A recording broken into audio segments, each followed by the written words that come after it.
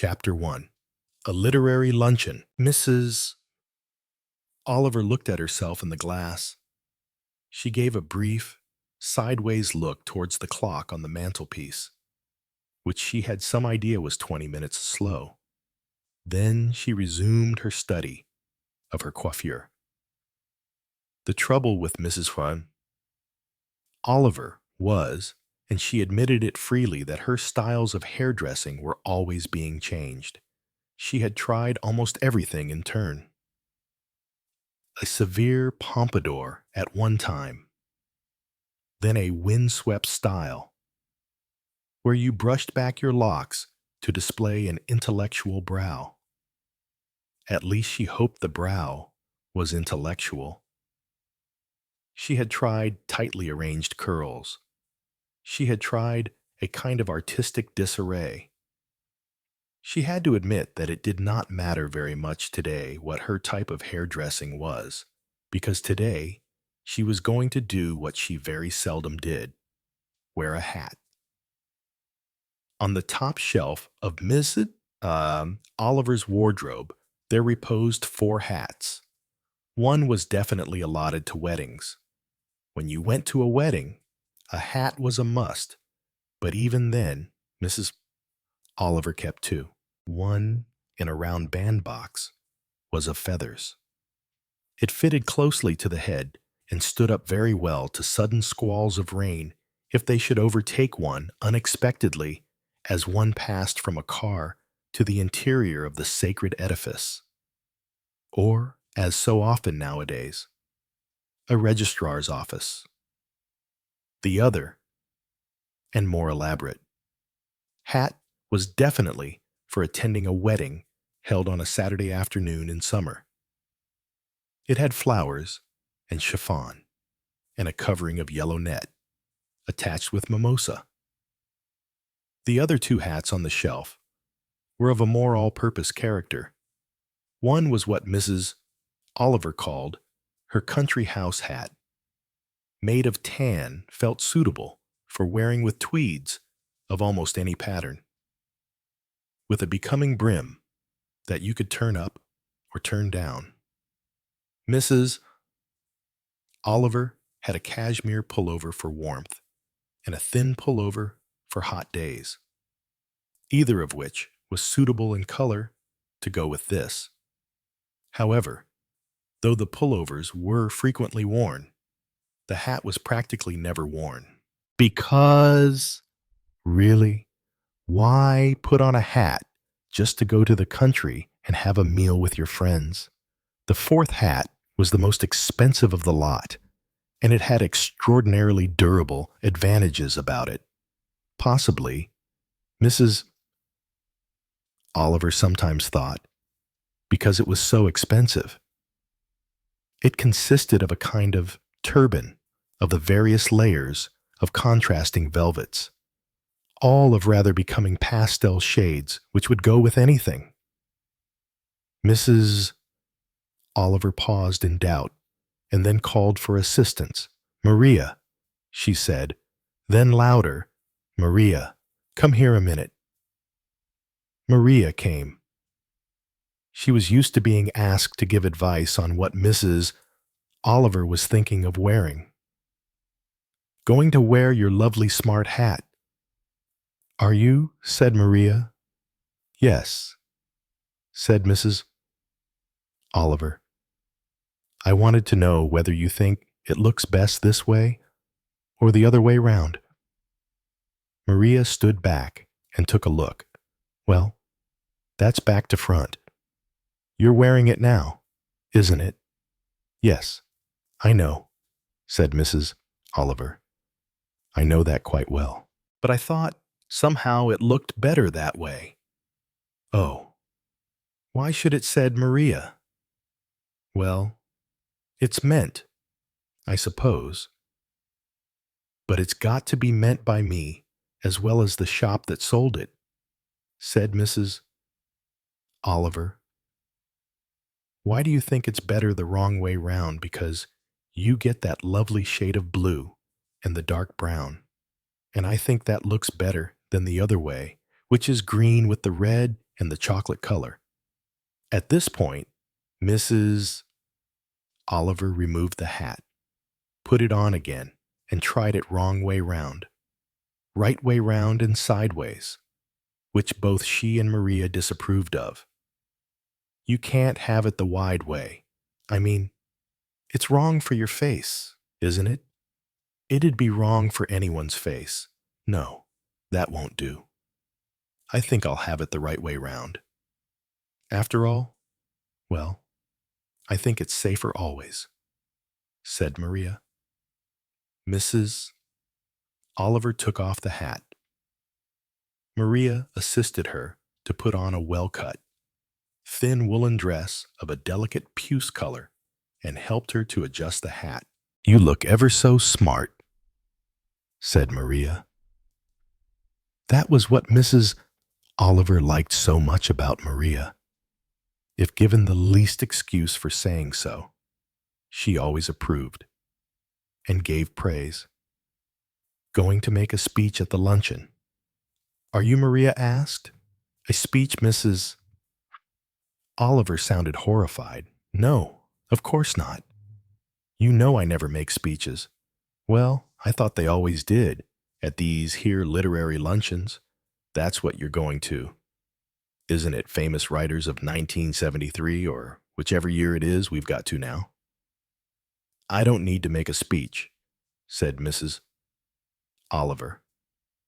Several other people who like doing it will be making speeches, and they are much better at it than I would be.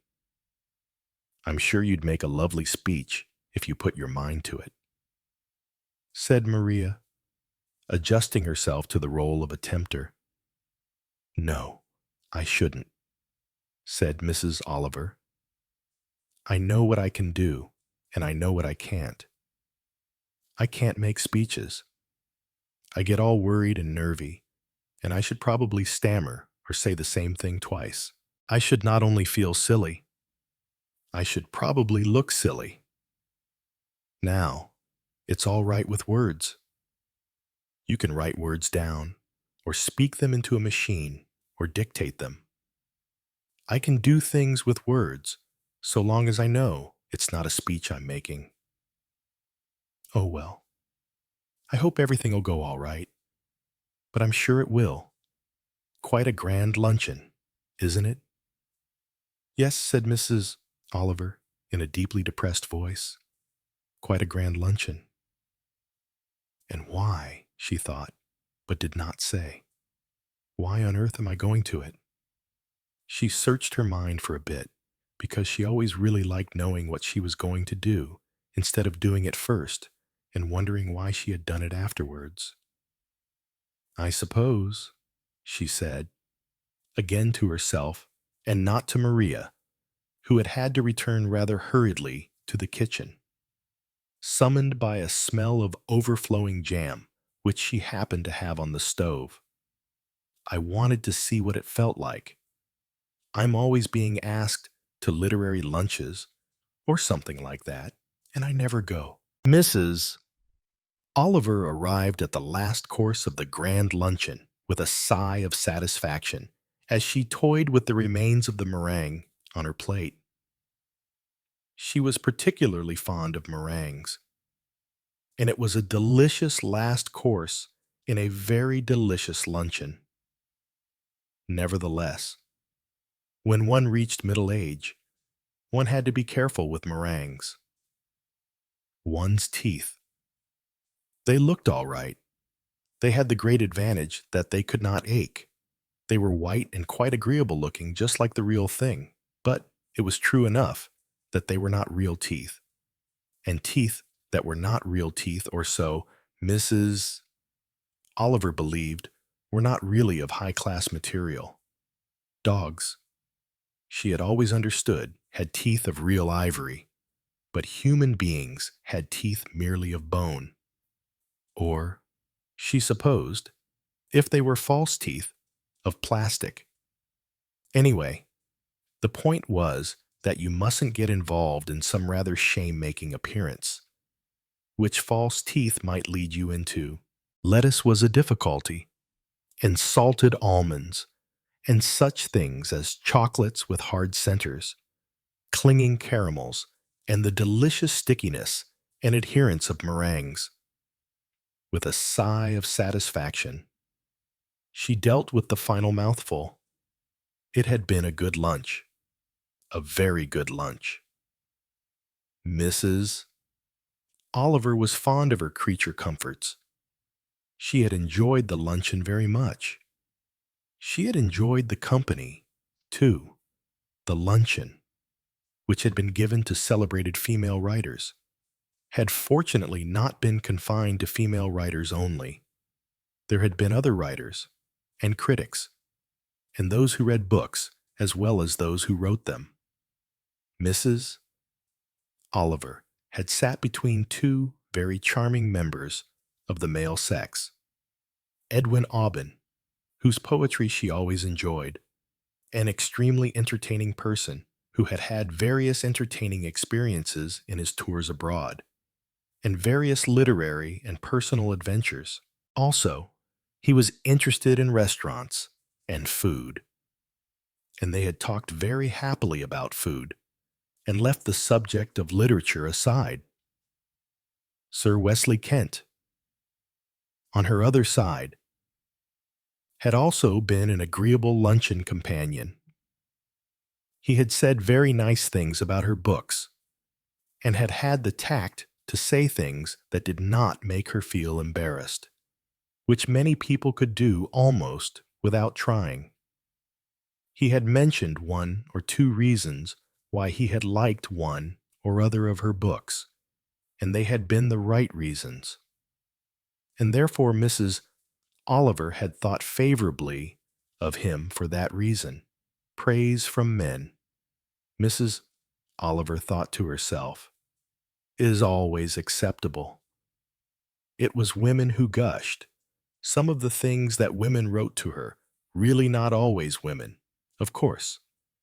Sometimes emotional young men from very faraway countries.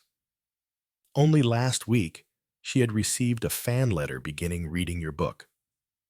I feel what a noble woman you must be. After reading The Second Goldfish, he had then gone off into an intense kind of literary ecstasy, which was, Mrs. Oliver felt, completely unfitting. She was not unduly modest. She thought the detective stories she wrote were quite good of their kind. Some were not so good, and some were much better than others, but there was no reason, so far as she could see, to make anyone think that she was a noble woman. She was a lucky woman who had established a happy knack of writing what quite a lot of people wanted to read. Wonderful luck that was. Mrs. Oliver thought to herself. Well, all things considered, she had got through this ordeal very well. She had quite enjoyed herself, talked to some nice people. Now they were moving to where coffee was being handed round, and where you could change partners and chat with other people. This was the moment of danger, as Mrs. Oliver knew well. This was now where other women would come and attack her with fulsome praise, and where she always felt lamentably inefficient at giving the right answers, because there weren't really any right answers that you could give. It went really rather like a travel book for going abroad with the right phrases. Question: I must tell you how very fond I am of reading your books, and how wonderful I think they are. Answer from flustered author: well, that's very kind. I am so glad. You must understand that I've been waiting to meet you for months. It really is wonderful. Oh, it's very nice of you. Very nice indeed. It went on very much like that. Neither of you seemed to be able to talk about anything of outside interest. It had to be all about your books, or the other woman's books, if you knew what her books were. You were in the literary web, and you weren't good at this sort of stuff. Some people could do it. But Mrs. Oliver was bitterly aware of not having the proper capacity. When he saw my style. A foreign friend of hers had once put her, when she was staying at an embassy abroad, through a kind of course. I listened to you, Albertina had said in her charming, low, foreign voice. I have listened to what you say to that young man who came from the newspaper to interview you. You have not got the pride you should have in your work. You should say, yes, I write well. I write better than anyone else who writes detective stories. But I don't. Mrs. Oliver had said at that moment, I'm not bad, but do not say I don't like that. You must say you do, even if you do not think you do. You ought to say you do. I wish, Albertina, said Mrs. Oliver, that you could interview these journalists who come. You would do it so well. Can't you pretend to be me one day? And I'll listen behind the door. Yes, I suppose I could do it. It would be rather fun. But they would know I was not you. They know your face. But you must say, yes, yes, I know that I am better than anyone else. You must say that to everybody. They should know it. They should announce it. Oh yes, it is terrible to hear you sitting there and say things as though you apologize for what you are. It must not be like that. It had been rather Mrs. Oliver thought, as though she had been a budding actress trying to learn a part. And the director had found her hopelessly bad at taking direction. Well, anyway, there'd be not much difficulty here. There'd be a few waiting females when they all got up from the table. In fact, she could see one or two hovering already. That wouldn't matter much. She would go and smile and be nice and say, so kind of you. I'm so pleased. One is so glad to know people like one's books. All the stale old things. Rather as you put a hand into a box and took out some useful words already strung together like a necklace of beads. And then, before very long now, she could leave. Her eyes went round the table, because she might perhaps see some friends there, as well as would-be admirers. Yes, she did see in the distance Maureen Grant, who was great fun. The moment came. The literary women and the attendant cavaliers, who had also attended the lunch, rose. They streamed towards chairs, towards coffee tables, towards sofas, and confidential corners. The moment of peril. Mrs. Oliver often thought of it to herself, though usually at cocktail and not literary parties, because she seldom went to the latter. At any moment, the danger might arise, as someone whom you did not remember, but who remembered you, or someone whom you definitely did not want to talk to, but whom you found you could not avoid. In this case, it was the first dilemma that came to her. A large woman, ample proportions, much white champing teeth, what in French could have been called une femme formidable, but who definitely had not only the French variety of being formidable, but the English one of being supremely bossy. Obviously, she either knew Mrs. Oliver or was intent on making her acquaintance there and then. The last was how it happened to go. Oh, Mrs. Oliver, she said in a high-pitched voice. What a pleasure to meet you today. I have wanted to for so long. I simply adore your books. So does my son.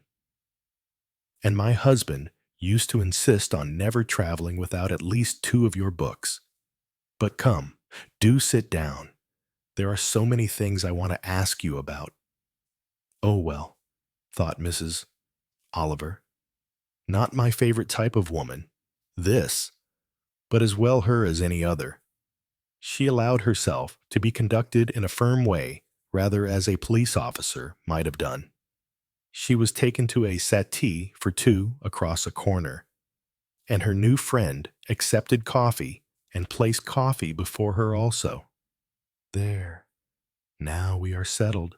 I don't suppose you know my name. I am Mrs. Burton Cox.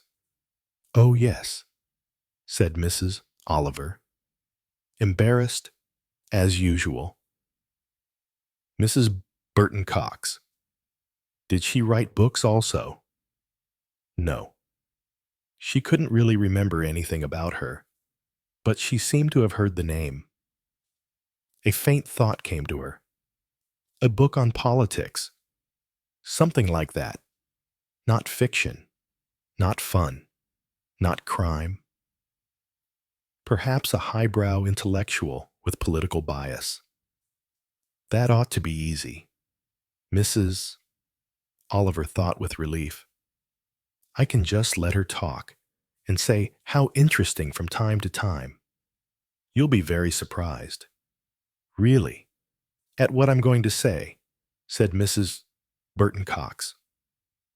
But I have felt, from reading your books, how sympathetic you are, how much you understand of human nature, and I feel that if there is anyone who can give me an answer to the question I want to ask, you will be the one to do so. I don't think, really, said Mrs. Oliver, trying to think of suitable words to say that she felt very uncertain of being able to rise to the heights demanded of her. Mrs. Burton Cox dipped a lump of sugar in her coffee and crunched it in a rather carnivorous way, as though it was a bone. Ivory teeth, perhaps, thought Mrs. Oliver vaguely. Ivory dogs had ivory. Walruses had ivory, and elephants had ivory, of course. Great big tusks of ivory. Mrs. Burton Cox was saying, now the first thing I must ask you, I'm pretty sure I am right, though you have a goddaughter, haven't you a goddaughter who's called Celia Ravenscroft? Oh, said Mrs. Oliver, rather pleasurably surprised. She felt she could deal perhaps with a goddaughter. She had a good many goddaughters and godsons. For that matter, there were times, she had to admit, as the years were growing upon her, when she couldn't remember them all. She had done her duty in due course. One's duty being to send toys to your godchildren at Christmas in their early years, to visit them and their parents, or to have them visit you during the course of their upbringing, to take the boys out from school perhaps, and the girls also. And then, when the crowning days came, either the 21st birthday, at which a godmother must do the right thing, and let it be acknowledged to be done, and do it handsomely, or else marriage, which entailed the same type of gift, and a financial or other blessing. After that, godchildren rather receded into the middle or far distance. They married or went abroad to foreign countries, foreign embassies, or taught in foreign schools, or took up social projects. Anyway, they faded little by little out of your life. You were pleased to see them, if they suddenly, as it were, floated up on the horizon again. But you had to remember to think when you had seen them last, whose daughters they were, what link had led to your being chosen as a godmother. Celia Ravenscroft, said Mrs. Oliver, doing her best. Yes, yes, of course, yes, definitely. Not that any picture rose before her eyes of Celia Ravenscroft. Not. That is, since a very early time. The christening. She'd gone to Celia's christening and had found a very nice Queen Anne silver strainer as a christening present. Very nice. Do nicely for straining milk, and would also be the sort of thing a goddaughter could always sell for a nice little sum if she wanted ready money at any time. Yes, she remembered the strainer very well indeed. Queen Anne, 1711. It had been Britannia mark. How much easier it was to remember the silver coffee pots or strainers or christening mugs than it was the actual child. Yes, she said. Yes, of course.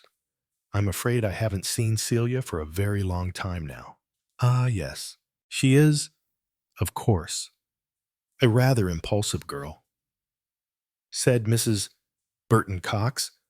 I mean, she's changed her ideas very often, of course. Very intellectual. Did very well at university. But her political notions. I suppose all young people have political notions nowadays. I'm afraid I don't deal much with politics, said Mrs. Oliver, to whom politics had always been anathema. You see, I'm going to confide in you. I'm going to tell you exactly what it is I want to know. I'm sure you won't mind. I've heard from so many people how kind you are, how willing always. I wonder if she's going to try and borrow money from me, thought Mrs. Oliver, who had known many interviews that began with this kind of approach. You see, it is a matter of the greatest moment to me, something that I really feel I must find out. Celia, you see, is going to marry, or thinks she is going to marry my son, Desmond. Oh, indeed, said Mrs. Oliver. At least, that is their idea at present. Of course, one has to know about people, and there's something I want very much to know. It's an extraordinary thing to ask anyone, and I couldn't go well. I mean, I couldn't very well go and ask a stranger, but I don't feel you are a stranger. Dear Mrs. Oliver. Mrs. Oliver thought, I wish you did. She was getting nervous now. She wondered if Celia had had an illegitimate baby, or was going to have an illegitimate baby, and whether she, Mrs. Oliver, was supposed to know about it and give details. That would be very awkward. On the other hand, thought Mrs. I haven't seen her now for 5 or 6 years, and she must be about 25 or 6. So it would be quite easy to say, I don't know anything. Mrs. Burton Cox leaned forward and breathed hard. I want you to tell me, because I'm sure you must know, or perhaps have a very good idea how it all came about. Did her mother kill her father, or was it the father who killed the mother? Whatever Mrs. Oliver had expected, it was certainly not that. She stared at Mrs. Burton Cox unbelievingly. But I don't... She stopped. I can't understand. I mean, what reason? Dear Mrs. Oliver, you must know. I mean, such a famous case. Of course, I know it's a long time ago now. Well, I suppose 10, 12 years at least, but it did cause a lot of attention at the time. I'm sure you'll remember. You must remember. Mrs. Oliver's brain was working desperately. Celia was her goddaughter. That was quite true. Celia's mother. Yes, of course. Celia's mother had been Molly Preston Gray, who had been a friend of hers, though not a particularly intimate one. And of course, she had married a man in the army. Yes, what was his name, sir? Something Ravenscroft. Or was he an ambassador? Extraordinary. One couldn't remember these things. She couldn't even remember whether she herself had been Molly's bridesmaid. She thought she had rather a smart wedding at the guard's chapel or something like that, but one did forget so. And after that, she hadn't met them for years. They'd been out somewhere in the Middle East, in Persia, in Iraq, one time in Egypt, Malaya, very occasionally, when they had been visiting England. She met them again, but they'd been like one of those photographs that one takes and looks at. One knows the people vaguely who are in it, but it's so faded that you really can't recognize them or remember who they were. And she couldn't remember now whether Sir something Ravenscroft and Lady Ravenscroft, born Molly Preston Gray, had entered much into her life. She didn't think so. But then, Mrs. Burton Cox was still looking at her as though disappointed in her lack of savoir-faire, her inability to remember what had evidently been a cause célèbre. Killed? You mean an accident? Oh no, not an accident. In one of those houses by the sea? Cornwall. I think somewhere where there were rocks. Anyway, they had a house down there, and they were both found on the cliff there, and they'd been shot, you know. But there was nothing really by which the police could tell whether the wife shot the husband and then shot herself, or whether the husband shot the wife and then shot himself. They went into the evidence of the bullets and the various things, but it was very difficult. They thought it might be a suicide pact, and I forget what the verdict was. Something it could have been misadventure or something like that, but of course, everyone knew it must have been meant. And there were a lot of stories that went about. Of course. At the time, probably all invented ones, said Mrs. Oliver hopefully, trying to remember even one of the stories. If she could, well, maybe. Maybe. It's very hard to say. I know. There were tales of a quarrel, either that day or before. There was some talk of another man. And then, of course, there was the usual talk about some other woman. And one never knows which way it was about. I think things were hushed up a good deal because General Ravenscroft's position was rather a high one. And I think it was said that he'd been in a nursing home that year.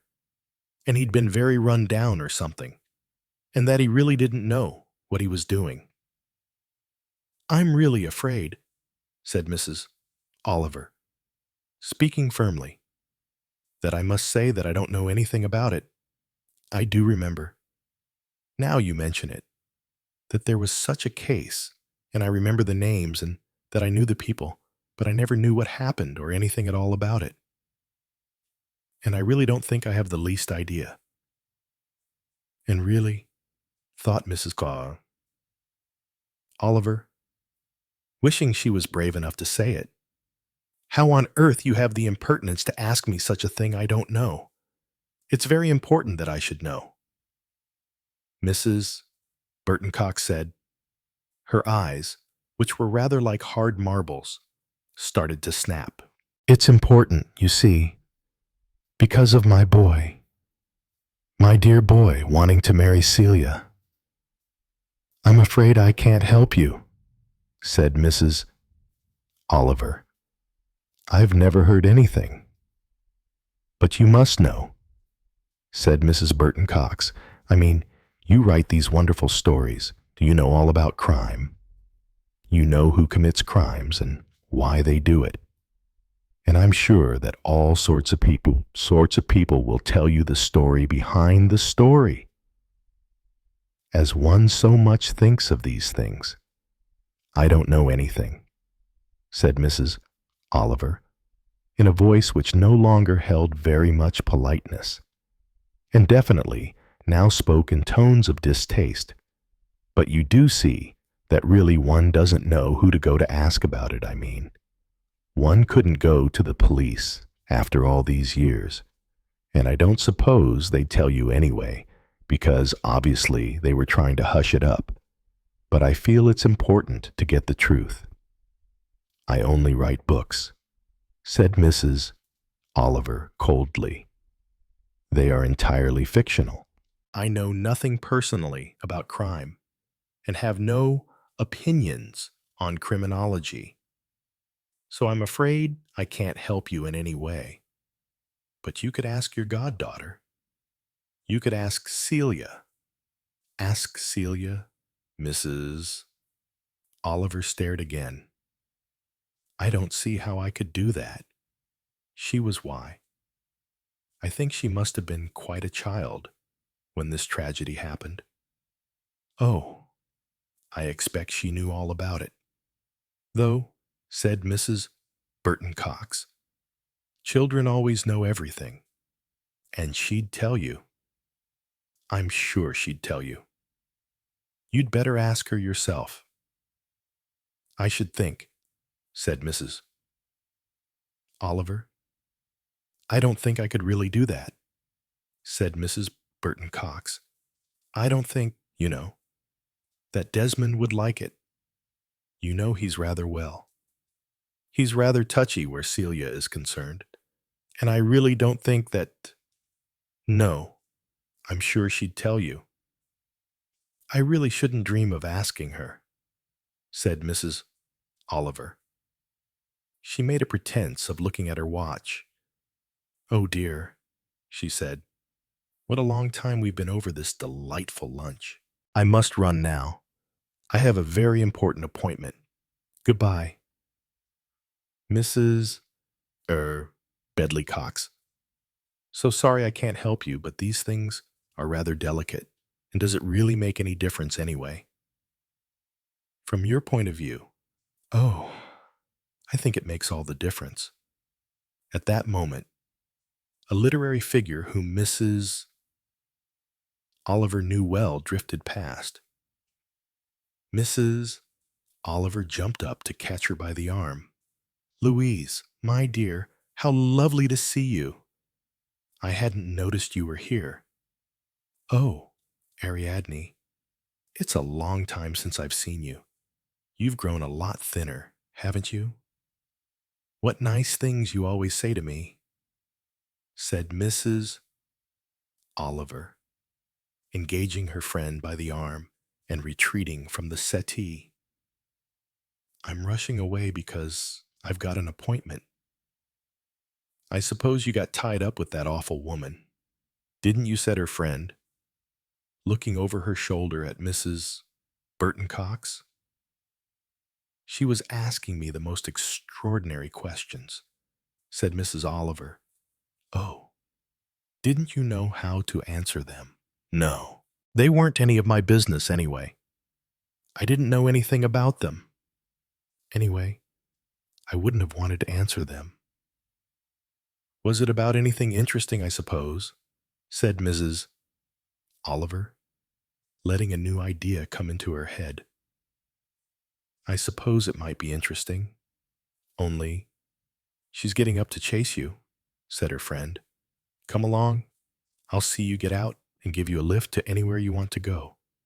If you haven't got your car here, I never take my car about in London. It's so awful to park. I know it is. Absolutely deadly. Mrs. Oliver made the proper goodbyes. Thanks.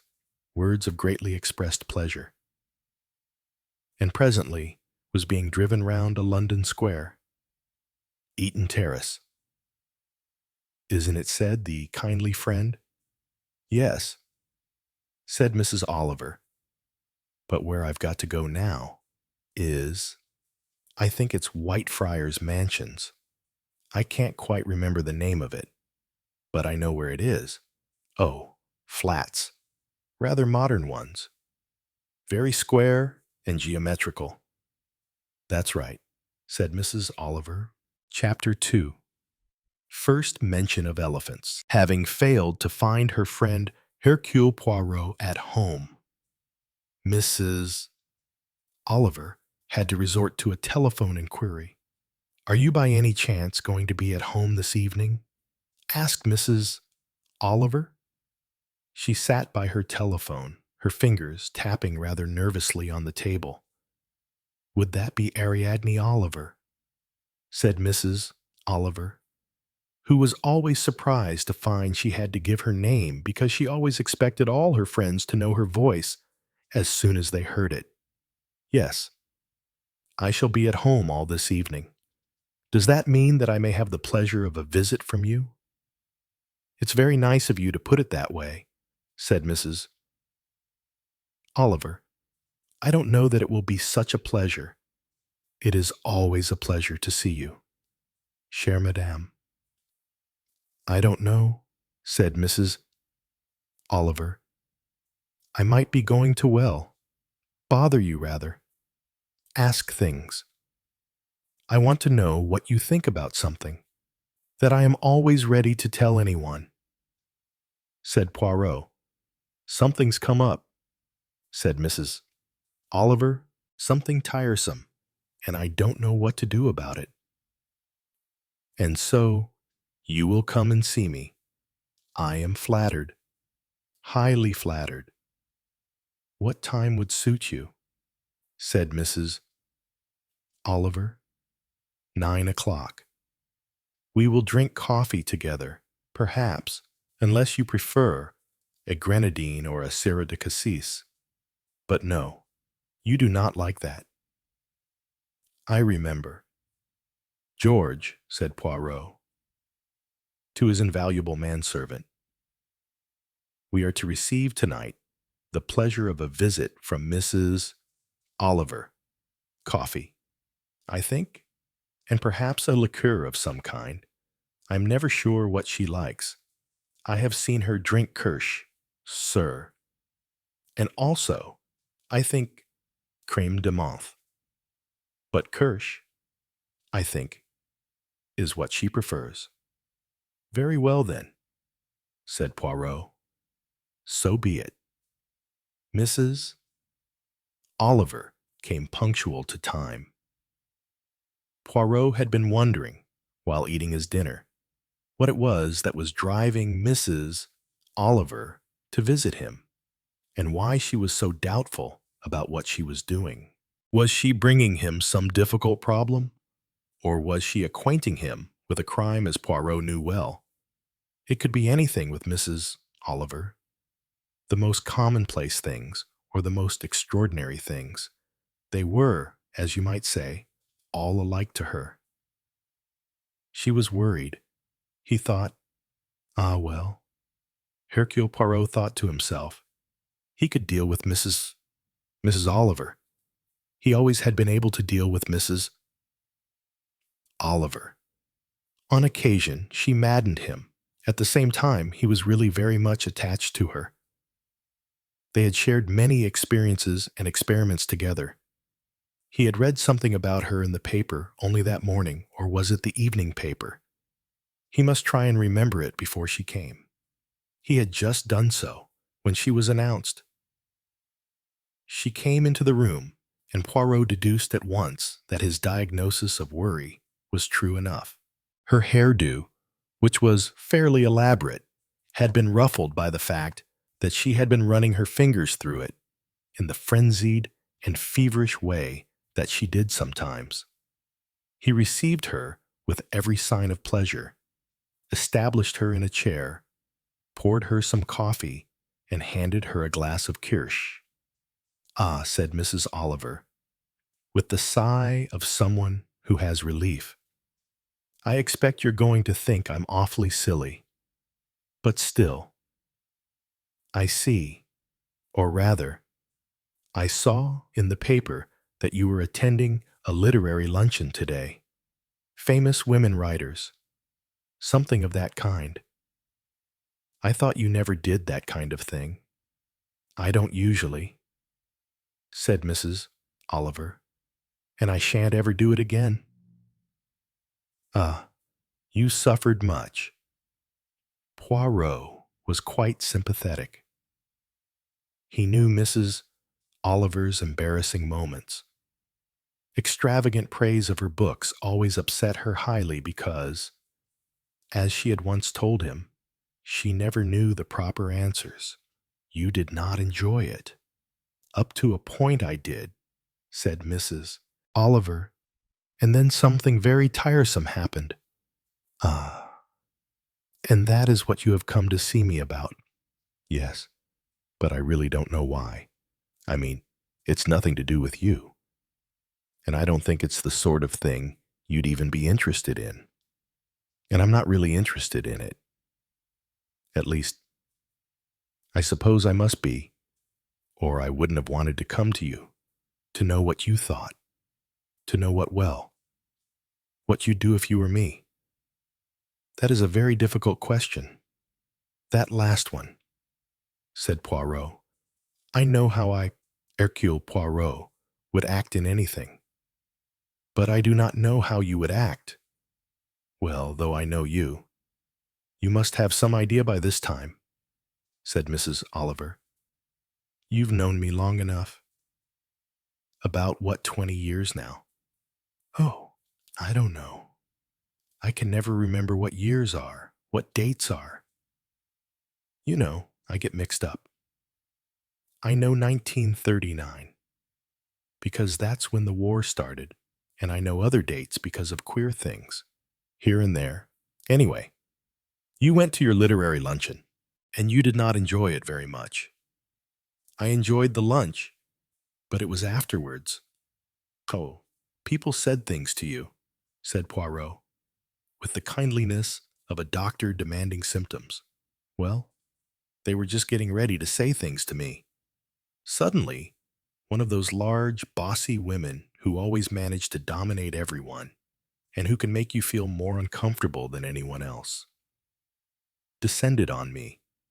You know, like somebody who catches a butterfly or something. Only she'd have needed a butterfly net. She sort of rounded me up and pushed me onto a settee, and then she began to talk to me, starting about a goddaughter of mine. Ah, yes, a goddaughter you are fond of. I haven't seen her for a good many years, said Mrs. Oliver. I can't keep up with all of them. I mean, and then she asked me a most worrying question. She wanted me, oh dear, how very difficult it is for me to tell this no. It isn't, said Poirot kindly. It is quite easy. Everyone tells everything to me sooner or later. I'm only a foreigner. You see, so it does not matter. It is easy because I am a foreigner.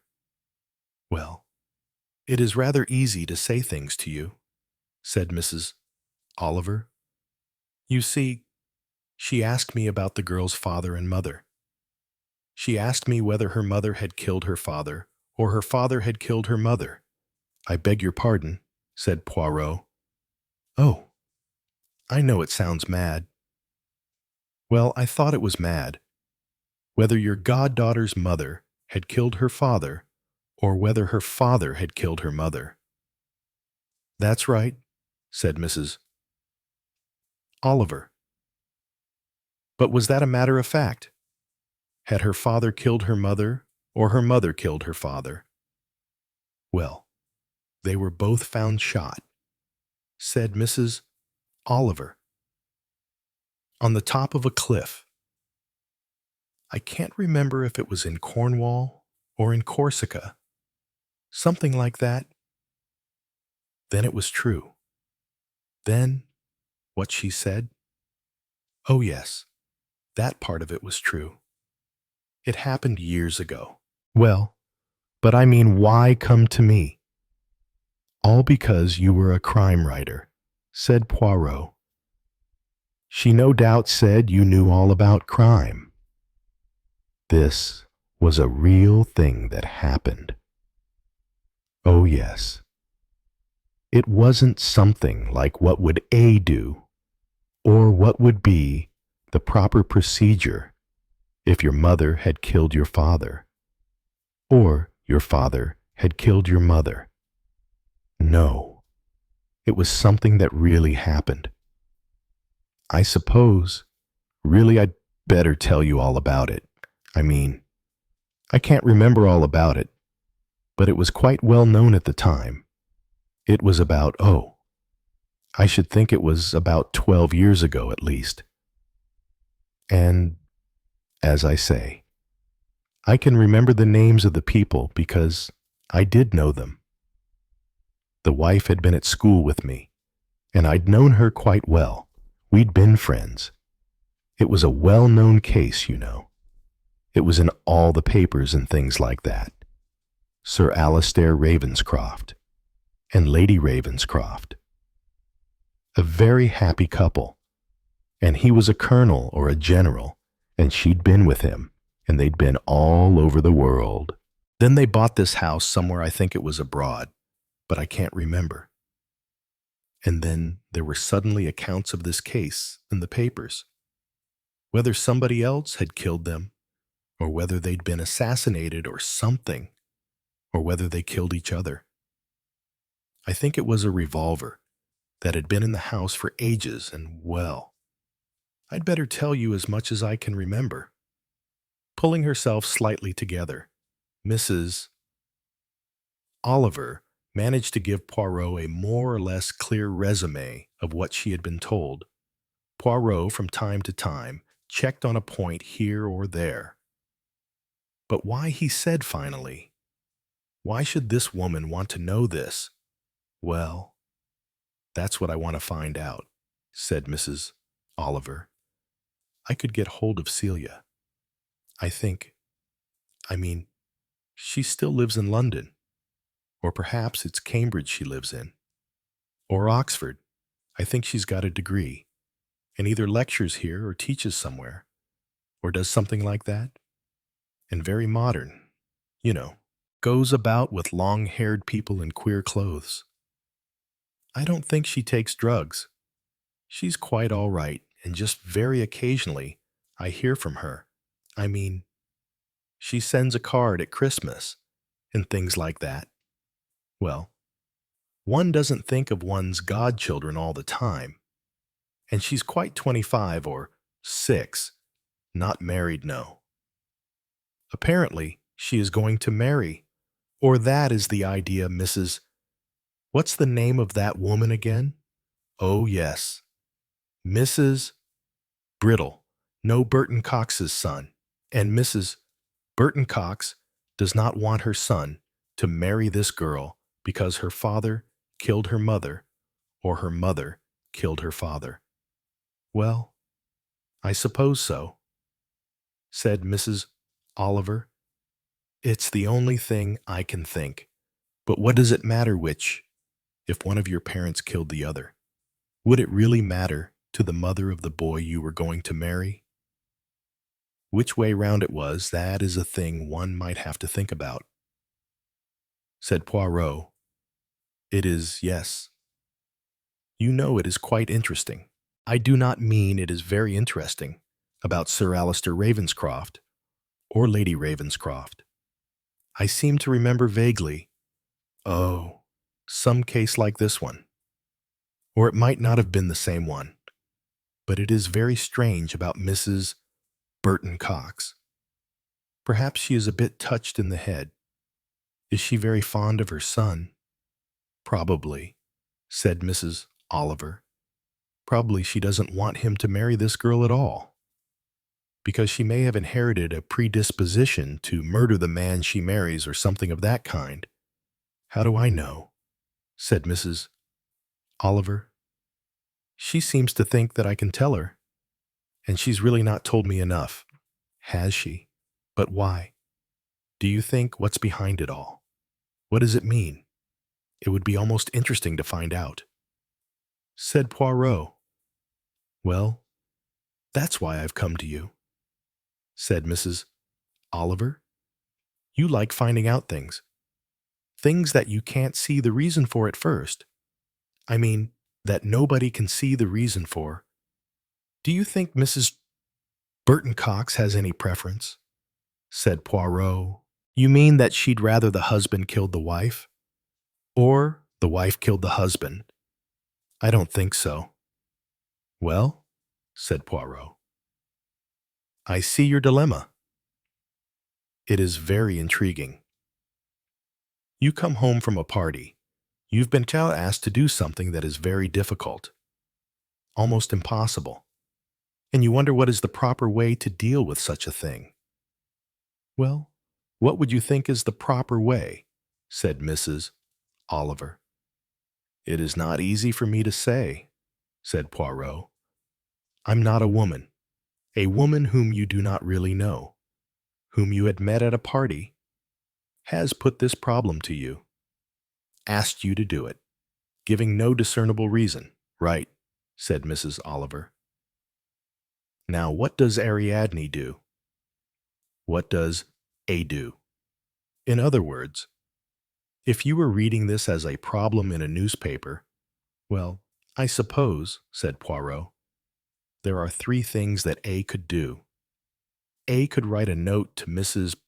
Burton Cox and say, I'm very sorry, but I really feel I cannot oblige you in this matter. Or whatever words you like to put. B. You get into touch with your goddaughter and you tell her what has been asked of you by the mother of the boy, or the young man, or whatever he is, whom she is thinking of marrying. You will find out from her if she is really thinking of marrying this young man. If so, whether she has any idea, or whether the young man has said anything to her about what his mother has got in her head. And there will be other interesting points, like finding out what this girl thinks of the mother of the young man she wants to marry. The third thing you could do, said Poirot, and this really is what I firmly advise you to do, is, I know, said Mrs. Oliver. One word. Nothing, said Poirot. Exactly, said Mrs. Oliver. I know that is the simple and proper thing to do. Nothing. It's darn cheek to go and tell a girl who's my goddaughter, see, what her future mother-in-law is going about saying, and asking people. But I know, said Poirot, it is human curiosity. I want to know why that odious woman came and said what she did to me, said Mrs. Oliver.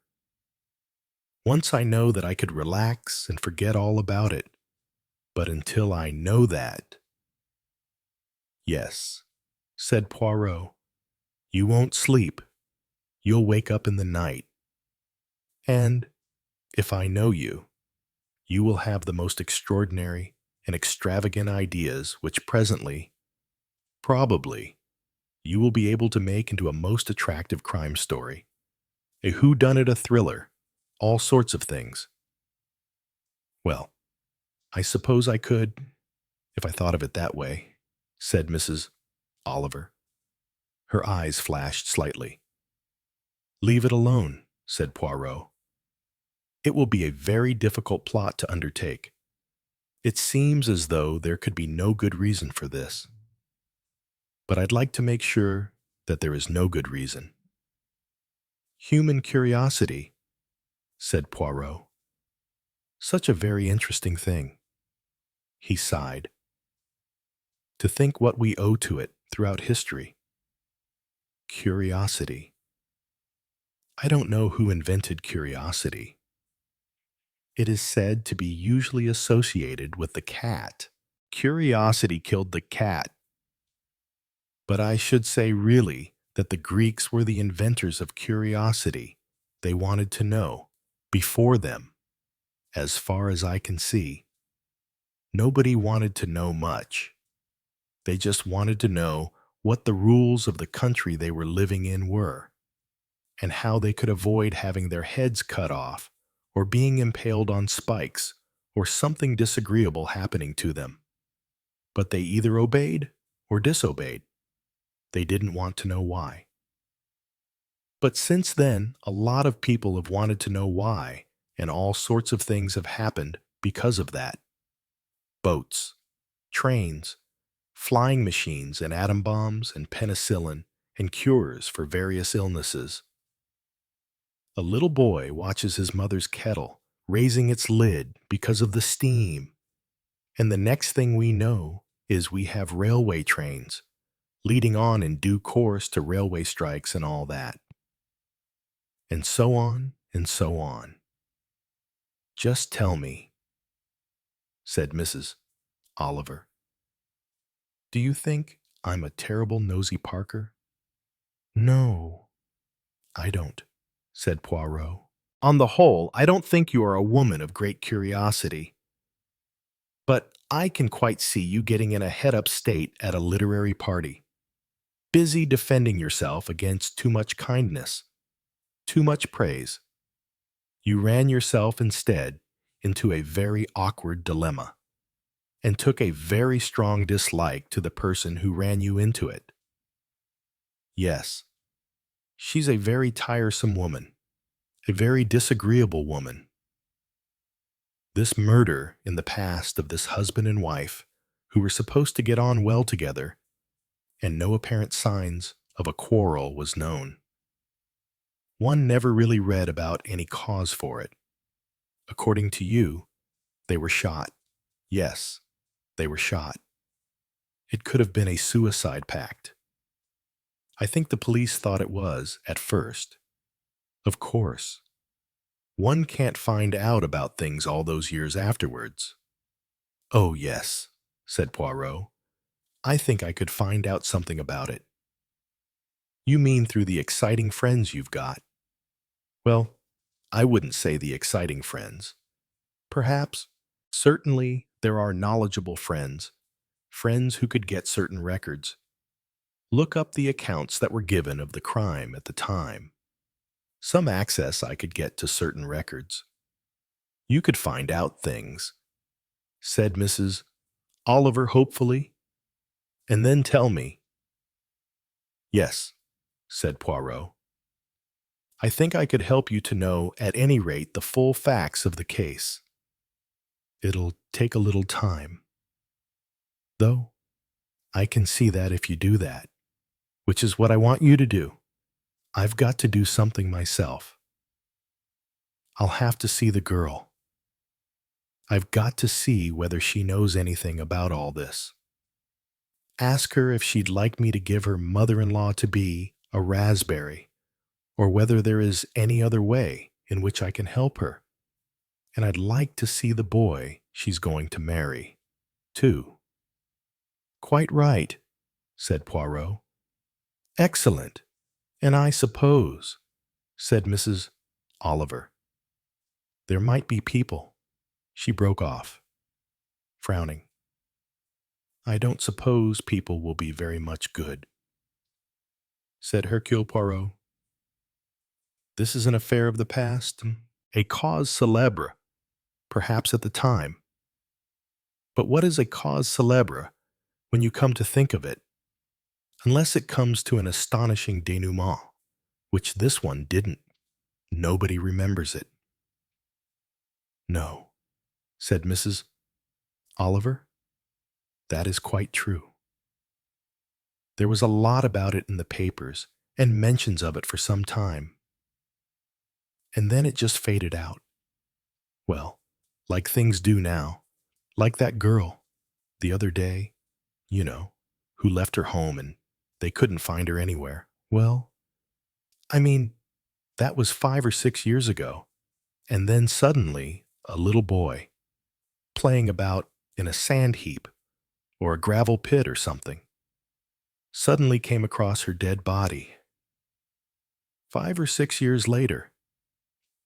That is true, said Poirot.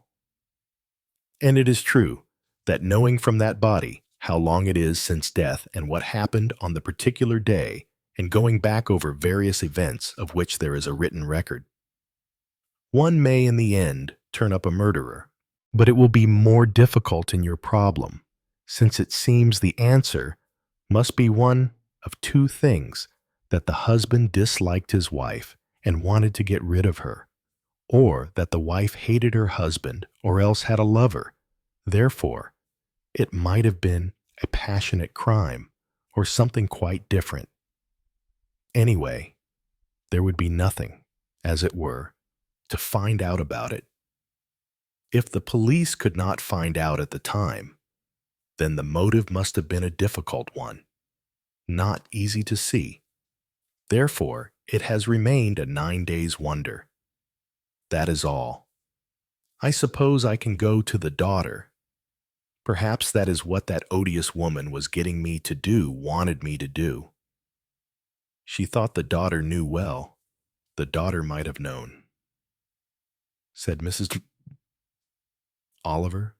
Children do. You know, they know the most extraordinary things. Have you any idea how old this goddaughter of yours would have been at the time? Well, I have if I reckon it up, but I can't say offhand. I think she might have been 9 or 10, but perhaps older. I don't know. I think that she was away at school at the time, but that may be just my fancy, remembering back what I read. But you think Mrs. Burton Cox's wish was to make you get information from the daughter. Perhaps the daughter knows something. Perhaps she said something to the son, and the son said something to his mother. I expect Mrs. Burton Cox tried to question the girl herself and got rebuffed, but thought the famous Mrs. Oliver, being both a godmother and also full of criminal knowledge, might obtain information, though why it should matter to her. I still don't see, said Poirot, and it does not seem to me that what you call vaguely people can help after all this time. He added, would anybody remember? Well, that's where I think they might, said Mrs. Oliver. You surprise me, said Poirot, looking at her with a somewhat puzzled face. Do people remember? Well, said Mrs. Oliver, I was really thinking of elephants. Elephants? As he had thought often before. Poirot thought that really Mrs. Oliver was the most unaccountable woman. Why suddenly elephants? I was thinking of elephants at the lunch yesterday, said Mrs. Oliver. Why were you thinking of elephants? Said Poirot, with some curiosity. Well, I was really thinking of teeth. You know, things one tries to eat. And if you've got some sort of false teeth, well, you can't do it very well. You know, you've got to know what you can eat and what you can't. Ah, said Poirot, with a deep sigh. Yes, yes, the dentists, they can do much for you, but not everything. Quite so. And then I thought of, our teeth being only bone, and so not awfully good, and how nice it would be to be a dog who has real ivory teeth. And then I thought of anyone else who has ivory teeth. And I thought about walruses and, other things like that. And I thought about elephants. Of course, when you think of ivory, you do think of elephants, don't you? Great big elephant tusks? That is very true, said Poirot, still not seeing the point of what Mrs. Oliver was saying. So I thought that what we've really got to do is to get at the people who are like elephants. Because elephants, so they say, don't forget. I have heard the phrase, yes, said Poirot.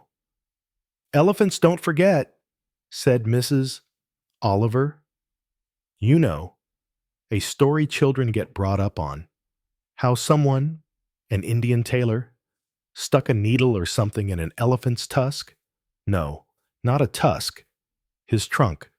Of course, an elephant's trunk. And the next time the elephant came past, he had a great mouthful of water, and he splashed it out all over the tailor, though he hadn't seen him for several years. He hadn't forgotten. He remembered. That's the point. You see, elephants remember. What I've got to do is I've got to get in touch with some elephants. I do not know yet if I quite see what you mean, said Hercule Poirot. Who are you classifying as elephants? You sound as though you were going for information to the zoo. Well, it's not exactly like that, said Mrs. Oliver. Not elephants. As elephants. But the way people up to a point would resemble elephants. There are some people who do remember. In fact, one does remember queer things. I mean, there are a lot of things that I remember very well. They happened. I remember a birthday party I had when I was 5, and a pink cake, a lovely pink cake. It had a sugar bird on it. And I remember the day my canary flew away, and I cried.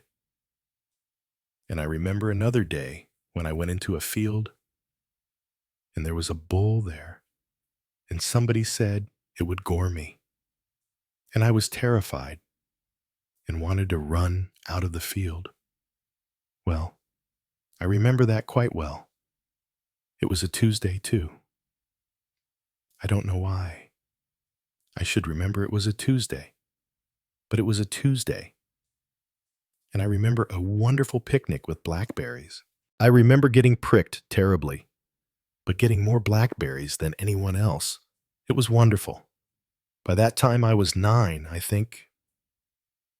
But one needn't go back as far as that. I mean, I've been to hundreds of weddings in my life. But when I look back on a wedding, there are only 2 that I remember particularly. One where I was a bridesmaid. It took place in the New Forest. I remember.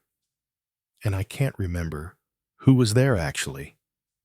I think it was a cousin of mine getting married.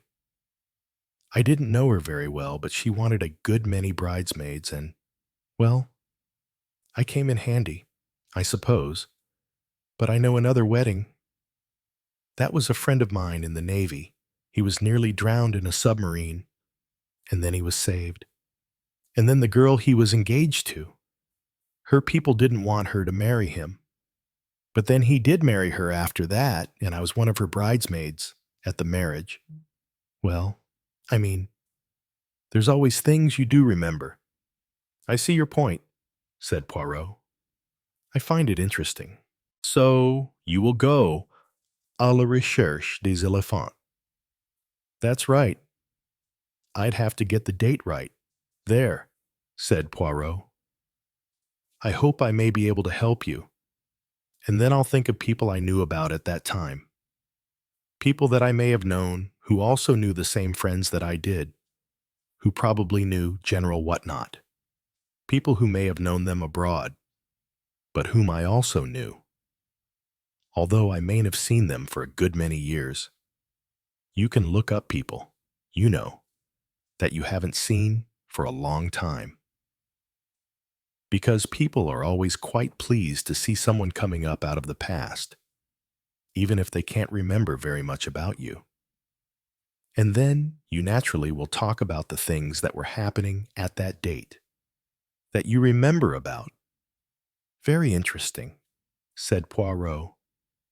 I think you are very well equipped for what you propose to do. People who knew the Ravenscrofts either well or not very well. People who lived in the same part of the world where the things happened or who might have been staying there. More difficult, but I think one could get at it. And so, Somehow or other, one would try different things.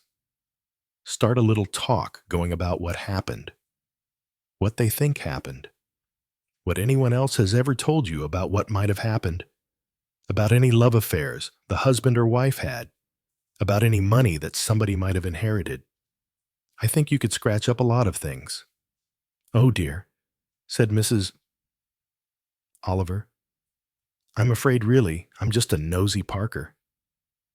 You've been given an assignment, said Poirot. Not by someone you like, not by someone you wish to oblige, but someone you entirely dislike. That does not matter. You are still on a quest of knowledge. You take your own path. It is the path of the elephants. The elephants may remember. Bon voyage, said Poirot. I beg your pardon, said Mrs. Oliver. I'm sending you forth on your voyage of discovery, said Poirot. À la recherche des éléphants. I expect I'm mad, said Mrs. Oliver sadly. She brushed her hands through her hair again, so that she looked like the old picture books of Struwwel Peter. I was just thinking of starting a story about a golden retriever, but it wasn't going well. I couldn't get started, if you know what I mean. All right. Abandon the golden retriever. Concern yourself only with elephants. Book 1. Elephants. Chapter 3. Great Aunt Alice's Guide to Knowledge. Can you find my address book for me? Miss Livingston. It's on your desk. Mrs. Oliver? In the left-hand corner. I don't mean that one, said Mrs. Oliver. That's the one I'm using now. I mean my last one. The one I had last year. Or perhaps the one before that again. Has it been thrown away? Perhaps suggested Miss Livingstone. No. I don't throw away address books and things like that because so often you want one.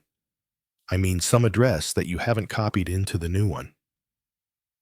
I expect it may be in one of the drawers of the tall boys. Miss Livingstone was a fairly new arrival, replacing Miss Sedgwick. Ariadne Oliver missed Miss Sedgwick. Sedgwick knew so many things. She knew the places where Mrs. Oliver sometimes put things, the kind of places Mrs. Oliver kept things in. She remembered the names of people Mrs.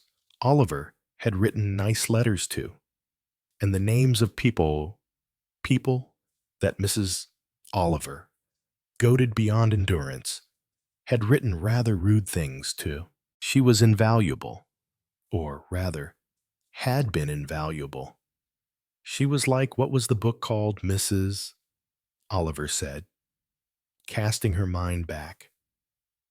Oh yes, I know a big brown book. All Victorians had it.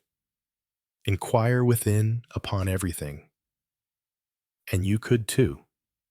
How to take iron mark stains off linen. How to deal with curdled mayonnaise. How to start a chatty letter to a bishop. Many, many things. It was all there in Inquire Within Upon Everything. Great Aunt Alice's great stand-by. Miss Sedgwick had been just as good as Aunt Alice's book. Miss Livingstone was not at all the same thing. Miss Livingstone stood there always, very long-faced, with a sallow skin, looking purposefully efficient. Every line of her face said, I am very efficient, but she wasn't really, Mrs. Oliver thought. She only knew all the places where former literary employers of hers had kept things and where she clearly considered Mrs. Oliver ought to keep them. What I want, said Mrs. Oliver with firmness and the determination of a spoilt child, is my 1970 address book, and I think 1969 as well. Please look for it as quick as you can. Will you? Of course, said Miss Livingstone.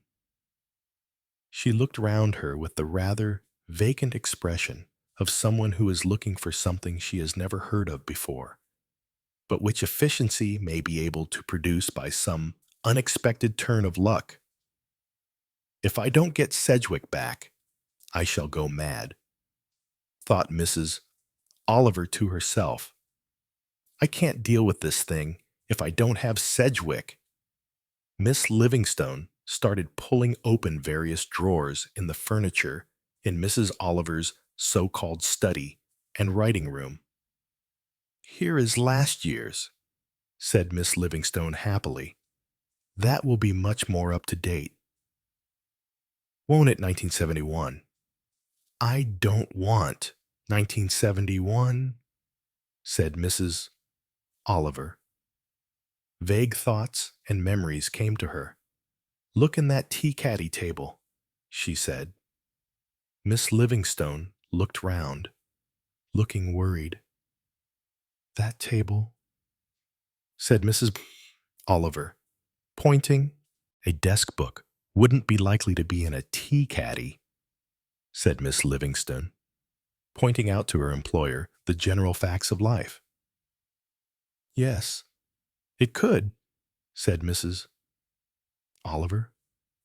I seem to remember. Edging Miss Livingstone aside, she went to the tea-caddy table, raised the lid, looked at the attractive inlaid work inside. And it is here, said Mrs. Oliver, raising the lid of a papier-mâché round canister, devised to contain lapsang souchong, as opposed to Indian tea, and taking out a curled-up small brown notebook. Here it is, she said. That's only 1968. Mrs. Oliver. 4 years ago. That's about right, said Mrs. Oliver, seizing it and taking it back to the desk. That's all for the present, Miss Livingstone. But you might see if you can find my birthday book somewhere. I didn't know. I don't use it now, said Mrs. Oliver. But I used to have one once. Quite a big one, you know. Started when I was a child. Goes on for years. I expect it'll be in the attic upstairs. You know, the one we use as a spare room sometimes when it's only boys coming for holidays. Or people who don't mind. The sort of chest or bureau thing next to the bed. Oh, shall I look and see? That's the idea, said Mrs. Oliver. She cheered up a little as Miss Livingstone went out of the room. Mrs. Oliver shut the door firmly behind her, went back to the desk, and started looking down the addresses written in faded ink and smelling of tea. Ravenscroft, Celia Ravenscroft. Yes, 14. Fish Acre Mews, SW3. That's the Chelsea address. She was living there then. But there was another one after that. Somewhere like Strand-on-the-Green near Kew Bridge. She turned a few more pages. Oh yes, this seems to be a later one. Mardyke Grove.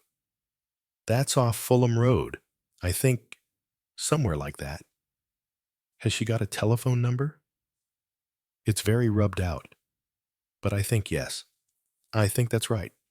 Flaxman? Anyway, I'll try it. She went across to the telephone. The door opened, and Miss Livingstone looked in.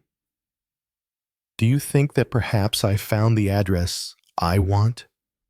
Said Mrs. Oliver. Go on looking for that birthday book. It's important.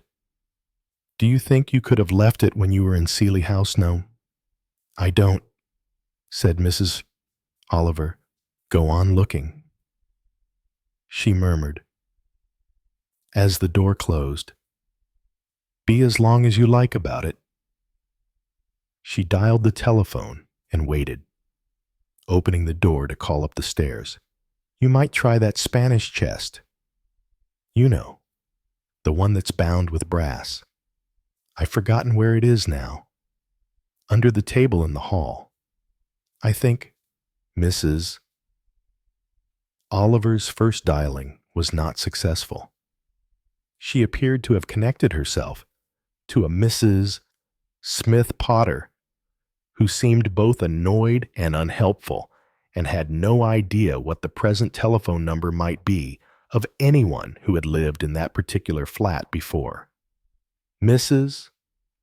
Oliver applied herself to an examination of the address book once more. She discovered two more addresses, which were hastily scrawled over other numbers and did not seem wildly helpful. However, at the third attempt, a somewhat illegible Ravenscroft seemed to emerge from the crossings, out and initials and addresses. A voice admitted to knowing Celia. "Oh dear, yes, but she hasn't lived here for years. I think she was in Newcastle when I last heard from her." "Oh dear," said Mrs. Oliver. "I'm afraid I haven't got that address." "No, I haven't got it either," said the kindly girl. "I think she went to be secretary to a veterinary surgeon." It did not sound very hopeful. Mrs. Oliver tried once or twice more. The addresses in the latest of her two address books were no use. So she went back a bit further. She struck oil, as you might put it, when she came to the last one, which was for the year 1967. "Oh, you mean Celia," said a voice. "Celia Ravenscroft, wasn't it? Or was it Finchwell?" Mrs. Oliver just prevented herself in time from saying no. And it wasn't Redbreast either. "A very competent girl," said the voice. "She worked for me for over a year and a half. Oh yes, very competent. I would have been quite happy if she had stayed longer. I think she went from here to somewhere in Harley Street, but I think I've got her address somewhere. Now let me see." There was a long pause while Mrs. X name an unknown was seeing. "I've got one address here. It seems to be in Islington somewhere. Do you think that's possible?" Mrs. Oliver said that anything was possible and thanked Mrs. X very much and wrote it down. So difficult, isn't it? Trying to find people's addresses. They do send them to you usually. You know, a sort of postcard or something of that kind. Personally, I always seem to lose it. Mrs. Oliver said that she herself also suffered in this respect. She tried the Islington number. A heavy, foreign voice replied to her. "You want—" "Yes, you tell me what." "Yes, who live here, Miss Celia Ravenscroft?" "Oh, yes, that is very true." "Yes, yes, she lives here. She has a room on the second floor. She is out now, and she not come home." "Will she be in later this evening?" "Oh, she be home very soon now, I think, because she come home to dress for party and go out." Mrs. Oliver thanked her for the information and rang off. "Really?" said Mrs. Oliver to herself, with some annoyance. Girls. She tried to think how long it was since she had last seen her goddaughter. Celia. One lost touch. That was the whole point. Celia, she thought, was in London now, if her boyfriend was in London.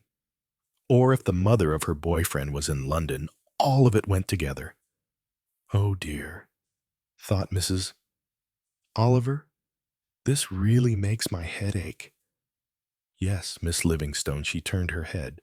Miss Livingstone, looking rather unlike herself, and decorated with a good many cobwebs and a general coating of dust, stood looking annoyed in the doorway, holding a pile of dusty volumes.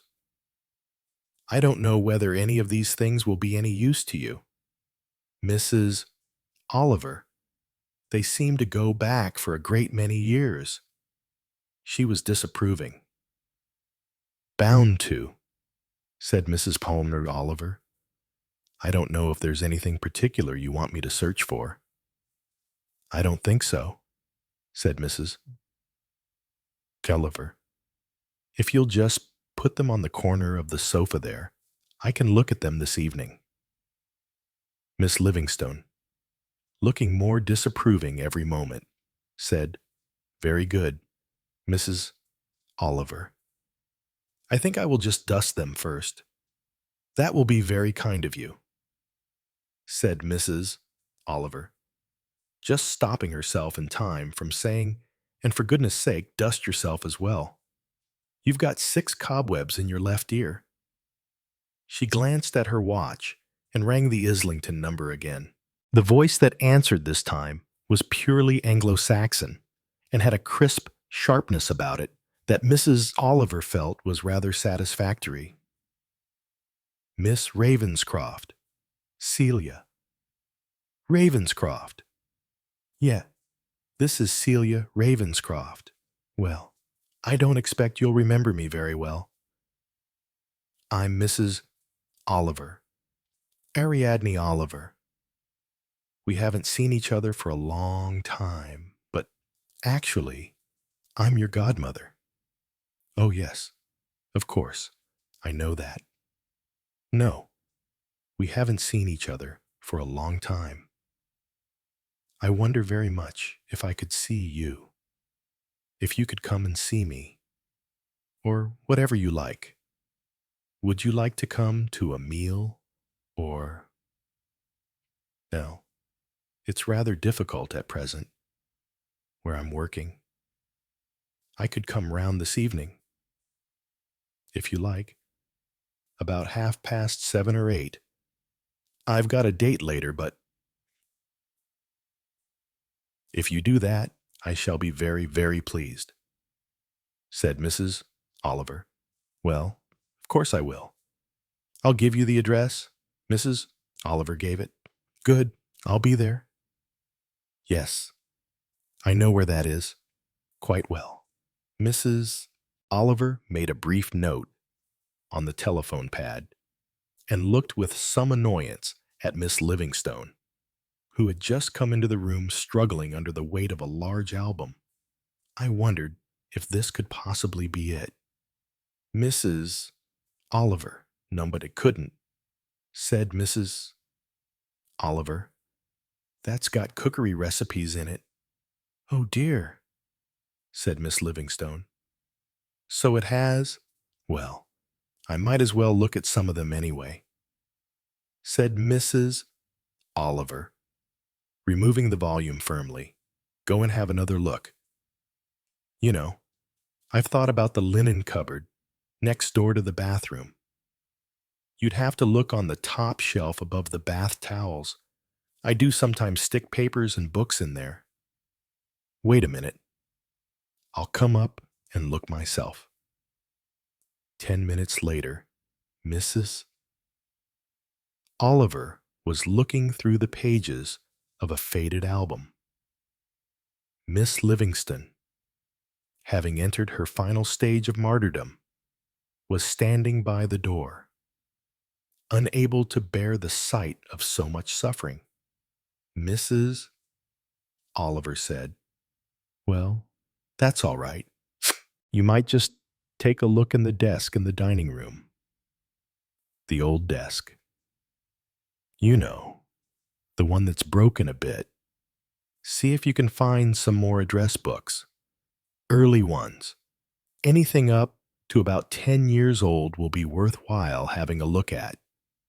And after that, said Mrs. Oliver, I don't think I shall want anything more today. Miss Livingstone departed, I wonder, said Mrs. Oliver to herself, releasing a deep sigh as she sat down. She looked at E through the pages of the birthday book. Who's better pleased, she to go, or I to see her go?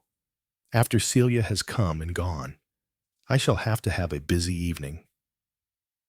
Taking a new exercise book from the pile she kept on a small table by her desk, she entered various dates, possible addresses, and names, looked up one or two more things in the telephone book, and then proceeded to ring up Monsieur Hercule Poirot. Ah, is that you, Monsieur Poirot? Yes, madame, it is I myself. Have you done anything? Said Mrs. Oliver. I beg your pardon. Have I done what anything? Said Mrs. Oliver. What I asked you about yesterday. Yes, certainly. I have put things in motion. I have arranged to make certain inquiries, but you haven't made them yet, said Mrs. Oliver, who had a poor view of what the male view was of doing something. And you? Chère madame, I have been very busy, said Mrs. Oliver. Ah, and what have you been doing? Madam, assembling elephants, said Mrs. Oliver. If that means anything to you, I think I can understand what you mean. Yes, it's not very easy. Looking into the past, said Mrs. Ferrer. Oliver, it is astonishing, really, how many people one does remember when one comes to look up names. My word, the silly things they write in birthday books sometimes, too. I can't think why, when I was about 16 or 17 or even 30, I wanted people to write in my birthday book. There's a sort of quotation from a poet for every particular day in the year. Some of them are terribly silly. You are encouraged in your search. Not quite encouraged, said Mrs. Oliver. But I still think I'm on the right lines. I've rung up my goddaughter. Ah. And you are going to see her? Yes. She is coming to see me. Tonight, between 7 and 8. If she doesn't run out on me, one never knows. Young people are very unreliable. She appeared pleased that you had rung her up. I don't know, said Mrs. Oliver. Not particularly pleased. She's got a very incisive voice, and I remember now, the last time I saw her. That must be about 6 years ago. I thought then that she was rather frightening. Frightening. In what way? What I mean is that she was more likely to bully me than I would be to bully her. That may be a good thing, and not a bad thing. Oh, do you think so? If people have made up their minds that they do not wish to like you, that they are quite sure they do not like you, they will get more pleasure out of making you aware of the fact, and in that way will release more information to you than they would have done if they were trying to be amiable and agreeable. Sucking up to me. You mean, yes, you have something there. You mean then they tell you things that they thought would please you, and the other way they'd be annoyed with you, and they'd say things that they'd hope would annoy you. I wonder if Celia's like that. I really remember her much better when she was 5 years old than at any other age. She had a nursery governess, and she used to throw her boots at her. The governess at the child, or the child at the governess. The child at the governess, of course, said Mrs. Oliver. She replaced the receiver and went over to the sofa to examine the various piled-up memories of the past. She murmured names under her breath. Mariana Josephine Pontarlier, of course. Yes, I haven't thought of her for years. I thought she was dead. Anna Braceby, yes. Yes. She lived in that part of the world, I wonder now. Continuing all this, time passed. She was quite surprised when the bell rang. She went out herself to open the door. Chapter 4, Celia. A tall girl was standing on the mat outside. Just for a moment, Mrs. Oliver was startled looking at her. So this was Celia. The impression of vitality and of life was really very strong. Mrs. Oliver had the feeling which one does not often get. Here, she thought, was someone who meant something. Aggressive, perhaps. Could be difficult. Could be almost dangerous, perhaps. One of those girls who had a mission in life, who was dedicated to violence, perhaps, who went in for causes. But interesting. Definitely interesting. Come in, Celia, she said. It's such a long time since I saw you. The last time, as far as I remember, was at a wedding. You were a bridesmaid. You wore apricot chiffon. I remember. And large bunches of I can't remember what it was. Something that looked like goldenrod. Probably was goldenrod, said Celia Ravenscroft. We sneezed a lot with hay fever. It was a terrible wedding. I know. Martha Leghorn. Wasn't it ugliest bridesmaids' dresses I've ever seen? Certainly the ugliest I've ever worn, yes. They weren't very becoming to anybody. You looked better than most, if I may say so.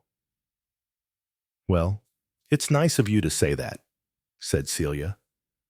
I didn't feel my best. Mrs.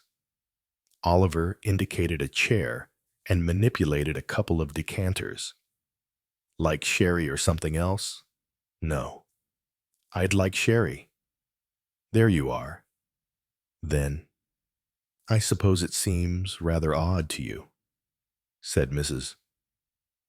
Oliver, my ringing you up suddenly like this. Oh no, I don't know that it does particularly. I'm not a very conscientious godmother, I'm afraid. Why should you be? At my age, you're right there, said Mrs. Oliver. One's duties, one feels, end at a certain time. Not that I ever really fulfilled mine. I don't remember coming to your confirmation. I believe the duty of a godmother is to make you learn your catechism and a few things like that. Isn't it? Renounce the devil and all his works in my name, said Celia. A faint, humorous smile came to her lips. She was being very amiable, but all the same, thought Mrs. Oliver, she's rather a dangerous girl in some ways.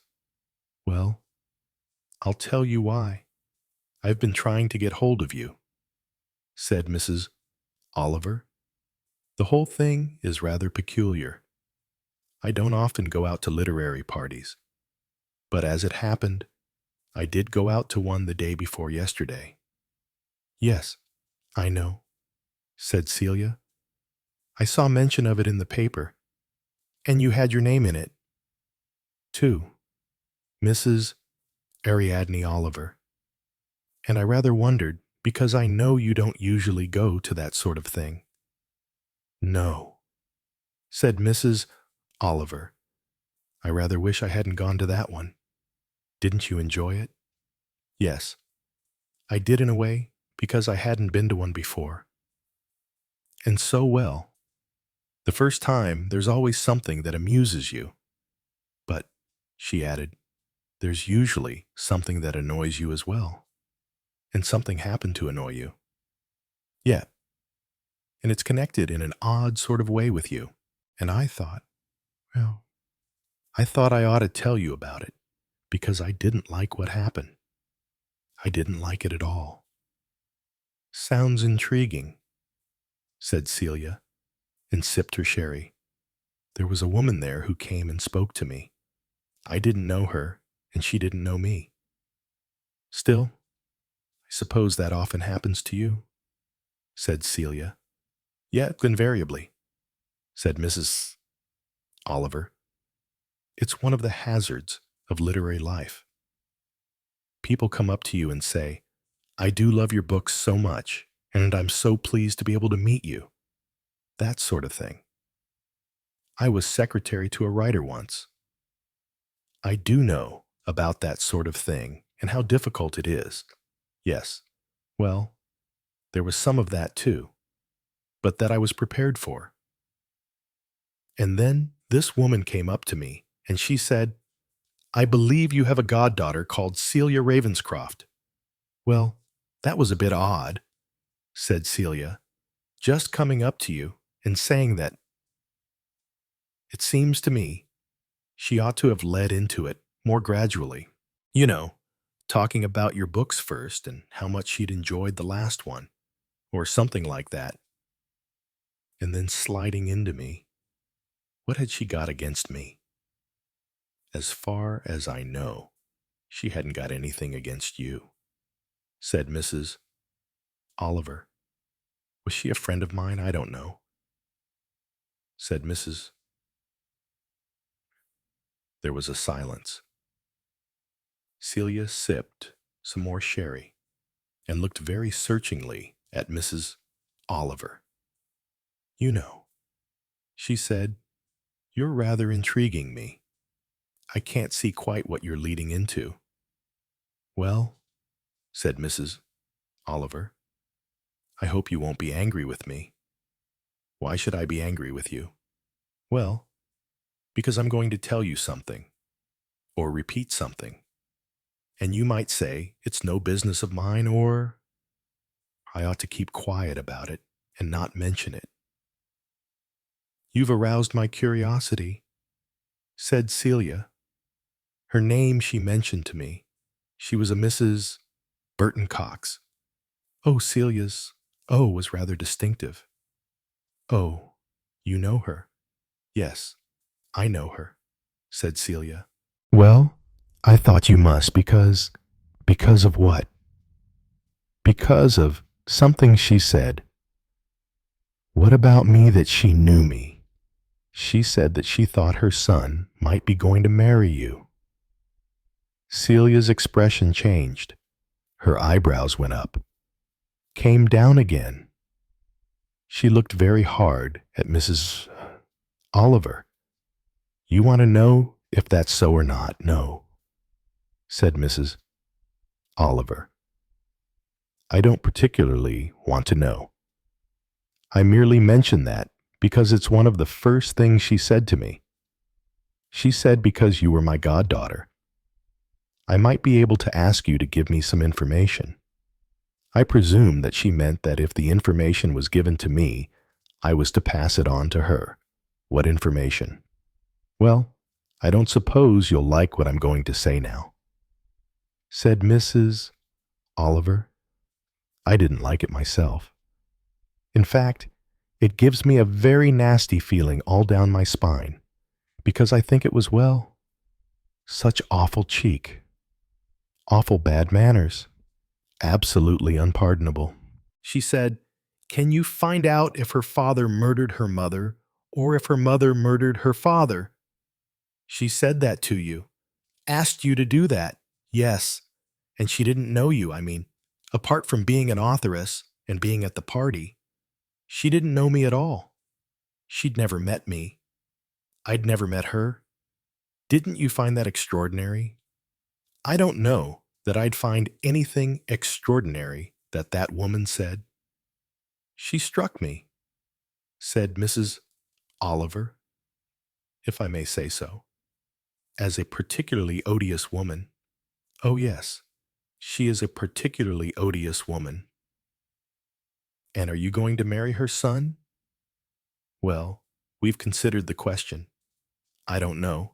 You knew what she was talking about. Well, I know what I suppose anyone would know who is acquainted with your family, that my father and mother after he had retired from the army, bought a house in the country, that they went out one day for a walk together, a walk along the cliff path, that they were found there, both of them shot. There was a revolver lying there. It belonged to my father. He had 2 revolvers in the house.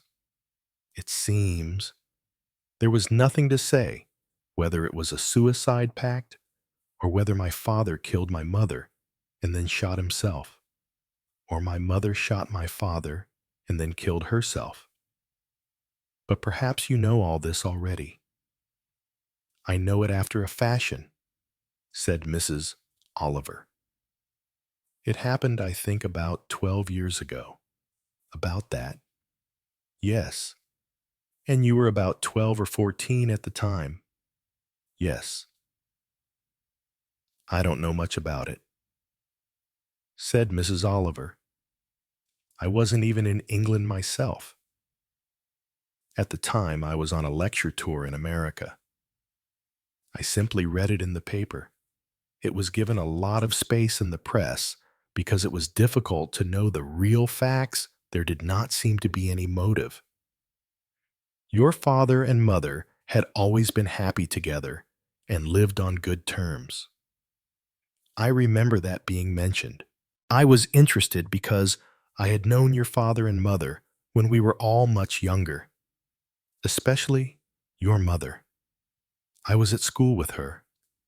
After that, our ways led apart.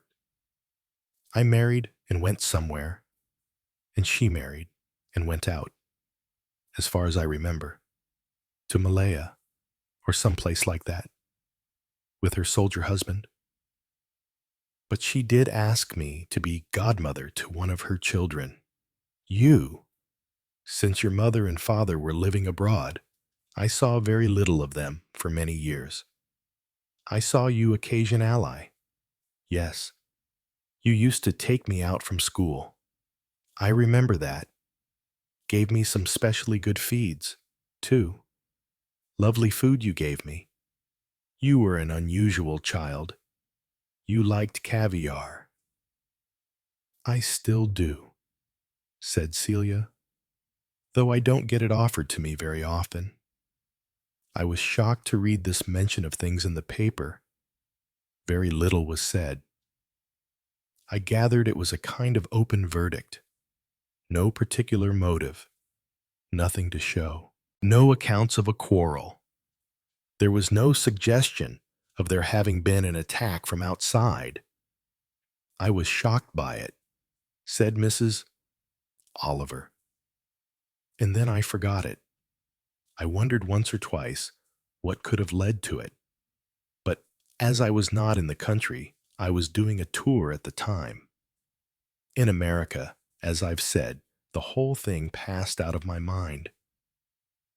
It was some years later when I next saw you, and naturally I did not speak of it to you. No, said Celia. I appreciate that, all through life. Mrs. Oliver said, one comes across very curious things that happen to friends or to acquaintances. With friends, of course. Very often you have some idea of what led to whatever the incident might be.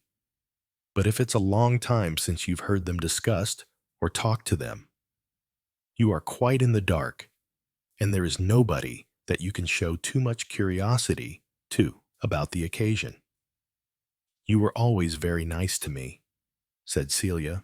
You sent me nice presents. A particularly nice present when I was 21. I remember. That's the time when girls need some extra cash in hand, said Mrs. Oliver, because there are so many things they want to do and have just then. Yes, I always thought you were an understanding person and not well. You know what some people are like, always questioning and asking things and wanting to know all about you. You never asked questions. You used to take me out to shows or give me nice meals and talk to me as though, well, as though everything was all right, and you were just a distant relation of the family. I've appreciated that. I've known so many nosy Parkers in my life. Yes, everyone comes up against that sooner or later, said Mrs. Oliver. But you see now what upset me at this particular party. It seems an extraordinary thing to be asked to do by a complete stranger like Mrs. Burton Cox. I couldn't imagine why she should want to know. It was no business of hers. Surely, unless you thought it was. Unless it was something to do with my marrying Desmond. Desmond is her son.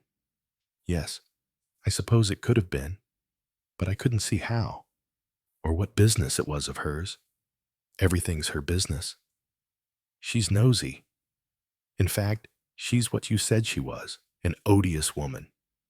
But I gather Desmond isn't odious. No. No. I'm very fond of Desmond, and Desmond is fond of me. I don't like his mother. Does he like his mother? I don't really know, said Celia. I suppose he might like her. Anything's possible, isn't it? Anyway, I don't want to get married at present. I don't feel like it.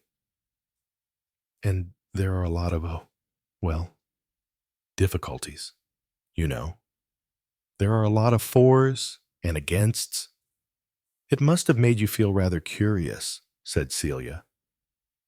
I mean, why Mrs. Nosy Cox should have asked you to try and worm things out of me and then run along and spill it all to her.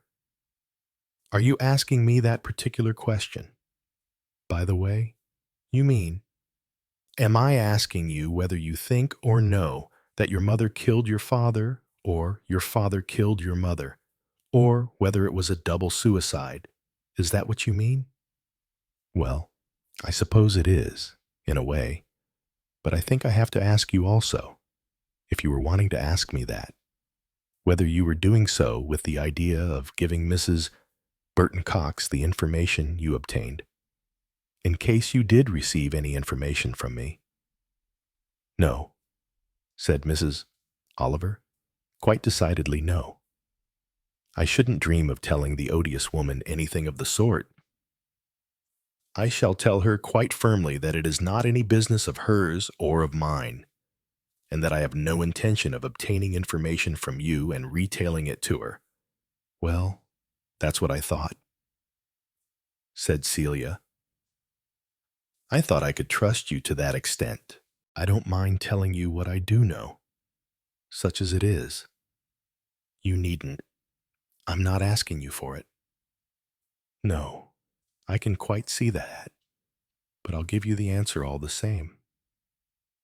The answer is nothing?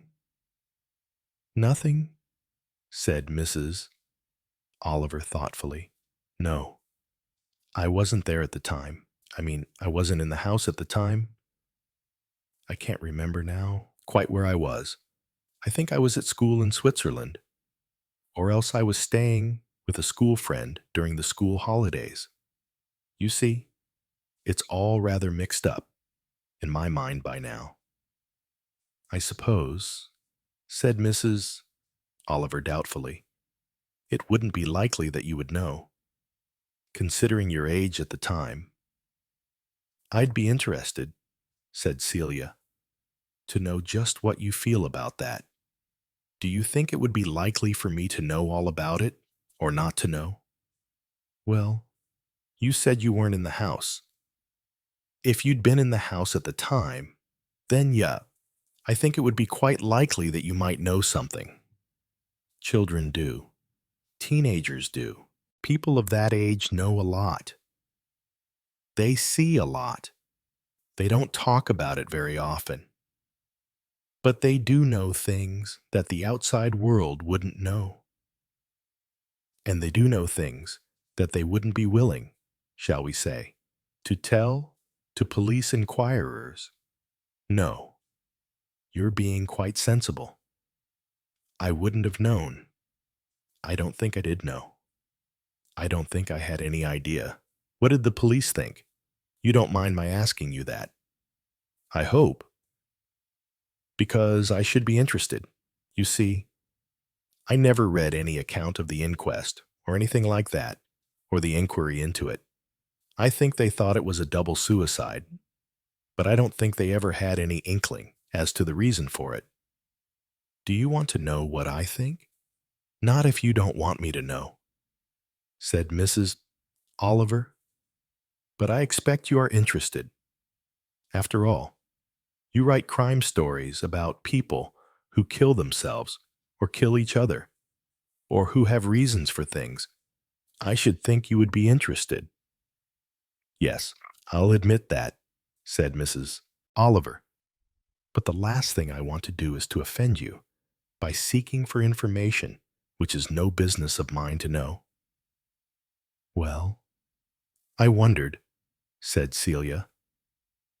I've often wondered from time to time why and how, but I knew very little about things. I mean, about how things were going on at home.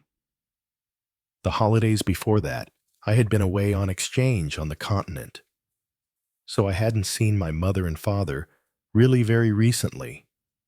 I mean, they'd come out to Switzerland and taken me out from school once or twice. But that was all. They seemed much as usual, but they seemed older. My father, I think, was ailing. I mean, getting feebler. I don't know if it was heart or what it was. One doesn't really think about that. My mother, too. She was going rather nervy. Not hypochondriac, but a little inclined to fuss over her health. They were on good terms, quite friendly.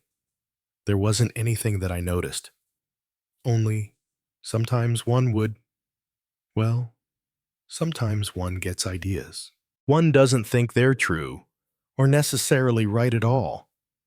But one just wonders if I don't think we'd better talk about it anymore, said Mrs. Oliver. We don't need to know or find out. The whole thing's over and done with. The verdict was quite satisfactory. No means to show, or motive, or anything like that. But there was no question of your father having deliberately killed your mother, or of your mother having deliberately killed your father, if I thought which was most likely, said Celia. I would think my father killed my mother because, you see, it's more natural for a man to shoot anyone. I think, to shoot a woman for whatever reason it was. I don't think a woman, or a woman like my mother, would be so likely to shoot my father. If she wanted him dead, I should think she might have chosen some other method. But I don't think either of them wanted the other one dead. So it could have been an outsider. Yes. But what does one mean by an outsider? Said Celia. Who else was there living in the house? A housekeeper, elderly, rather blind, and rather deaf. A foreign girl, an au pair girl. She'd been my governess once. She was awfully nice. She came back to look after my mother, who had been in hospital. And there was an aunt whom I never loved much. I don't think any of them could have been likely to have any grudge against my parents. There was nobody who profited by their deaths. Except, I suppose, myself and my brother Edward, who was 4 years younger than I was. We inherited what money there was, but it wasn't very much. My father had his pension. Of course, my mother had a small income of her own. No, there was nothing there of any importance. I'm sorry, said Mrs. Oliver. I'm sorry. If I've distressed you by asking all this, you haven't distressed me. You've brought it up in my mind a little, and it has interested me. Because, you see, I am of an age now that I wish I did know. I knew and was fond of them, as one is fond of parents. Not passionately, just normally. But I realize I don't know what they were really like, what their life was like, what mattered to them. I don't know anything about it at all. I wish I did know. It's like a burr, something sticking into you, and you can't leave it alone.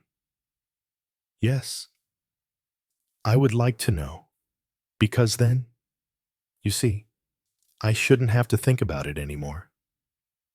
So you do. Think about it. Celia looked at her for a moment. She seemed to be trying to come to a decision. Yes, she said. I think about it nearly all the time. I'm getting to have a thing about it, if you know what I mean. And Desmond feels the same. Chapter 5. Old sins have long shadows. Hercule Poirot let the revolving door wind him round. Arresting the swing of it with one hand, he stepped forward into the small restaurant. There were not many people there.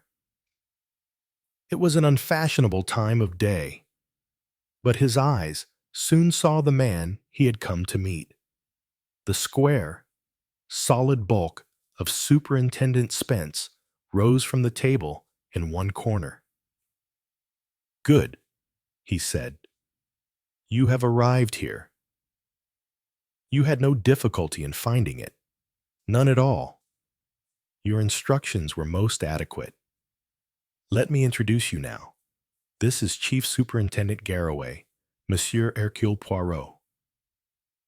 Garraway was a tall, thin man with a lean, ascetic face, gray hair, which left a small round spot like a tonsure, so that he had a faint resemblance to an ecclesiastic. "This is wonderful," said Poirot. "I am retired now." "Of course," said Garraway. "But one remembers. Yes, certain things one remembers, although they are past and gone, and the general public probably remembers nothing about them. But yes, Hercule Poirot very nearly said, 'Elephants do remember,' but checked himself in time. That phrase was so associated in his mind, now with Mrs. Ariadne Oliver, that he found it difficult to restrain it from his tongue in many clearly unsuitable categories. "I hope you have not been getting impatient," said Superintendent Spence. He pulled forward a chair, and the three men sat down. A menu was brought. Superintendent Spence, who was clearly addicted to this particular restaurant, offered tentative words of advice.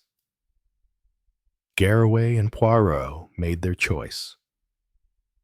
Then, leaning back a little in their chairs and sipping glasses of sherry, they contemplated each other for some minutes in silence before speaking. "I must apologize to you," said Poirot. "I really must apologize to you for coming to you with my demands about an affair which is over and done with." "What interests me," said Spence, "is what has interested you. I thought first that it was unlike you to have this wish to delve in the past. It is connected with something that has occurred nowadays, or is it sudden curiosity about a rather inexplicable, perhaps, case? Do you agree with that?" He looked across the table. "Inspector Garraway," he said, as he was at that time, "was the officer in charge of the investigations into the Ravenscroft shooting. He was an old friend of mine, and so I had no difficulty in getting in touch with him, and he was kind enough to come here today," said Poirot, "simply because I must admit to a curiosity which I am sure I have no right to feel about an affair that is past and done with. Well, I wouldn't say that, said Garraway. We all have interests in certain cases that are past. Did Lizzie Borden really kill her father and mother with an axe?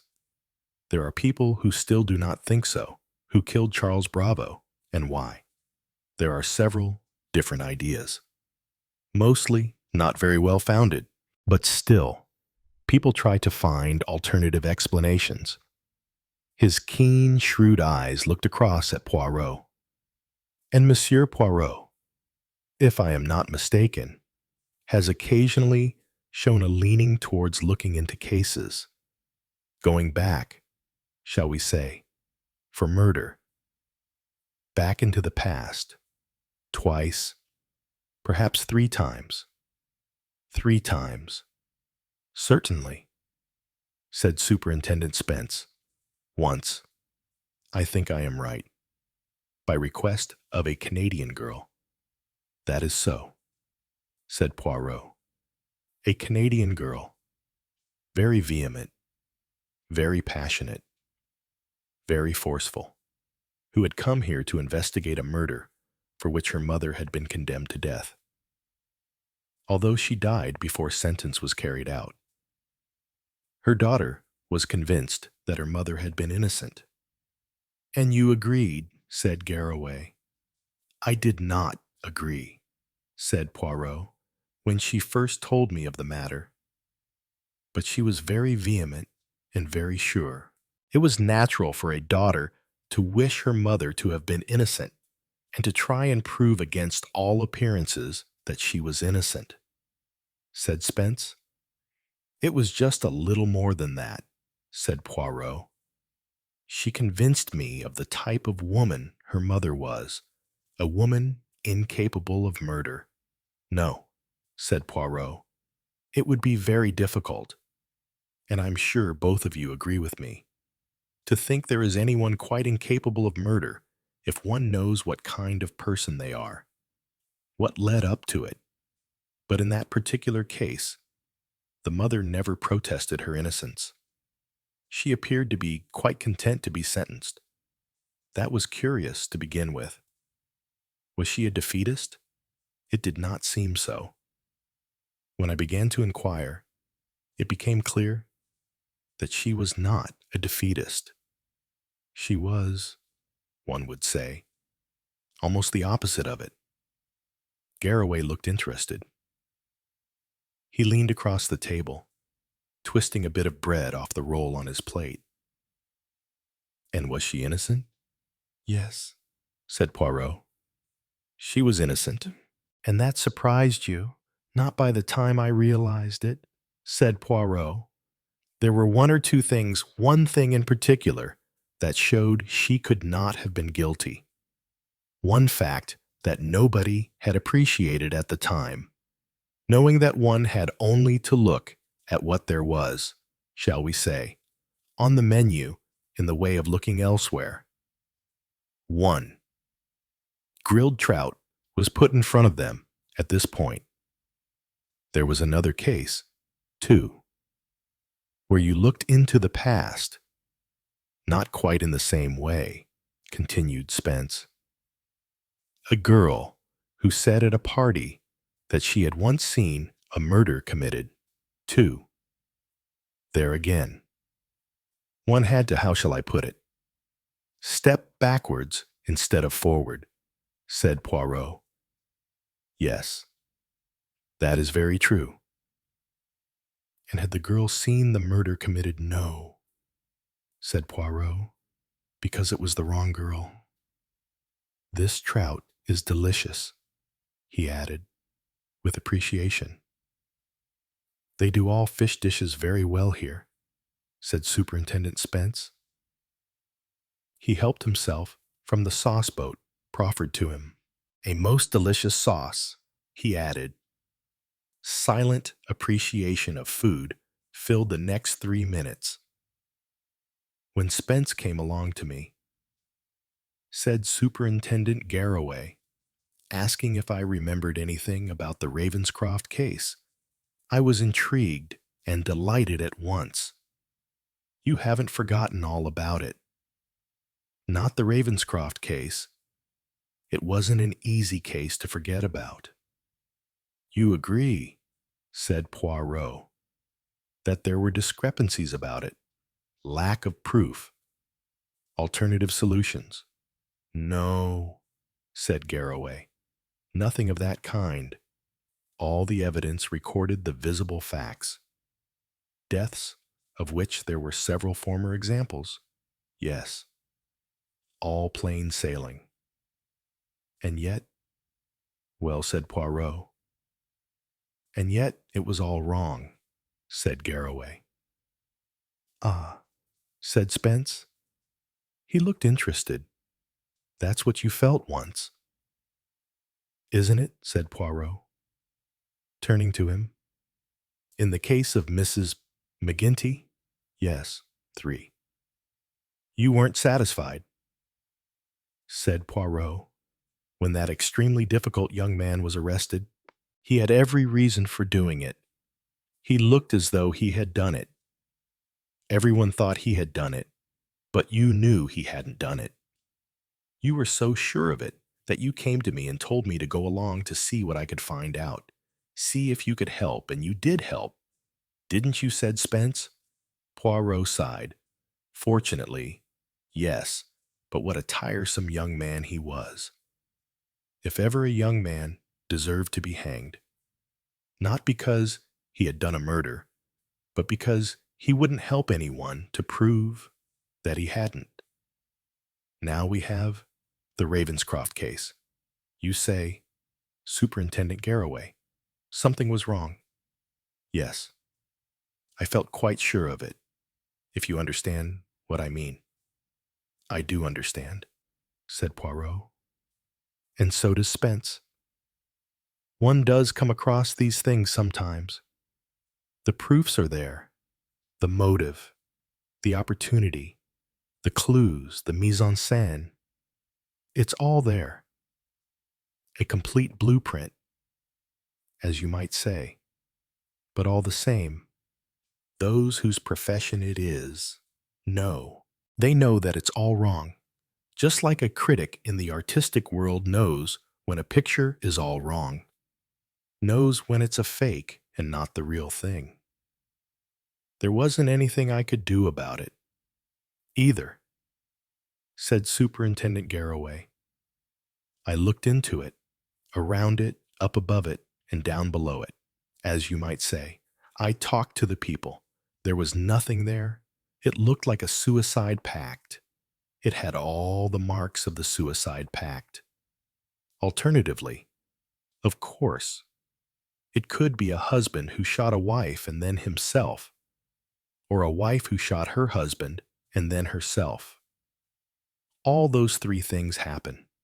When one comes across them, one knows they have happened, but in most cases, one has some idea of why. There wasn't any real idea of why in this case. Was that it? Said Poirot. Yes, that's it. You see, the moment you begin to inquire into a case, to inquire about people and things, you get a very good picture, as a rule, of what their lives have been like. This was a couple, aging, the husband with a good record, a wife affectionate, pleasant, on good terms together. That's a thing one soon finds out about. They were happy living together. They went for walks. They played piquet and poker patience with each other in the evenings. They had children who caused them no particular anxiety. A boy in school in England and a girl in a pensionnat in Switzerland. There was nothing wrong with their lives as far as one could tell.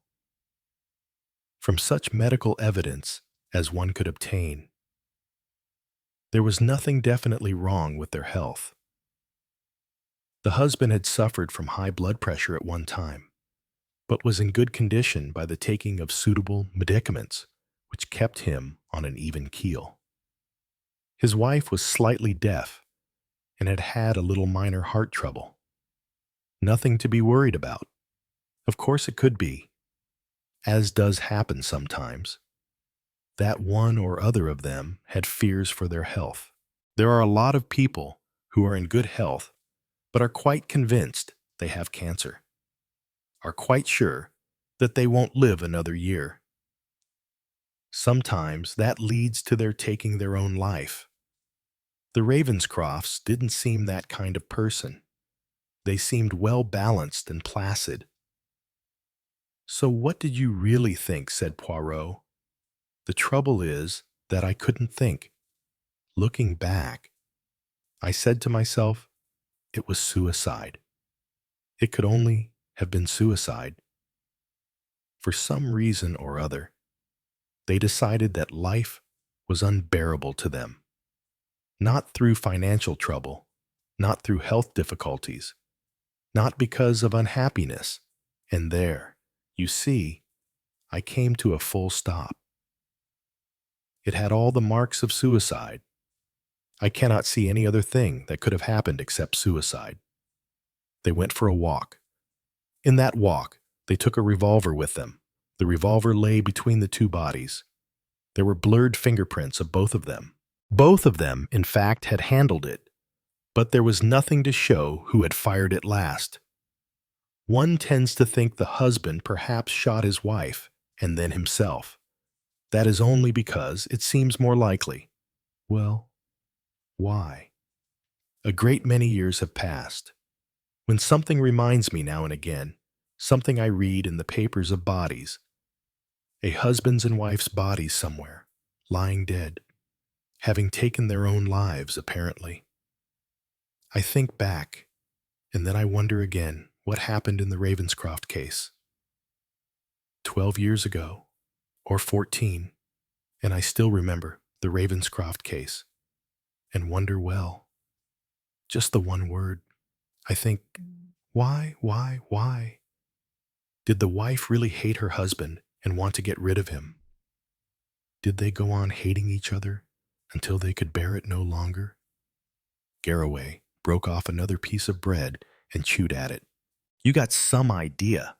Monsieur Poirot, has somebody come to you and told you something that has awakened your interest?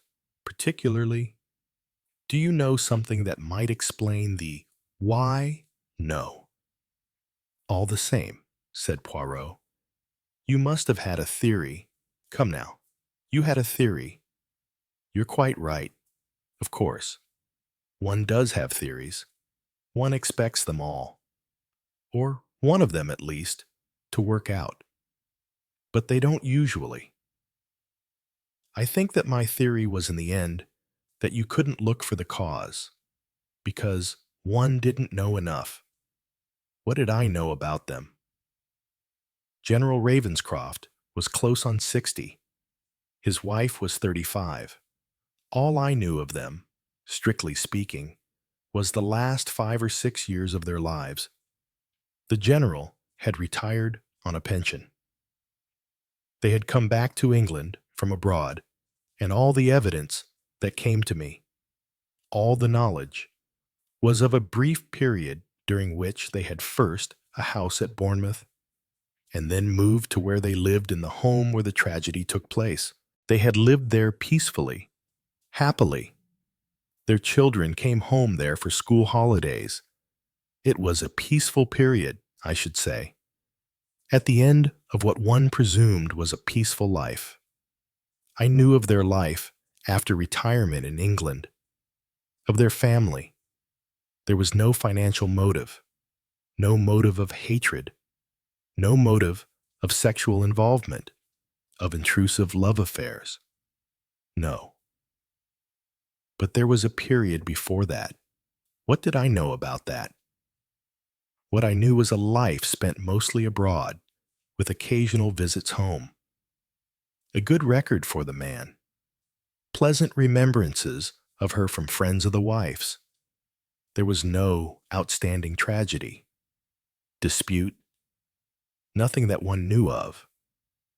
But then, I mightn't have known. One doesn't know. There was a period of, say, 20, 30 years.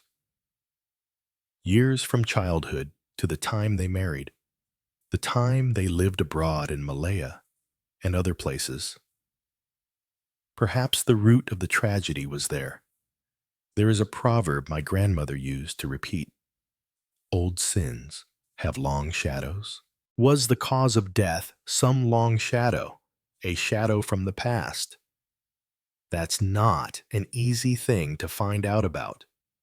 You find out about a man's record, what friends or acquaintances say, but you don't know any inner details. Well, I think little by little, the theory grew up in my mind that that would have been the place to look. If I could have looked, something that had happened then, in another country, perhaps, something that had been thought to be forgotten, to have passed out of existence, but which still perhaps existed. A grudge from the past, some happening that nobody knew about, that had happened elsewhere, not in their life in England, but which may have been there, if one had known where to look for it. Not the sort of thing. You mean, said Poirot, that anybody would remember. I mean remember nowadays. Something that no friends of theirs in England, perhaps, would have known about. Their friends in England seem to have been mostly made since retirement, though I suppose old friends did come and visit them or see them occasionally. But one doesn't hear about things that happened in the past. People forget. Yes, said Poirot thoughtfully. People forget. They're not like elephants, said Superintendent Garraway, giving a faint smile.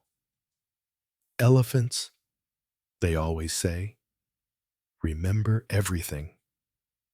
It is odd that you should say that, said Poirot. That I should say that about long sins. Not so much that. It was your mention of elephants that interested me.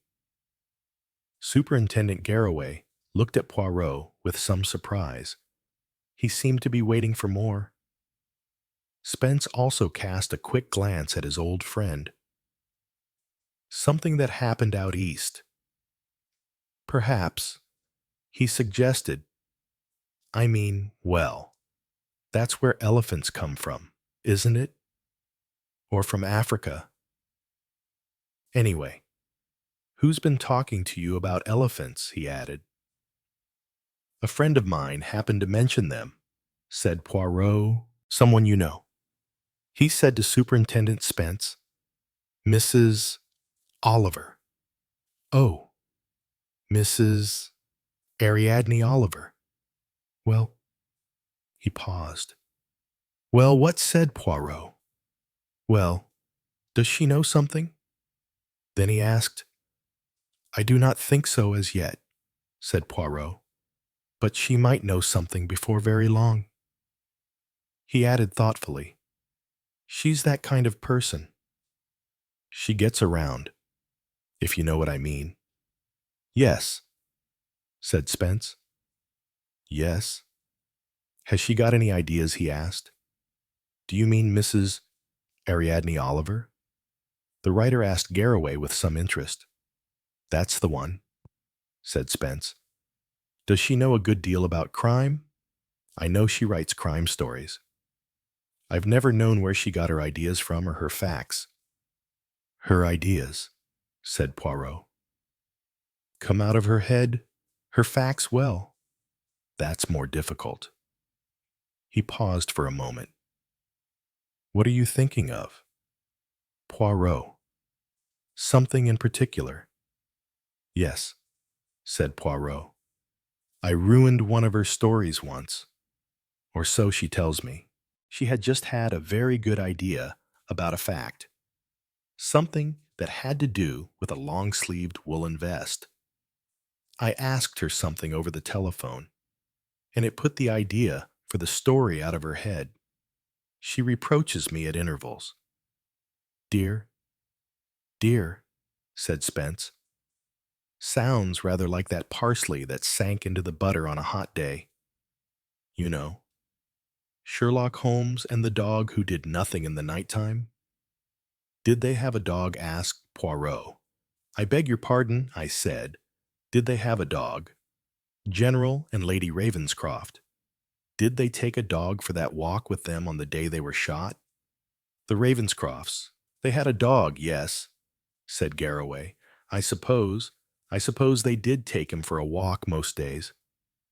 If it had been one of Mrs.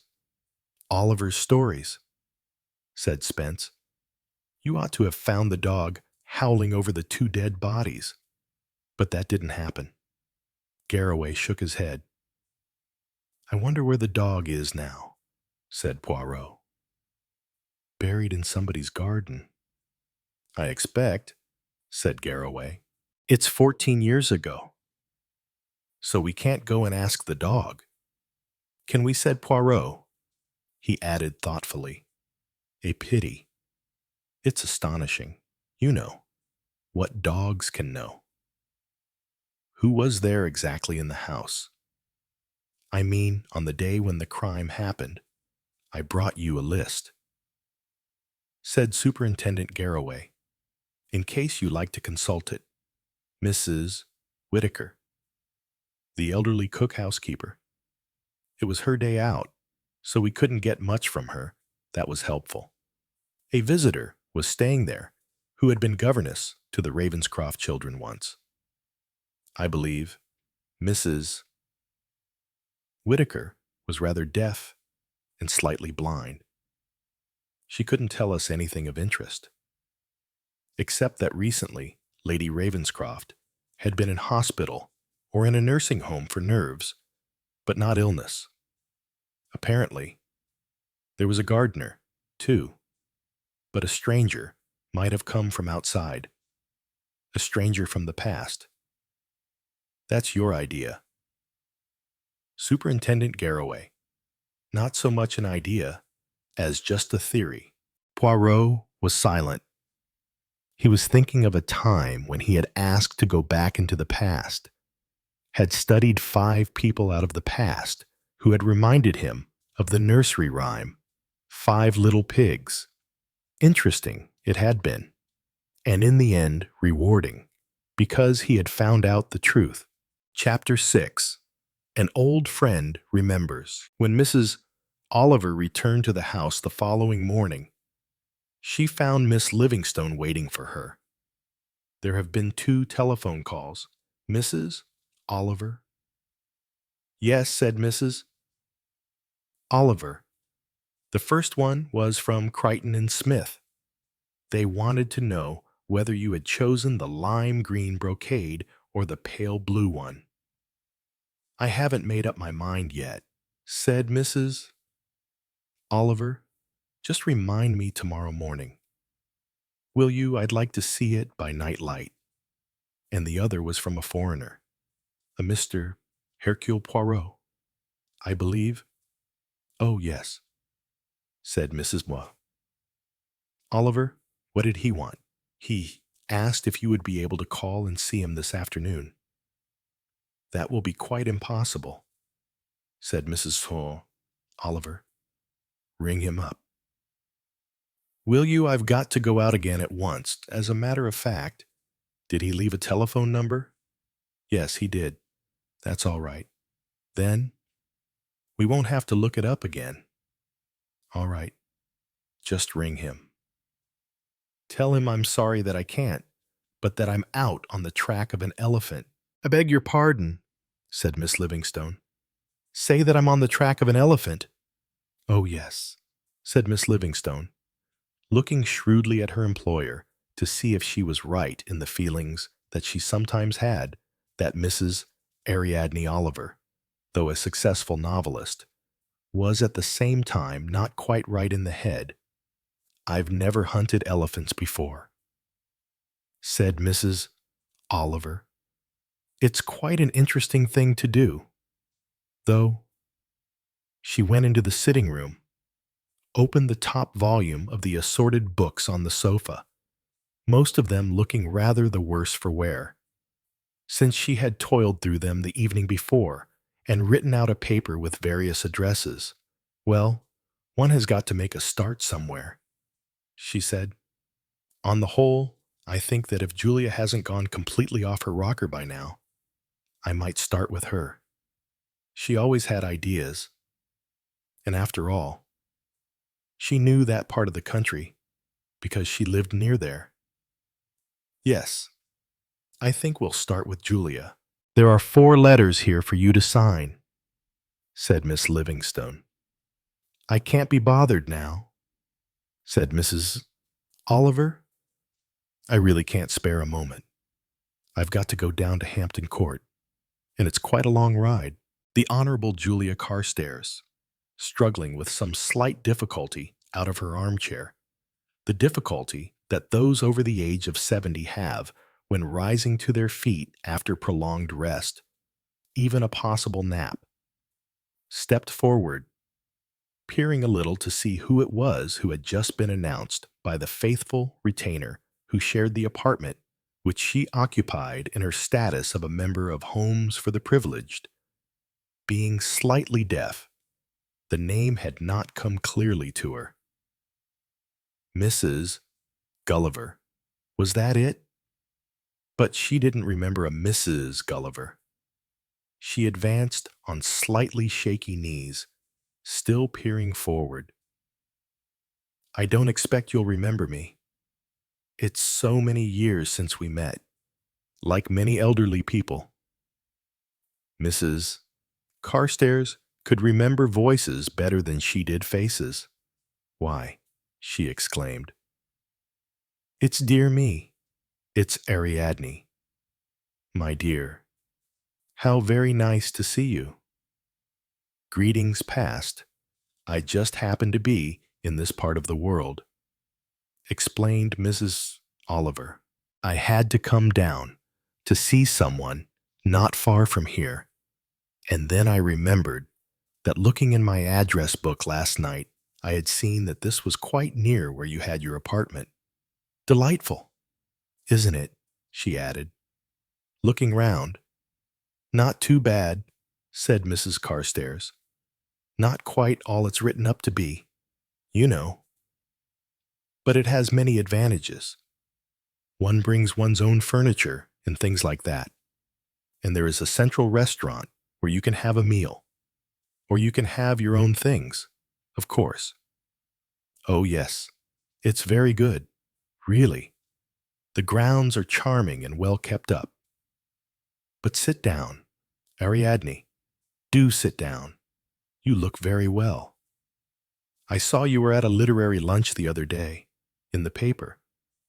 How odd it is that one just sees something in the paper, and almost the next day, one meets the person. Quite extraordinary. I know, said Mrs. Oliver, taking the chair that was offered her. Things do go like that, don't they? You are still living in London, Mrs. Oliver said yes. She was still living in London. She then entered into what she thought of in her own mind, with vague memories of going to dancing class as a child, as the first figure of the Lancers. Advance, retreat, hands out, turn round twice, whirl round, and so on. She inquired after Mrs. Carstairs' daughter and about the 2 grandchildren, and she asked about the other daughter, what she was doing. She appeared to be doing it in New Zealand. Mrs. Carstairs did not seem to be quite sure what it was. Some kind of social research. Mrs. Carstairs pressed an electric bell that rested on the arm of her chair and ordered Emma to bring tea. Mrs. Oliver begged her not to bother. Julia Carstairs said, of course Ariadne has got to have tea. The 2 ladies leant back, the second and third figures of the Lancers. Old friends? Other people's children? The death of friends? It must be years since I saw you last, said Mrs. Carstairs. I think it was at the Llewellyns' wedding, said Mrs. Oliver. Yes, That must have been about it. How terrible Moira looked as a bridesmaid. That dreadfully unbecoming shade of apricot they wore. I know it didn't suit them.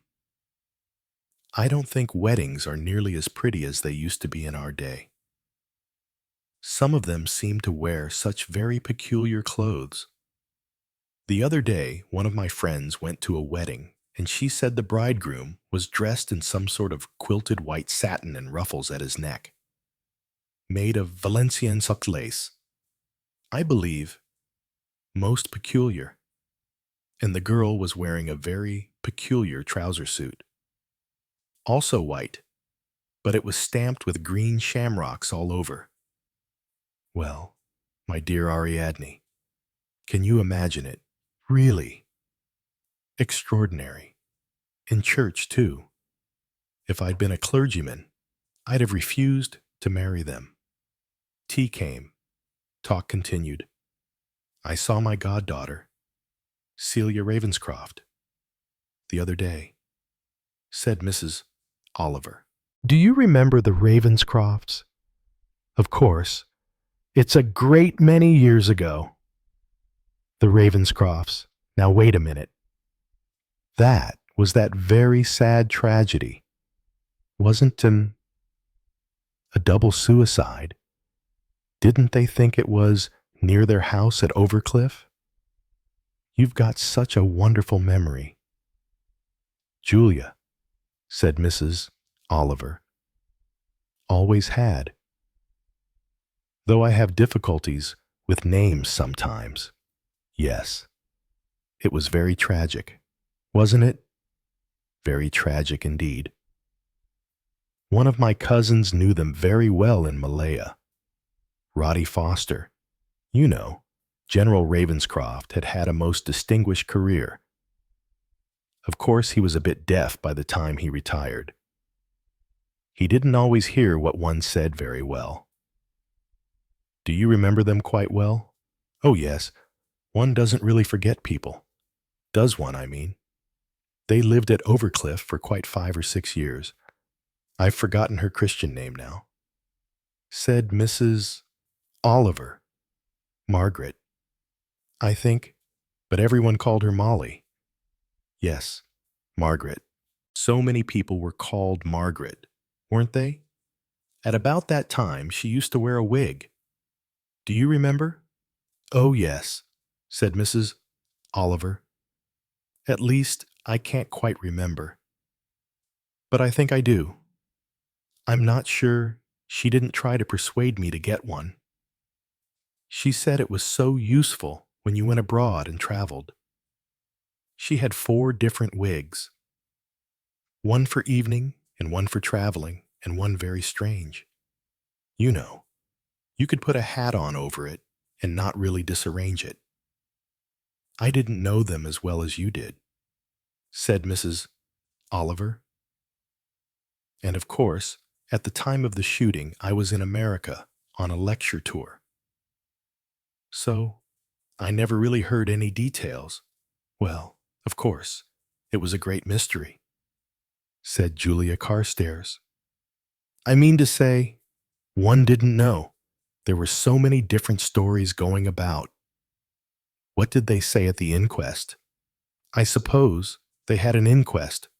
Oh, yes, of course. The police had to investigate it. It was one of those indecisive things, you know, in that the death was due to revolver shots. They couldn't say definitely what had occurred.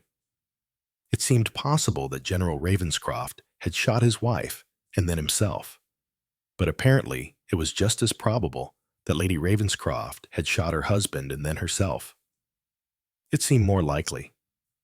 I think that it was a suicide pact, but it couldn't be said definitely how it came about. There seemed to be no question of its being a crime. No. It was said quite clearly there was no suggestion of foul play. I mean, there were no footprints or any signs of anyone coming near them. They left the house to go for a walk after tea, as they so often did. They didn't come back again for dinner, and the manservant or somebody, or the gardener, whoever it was, went out to look for them, and found them both dead. The revolver was lying by the bodies. The revolver belonged to him, didn't it? Oh, yes. He had 2 revolvers in the house. These ex-military people so often do. Don't they, I mean? They feel safer. What with everything that goes on nowadays? A second revolver was still in the drawer in the house, so that he must have gone out deliberately with the revolver, presumably. I don't think it likely that she'd have gone out for a walk, carrying a revolver. No, no. It wouldn't have been so easy. Would it? But there was nothing apparently in the evidence to show that there was any unhappiness, or that there'd been any quarrel between them, or that there was any reason why they should commit suicide. Of course, one never knows what sad things there are in people's lives. No, no, said Mrs. Oliver. One never knows. How very true that is. Julia, did you have any idea yourself? Well, one always wonders, my dear. Yes, said Mrs. Oliver. One always wonders. It might be, of course. You see, that he had some disease. I think he might have been told he was going to die of cancer, but that wasn't so. According to the medical evidence, he was quite healthy. I mean, I think he had had a what do they call those things? Coronary. Is that what I mean? It sounds like a crown, doesn't it? But it's really a heart attack, isn't it? He'd had that, but he'd recovered from it. And she was very nervy. She was neurotic always. Yes, I seem to remember that. Said Mrs. Oliver. Of course I didn't know them well, but she asked suddenly, was she wearing a wig? Oh, well, you know, I can't really remember that. She always wore her wig. One of them. I mean, I just wondered, said Mrs. Oliver. Somehow I feel if you were going to shoot yourself, or even shoot your husband, I don't think you'd wear your wig. Do you?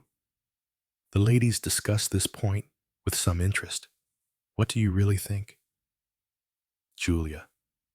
Well, as I said, dear, one wonders, you know. There were things said, but then there always are, about him or her. Well, they said that there was a young woman, you know. Yes, I think she did some secretarial work for him. He was writing his memoirs of his career abroad, I believe, commissioned by a publisher at that, and she used to take dictation from him. But some people said, well, you know what they do say sometimes, that perhaps he had got her tied up with this girl in some way. She wasn't very young. She was over 30, and not very good looking, and I don't think there were no scandals about her or anything. But still, one doesn't know. People thought he might have shot his wife because he wanted to well. He might have wanted to marry her. Yes, but I don't really think people said that sort of thing, and I never believed it. What did you think? Well, of course I wondered a little about her. You mean that a man was mentioned? I believe there was something out in Malaya. Some kind of story I heard about her. That she got embroiled with some young man much younger than herself, and her husband hadn't liked it much, and it had caused a bit of scandal. I forget where, but anyway, that was a long time ago, and I don't think anything ever came of it. You don't think there was any talk nearer home? No special relationship with anyone in the neighborhood. There wasn't any evidence of quarrels between them, or anything of that kind. No, I don't think so. Of course I read everything about it, at the time. One did discuss it, of course, because one couldn't help feeling there might be some really very tragic love story connected with it. But there wasn't. You think they had children, didn't they? There was my goddaughter, of course. Oh, yes. And there was a son. I think he was quite young, at school somewhere. The girl was only 12, no older than that. She was with a family in Switzerland. There was no mental trouble, I suppose, in the family. Oh, you mean the boy? Yes. Might be, of course. You do hear very strange things. There was that boy who shot his father that was somewhere near Newcastle. I think some years before that. You know, he'd been very depressed.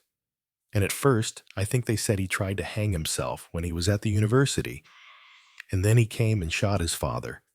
But nobody quite knew why. Anyway, there wasn't anything of that sort with the Ravenscrofts. No, I don't think so. In fact, I'm pretty sure of it. I can't help thinking. In some ways, yes. Julia, I can't help thinking that there might have been a man.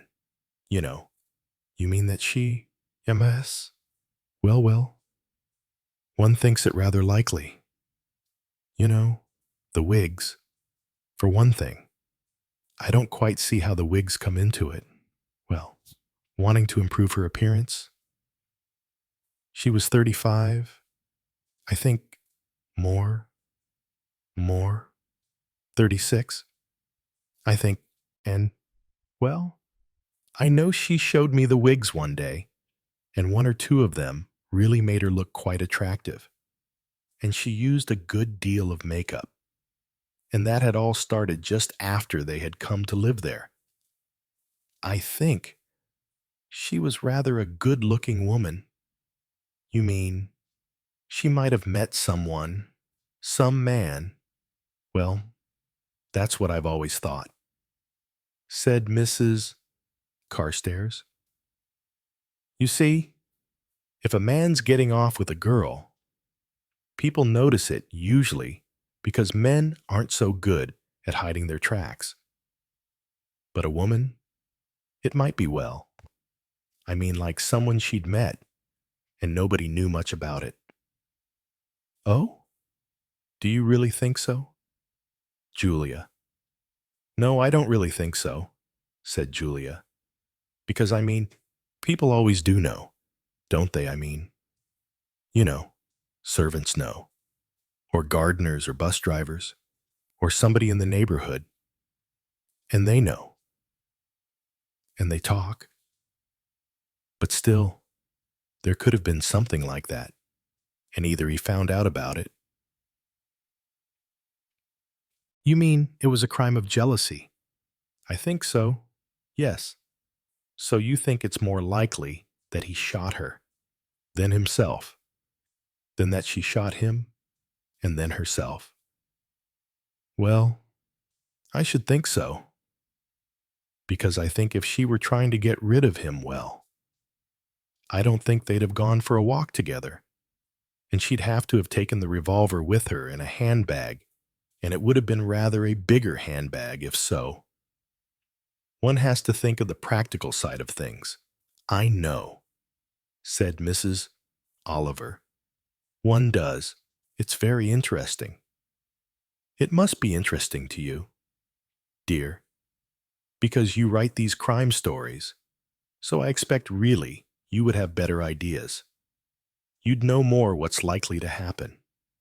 I don't know what's likely to happen, said Mrs. Oliver, because, you see, in all the crimes that I write, I've invented the crimes. I mean, what I want to happen happens in my stories. It's not something that actually has happened or that could happen. So I'm really the worst person to talk about it. I'm interested to know what you think, because you know people very well, Julia. and you knew them well. And I think she might have said something to you one day, or he might. Yes, yes. Now, wait a minute when you say that. That seems to bring something back to me. Mrs. Carstairs leaned back in her chair, shook her head doubtfully, half closed her eyes, and went into a kind of coma. Mrs. Oliver remained silent with a look on her face which women are apt to wear when they are waiting for the first signs of a kettle coming to the boil. She did say something once, I remember, and I wonder what she meant by it. Said Mrs. Carstairs. Something about starting a new life in connection, I think, with Saint Teresa. Saint Teresa of Avila. Mrs. Oliver looked slightly startled. But how did Saint Teresa of Avila come into it? Well, I don't know really. I think she must have been reading a life of her. Anyway, she said that it was wonderful how women get a sort of second wind. That's not quite the term she used, but something like that, you know, when they are 40 or 50 or that sort of age, and they suddenly want to begin a new life. Teresa of Avila did. She hadn't done anything special up till then, except being a nun. Then she went out and reformed all the convents. Didn't she? And flung her weight about and became a great saint. Yes, but that doesn't seem quite the same thing. No, it doesn't, said Mrs. Carstairs, but women do talk in a very silly way. You know, when they are referring to love affairs, when they get on in life. About how it's never too late. Chapter 7. Back to the nursery. Mrs.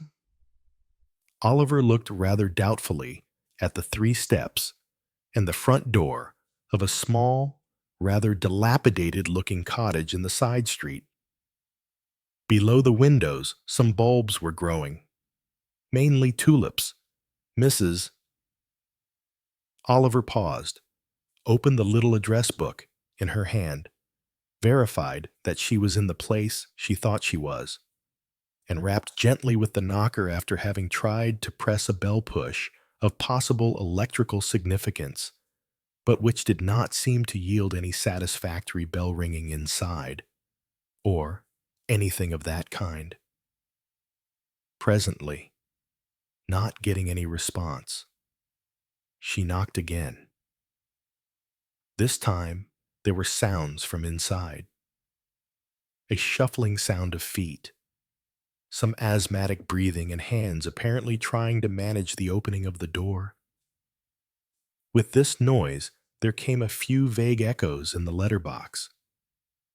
Oh, drat it! Drat it! Stuck again. You brute, you...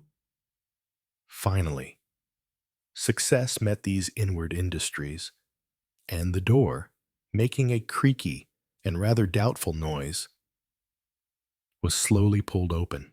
A very old woman with a wrinkled face, humped shoulders, and a general arthritic appearance looked at her visitor. Her face was unwelcoming. It held no sign of fear, merely of distaste for those who came and knocked at the home of an Englishwoman's castle. She might have been 70 or 80, but she was still a valiant defender of her home. I don't know what you've come about, and she stopped. Why, she said. It's Miss Ariadne. Well, I never, now. It's Miss Ariadne. I think you're wonderful to know me, said Mrs. Oliver. How are you? Mrs. Matcham. Miss Ariadne. Just think of that now. It was Mrs. Ariadne. Oliver thought, a long time ago, since she had been addressed as Miss Ariadne. But the intonation of the voice, cracked with age though it was, rang a familiar note. "Come in, my dear," said the old dame. "Come in now. You're looking well. You are. I don't know how many years it is since I've seen you. 15 at least." It was a good deal more than 15. But Mrs. Oliver made no corrections. She came in. Mrs. Matcham was shaking hands. Her hands were rather unwilling to obey their owner's orders. She managed to shut the door and, shuffling her feet and limping, entered a small room, which was obviously one that was kept for the reception of any likely or unlikely visitors whom Mrs. Matcham was prepared to admit to her home. There were large numbers of photographs, some of babies, some of adults, some in nice leather frames which were slowly drooping but had not quite fallen to pieces yet. One in a silver frame by now rather tarnished, representing a young woman in presentation court dress with feathers rising up on her head. Two naval officers, two military gentlemen, some photographs of naked babies sprawling on rugs. There was a sofa and two chairs. As bidden, Mrs. Oliver sat in a chair. Mrs. Matcham pressed herself down on the sofa and pulled a cushion into the hollow of her back with some difficulty. "Well, my dear, fancy seeing you.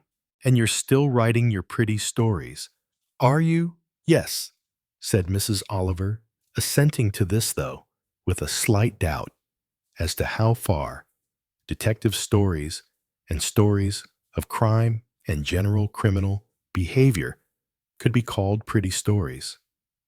But that, she thought, was very much a habit of Mrs. Matcham's. "I'm all alone now," said Mrs. Matcham. "You remember Gracie, my sister. She died last autumn. She did. Cancer it was. They operated, but it was too late. Oh dear. I'm so sorry," said Mrs. Oliver.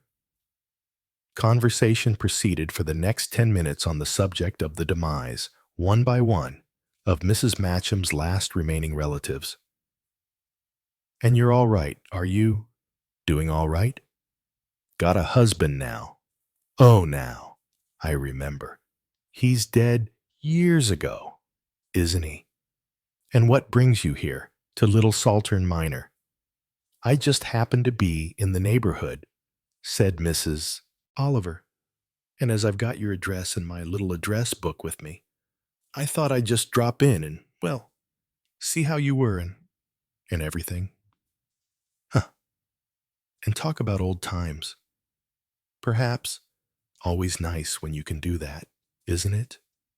"Yes, indeed," said Mrs. Oliver, feeling some relief that this particular line had been indicated to her, since it was more or less what she had come for. "What a lot of photographs you've got," she said. "Uh, I have. And that, do you know, when I was in that home silly name it had, Sunset House of Happiness for the Aged. Something like that it was called. A year and a quarter. I lived there till I couldn't stand it no more. A nasty lot they were. Saying you couldn't have any of your own things with you. You know, everything had to belong to the home. I don't say as it wasn't comfortable. But, you know, I like me own things around me. My photos and my furniture. And then there was ever so nice a lady. Came from a council, she did. Some society or other. And she told me there was another place where they had homes of their own or something, and you could take what you liked with you. And there's ever such a nice helper as comes in every day to see if you're all right. Ah, very comfortable I am here. Very comfortable, indeed. I've got all my own things. Something from everywhere," said Mrs. Oliver, Looking round, yes, that table, the brass one that's Captain Wilson. He sent me that from Singapore, or something like that. And that Benares brass, too. That's nice, isn't it? That's a funny thing on the ashtray. That's Egyptian. That is, it's a scarabee, or some name like that. You know. Sounds like some kind of scratching disease, but it isn't. No, it's a sort of beetle, and it's made out of some stone. They call it a precious stone, bright blue, a lazy alavis, a lazy lapin, or something like that. Lapis lazuli, said Mrs. Oliver. That's right. That's what it is. Very nice. That is, that was my archaeological boy, what went digging. He sent me that. All your lovely past, said Mrs. Oliver. Yes, all my boys and girls. Some of them as babies. Some of them I had from the month, and the older ones. Some of them when I went to India, and that other time when I was in Siam. Yes, that's Miss Moya in her court dress. Ah, she was a pretty thing. Divorced 2 husbands. She has, yes, trouble with his lordship. The first one. And then she married one of those pop singers, and of course that couldn't take very well. And then she married someone in California. They had a yacht and went places. I think died 2 or 3 years ago, and only 62. Pity dying so young. You know, you've been to a lot of different parts of the world yourself. Haven't you said, Mrs. Oliver? India, Hong Kong, then Egypt and South America? Wasn't it? Ah, yes. I've been about a good deal. I remember, said Mrs. Oliver, when I was in Malaya. You were with a service family then, weren't you? A general somebody. Was it now? Wait a minute. I can't remember the name. It wasn't General and Lady Ravenscroft. Was it? No. No. You've got the name wrong. You're thinking of when I was with the Barnabys. That's right. You came to stay with them. Remember, you were doing a tour. You were. And you came and stayed with the Barnabys. You were an old friend of hers. He was a judge. Ah, yes, said Mrs. Oliver. It's difficult a bit. One gets names mixed up. 2 nice children they had, said Mrs. Matcham. Of course they went to school in England. The boy went to Harrow, and the girl went to Rodine, I think it was. And so I moved on to another family after that. Ah, things have changed nowadays. Not so many Amas, even, as there used to be. Mind you, the Amas used to be a bit of a trouble now and then. I got on with our one very well when I was with the Barnabys. I mean, who was it you spoke of? The Ravenscrofts? Well, I remember them. Yes, I forget the name of the place where they lived now. Not far from us. The families were acquainted, you know. Oh, yes. It's a long time ago. But I remember it all. I was still out there with the Barnabys. You know. I stayed on when the children went to school to look after Mrs. Barnaby. Look after her things, you know, and mend them and all that. Oh, yes. I was there when that awful thing happened. I don't mean the Barnabys. I mean to the Ravenscrofts. Yes, I shall never forget that. Hearing about it. I mean, naturally I wasn't mixed up in it myself. But it was a terrible thing to happen, wasn't it? I should think it must have been, said Mrs. Oliver. It was after you'd gone back to England, a good long time after that. I think. A nice couple they were. Very nice couple. And it was a shock to them. I don't really remember now, said Mrs. Oliver. I know. One forgets things. I don't myself.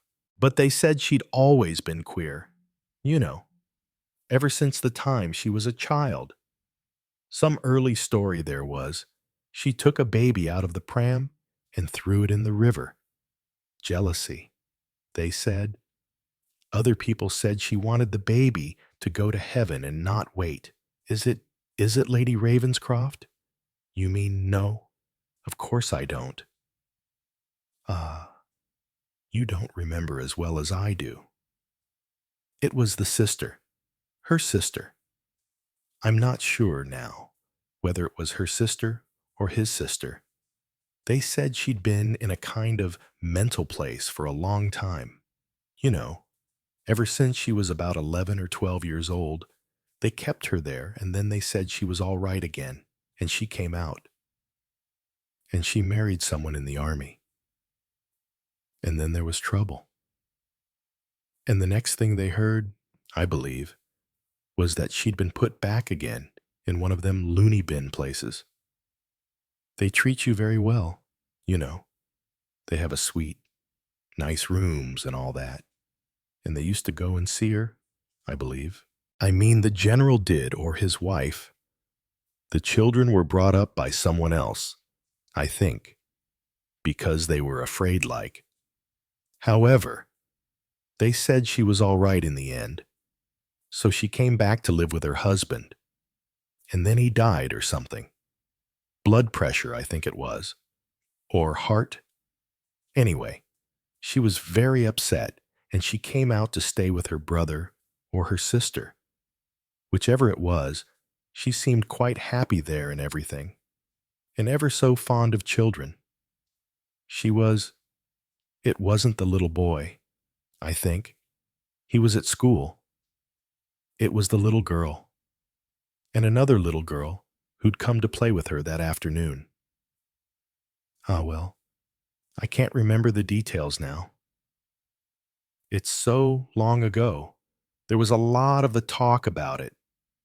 There was some as said, you know, as it wasn't her at all. They thought it was the Ama that had done it, but the Ama loved them, and she was very, very upset. She wanted to take them away from the house. She said they weren't safe there, and all sorts of things like that. But of course, the others didn't believe in it, and then this came about, and I gather they think it must have been whatever her name was. I can't remember it now. Anyway, there it was. And what happened to this sister? Either of General or Lady Ravenscroft? Well, I think, you know, as she was taken away by a doctor and put in some place and went back to England, I believe. In the end, I don't know if she went to the same place as before, but she was well looked after somewhere. There was plenty of money. I think, you know, plenty of money in the husband's family. Maybe she got all right again. But well, I haven't thought of it for years, not till you came here asking me stories about General and Lady Ravenscroft. I wonder where they are now. They must have retired before now, long ago. Well, it was rather sad, said Mrs. Oliver. Perhaps you read about it in the papers. Read what well. They bought a house in England, and then now, it's coming back to me. I remember reading something about that in the paper. Yes, and thinking then that I knew the name Ravenscroft, but I couldn't quite remember when and how. They fell over a cliff, didn't they? Something of that kind. Yeah, said Mrs. Oliver. Something of that kind. Now look here. Dearie, it's so nice to see you. It is. You must let me give you a cup of tea. Really? Said Mrs. Oliver. I don't need any tea. Really? I don't want it. Of course you want some tea. If you don't mind now, Come into the kitchen. Will you, I mean? I spend most of my time there now. It's easier to get about there. But I take visitors always into this room because I'm proud of my things. You know, proud of my things and proud of all the children and the others. I think, said Mrs. Oliver, that people like you must have had a wonderful life with all the children you've looked after. Yes, I remember when you were a little girl, you liked to listen to the stories I told you. There was one about a tiger, I remember, and one about monkeys in a tree. Yes, said Mrs. Oliver. I remember those. It was a very long time ago. Her mind swept back to herself, a child of 6 or 7, walking in button boots that were rather too tight on a road in England, and listening to a story of India and Egypt from an attendant nanny, and this was Nanny. Mrs. Matcham was Nanny. She looked round the room as she followed her hostess out, at the pictures of girls, of schoolboys, of children and various middle-aged people, all mainly photographed in their best clothes and sent in nice frames or other things because they hadn't forgotten Nanny. Because of them. Probably. Nanny was having a reasonably comfortable old age with money supplied. Mrs. Oliver felt a sudden desire to burst out crying. This was so unlike her that she was able to stop herself by an effort of will. She followed Mrs. Matcham to the kitchen. There she produced the offering she had brought. Well, I never a tin of Tophole Thatham's tea. Always my favorite. Fancy you remembering. I can hardly ever get it nowadays. And that's my favorite tea biscuits. Well, you are a one for never forgetting. What was it they used to call you, those 2 little boys who came to play? One would call you Lady Elephant and the other one called you Lady Swan. The one who called you Lady Elephant used to sit on your back, and you went about the floor on all fours and pretended to have a trunk you picked things up with. You don't forget many things, do you? Nanny said, Mrs. Oliver. Said Mrs. Matcham. Elephants don't forget. That's the old saying. Chapter 8. Mrs. Oliver at work. Mrs. Oliver entered the premises of Williams and Barnett, a well-appointed chemist's shop, also dealing with various cosmetics.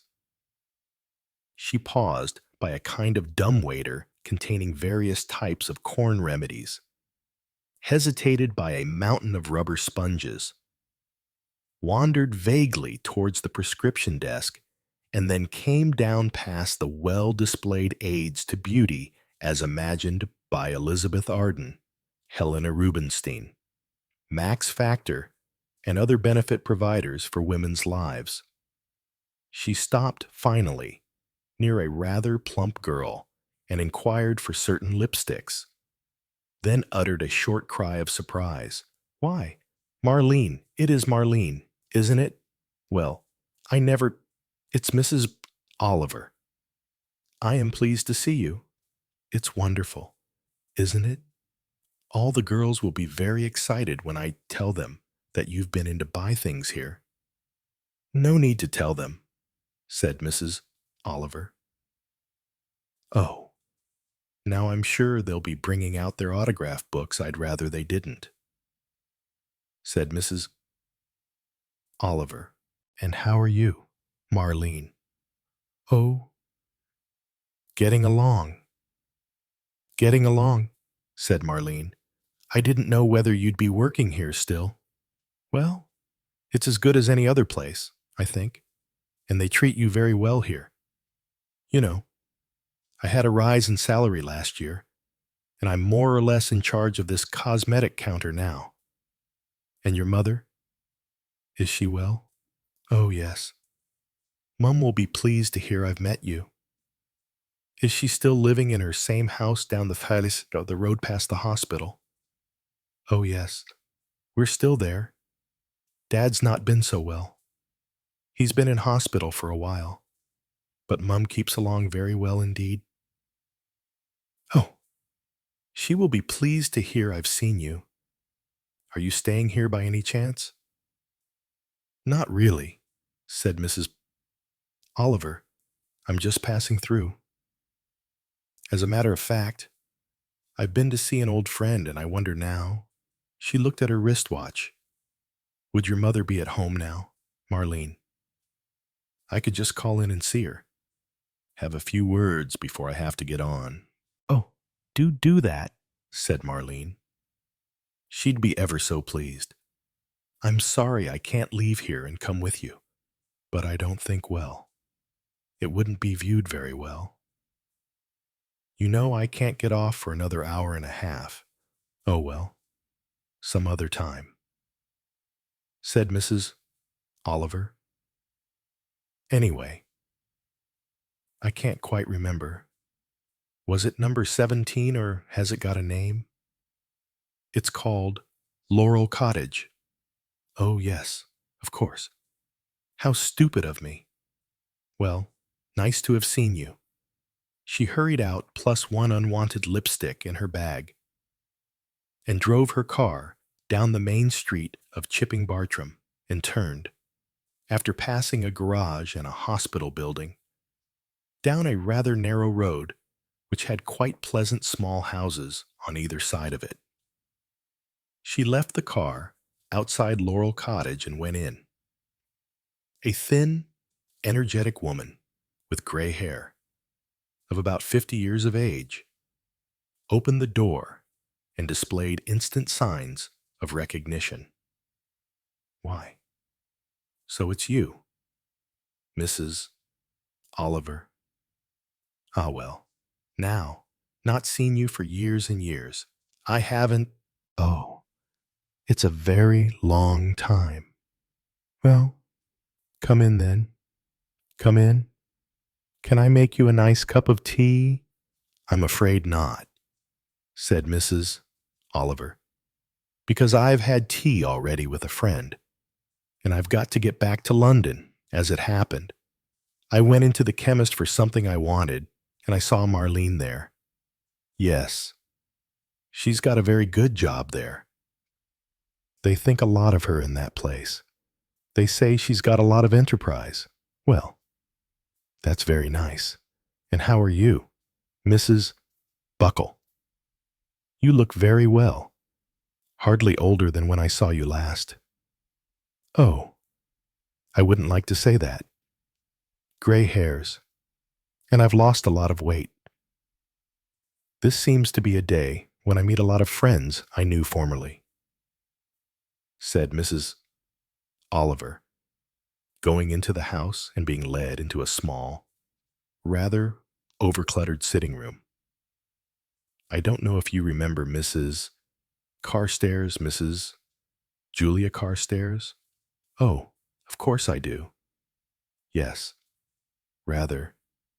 She must be getting on. Oh, yes, she is. Really? But we talked over a few old days. You know.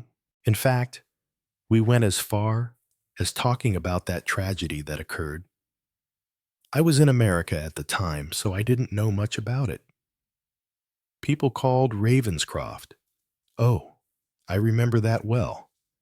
You worked for them, didn't you, at one time? Mrs. Buckle? Yes, I used to go in 3 mornings a week. Very nice people they were. You know, real military lady and gentleman, as you might say. The old school. It was a very tragic thing to happen. Yes, it was. Indeed. Were you still working for them at that time? No.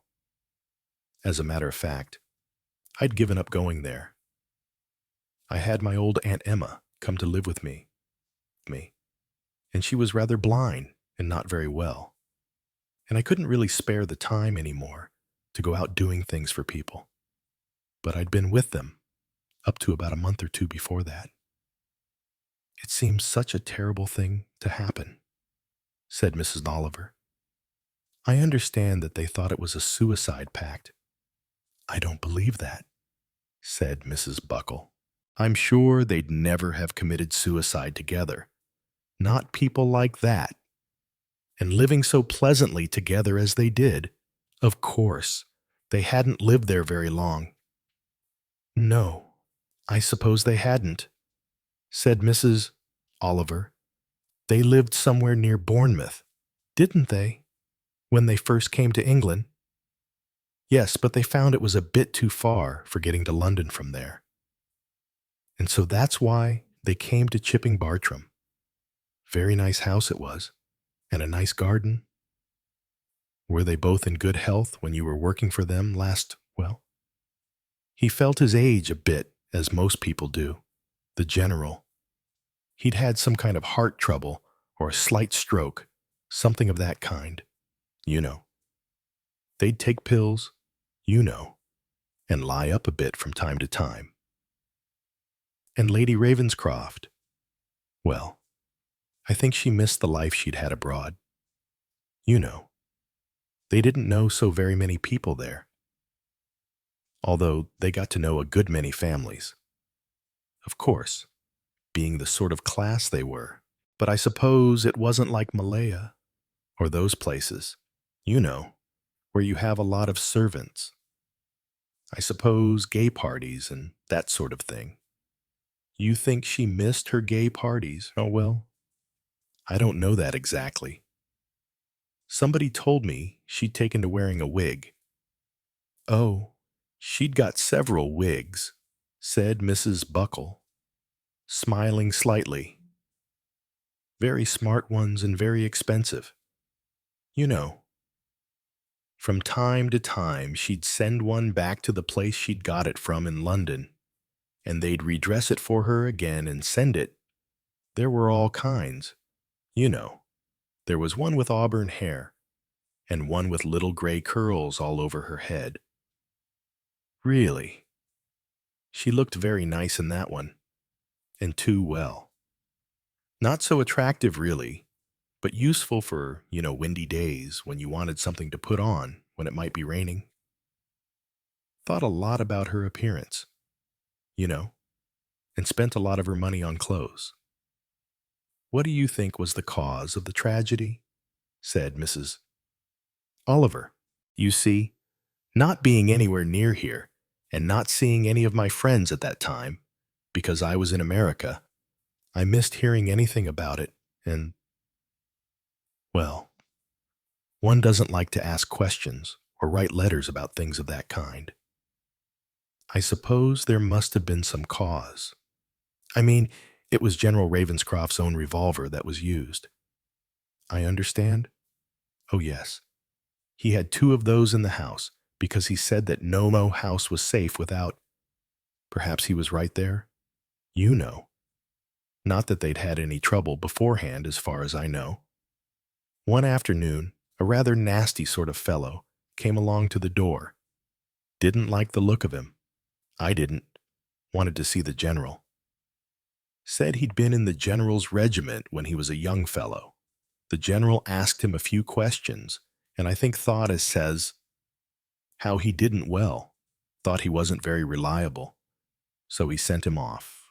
You think, then, that it was someone outside that did it? Well, I think it must have been, because I can't see any other thing.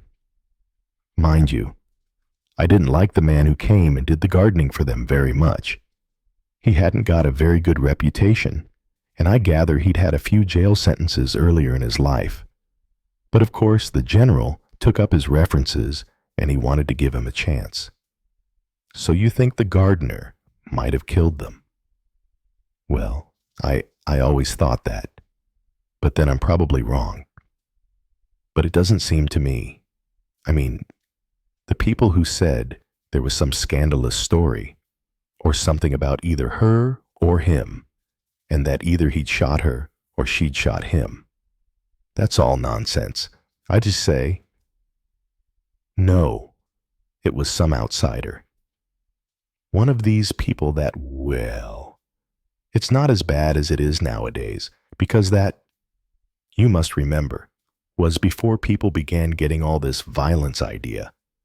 But look at what you read in the papers every day now. Young men, practically only boys still, taking a lot of drugs and going wild and rushing about, shooting a lot of people for nothing at all, asking a girl in a pub to have a drink with them, and then they see her home and next day her body's found in a ditch, stealing children out of prams from their mothers, taking a girl to a dance and murdering her or strangling her on the way back. If anything, you feel as anyone can do anything. And anyway, there's that nice couple, the general and his wife, out for a nice walk in the evening. And there they were, both shot through the head. Was it through the head? Well, I don't remember exactly now. And of course, I never saw anything myself. But anyway, just went for a walk as they often did. And they'd not been on bad terms with each other. Well, they had words now and again, but who doesn't? No boyfriend or girlfriend, well, if you can use that term of people of that age. Oh, I mean, there was a bit of talk here and there, but it was all nonsense, nothing to it at all. People always want to say something of that kind. Perhaps one of them was ill. Well, Lady Ravenscroft had been up to London once or twice, consulting a doctor about something, and I rather think she was going into hospital, or planning to go into hospital for an operation of some kind, though she never told me exactly what it was. But I think they managed to put her right. She was in this hospital for a short time. No operation, I think. And when she came back, she looked very much younger. Altogether. She'd had a lot of face treatment, and she looked so pretty in these wigs with curls on them. Rather as though she'd got a new lease of life. And General Ravenscroft, he was a very nice gentleman, and I never heard or knew of any scandal about him, and I don't think there was any. People say things, but then they want to say something when there's been a tragedy of any kind. It seems to me, perhaps, as he might have had a blow on the head in Malaya or something like that. I had an uncle, or a great-uncle, who fell off his horse there once, hit it on a cannon or something, and he was very queer afterwards. All right for about 6 months, and then they had to put him into an asylum because he wanted to take his wife's life the whole time. He said she was persecuting him and following him, and that she was a spy for another nation. There's no saying what things happen or can happen in families. Anyway, you don't think there was any truth in some of the stories about them that I have happened to hear of? Bad feeling between them, so that one of them shot the other, and then shot himself or herself. So, oh no, I don't. Were her children at home at the time? No. Miss, what was her name now? Rosie, no. Penelope? Celia, said Mrs. Oliver. She's my goddaughter. Oh, of course she is. Yes, I know that now. I remember you coming and taking her out once. She was a high-spirited girl, rather bad-tempered in some ways, but she was very fond of her father and mother. I think, no, she was away at a school in Switzerland when it happened. I'm glad to say, because it would have been a terrible shock to her if she'd been at home and the one who saw them. And there was a boy, too. Wasn't there? Oh, yes. Master Edward.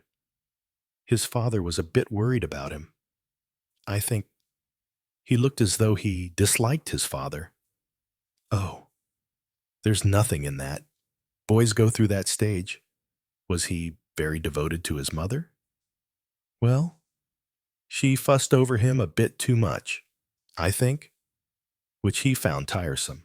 You know, they don't like a mother fussing over them, telling them to wear thicker vests or put an extra pullover on. His father, he didn't like the way he wore his hair. It was, well, they weren't wearing hair like the way they are nowadays, but they were beginning to, if you know what I mean. But the boy wasn't at home at the time of the tragedy. No. I suppose it was a shock to him. Well, it must have been. Of course. I wasn't going to the house anymore at that time, so I didn't hear so much. If you ask me, I didn't like that gardener. What was his name now, Fred? I think Fred Wiesel. Some name like that. Seems to me if he'd done a bit of cheating or something like that, and the general had found him out and was going to sack him, I wouldn't put it past him.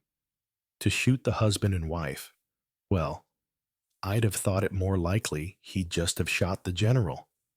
If he shot the general and the wife came along, then he'd have had to shoot her too. You read things like that in books. Yes, said Mrs. Oliver thoughtfully. One does read all sorts of things in books. There was the tutor. I didn't like him much. What tutor? Well, there was a tutor for the boy earlier. You know, he couldn't pass an exam and things at the earlier school. He was at prep school or something. So they had a tutor for him. He was there for about a year. I think Lady Ravenscroft liked him very much. She was musical, you know, and so was this tutor, Mr. Edmonds.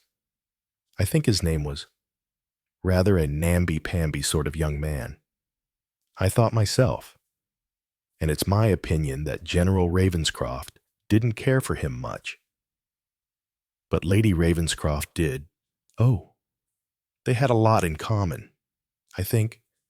And I think she was the one really that chose him, rather more than the general. Mind you, he had very nice manners and spoke to everyone nicely and all that, and did what's-his-name Edward. Oh yes, he liked him all right. I think almost a bit of hero worship. Anyway, don't you believe any stories you hear about scandals in the family? Or her having an affair with anyone? Or General Ravenscroft, with that rather po-faced girl who did filing work for him and all that sort of thing? No. Whoever that wicked murderer was, it's one who came from outside. The police never got on to anyone. A car was seen near there, but there was nothing to it, and they never got any further. But all the same, I think one ought to look about for somebody perhaps who'd known them in Malaya or abroad or somewhere else. Or even when they were first living at Bournemouth. One never knows. What did your husband think about it? Said Mrs. Oliver. He wouldn't have known as much about them as you would, of course. But still, he might have heard a lot. Oh, he heard a lot of talk. Of course, in the Georgian flag. Of an evening, you know, people saying all sorts of things. Said as she drank, and that cases of empty bottles had been taken out of the house. Absolutely untrue.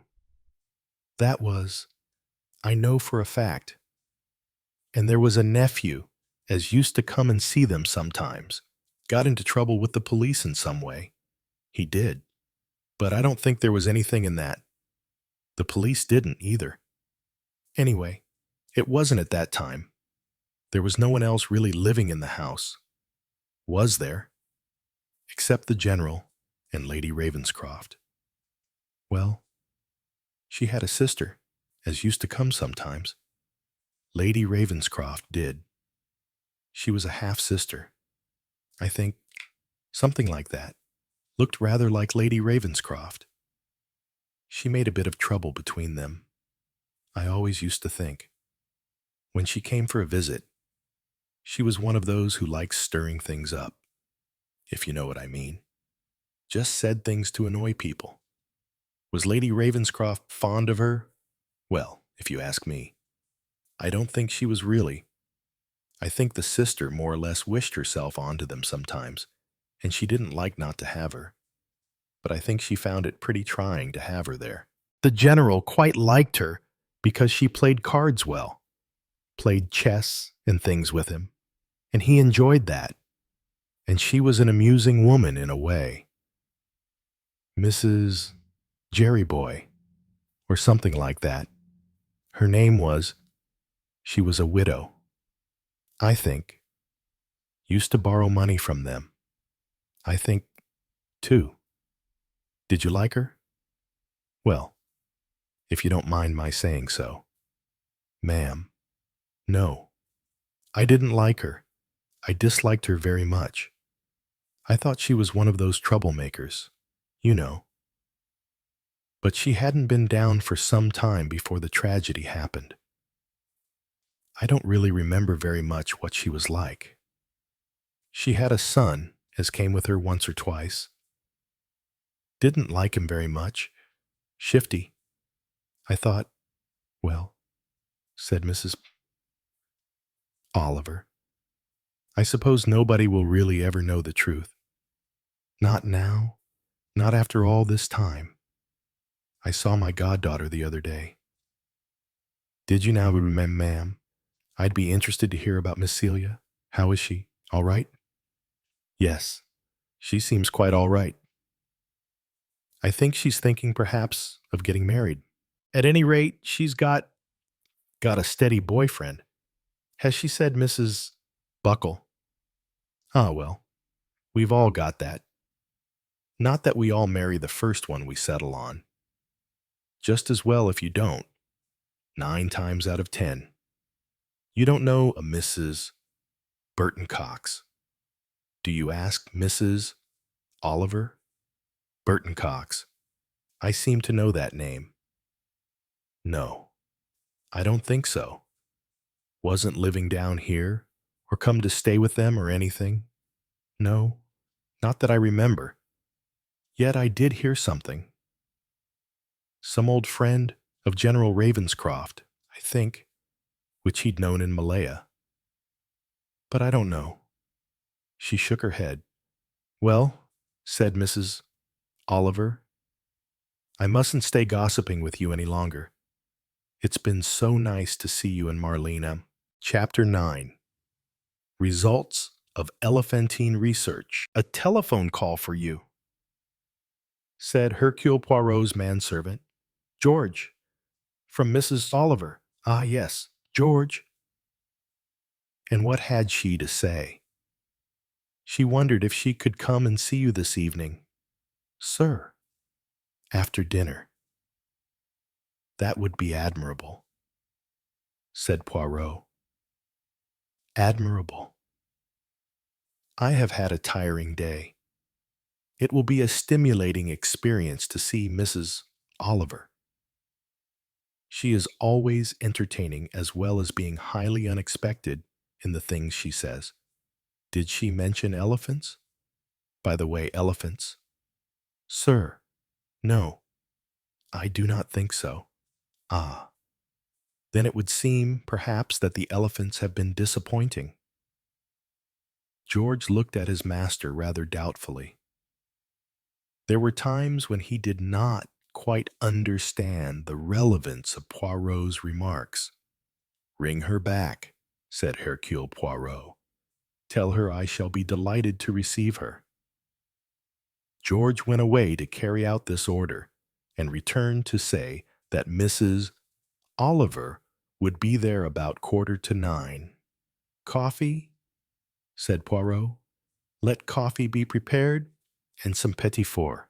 I rather think I ordered some in lately from Fortnum and Mason. A liqueur of any kind. Sir, no. I think not. I myself will have some sirop de cassis. Yes, sir. Mrs. Oliver arrived exactly on time. Poirot greeted her with every sign of pleasure. "And how are you?" "Cher Madame exhausted," said Mrs. Oliver. She sank down into the armchair that Poirot indicated, completely exhausted. "Ah, qui va à la chasse?" "Oh, I cannot remember the saying." "I remember it," said Mrs. Oliver.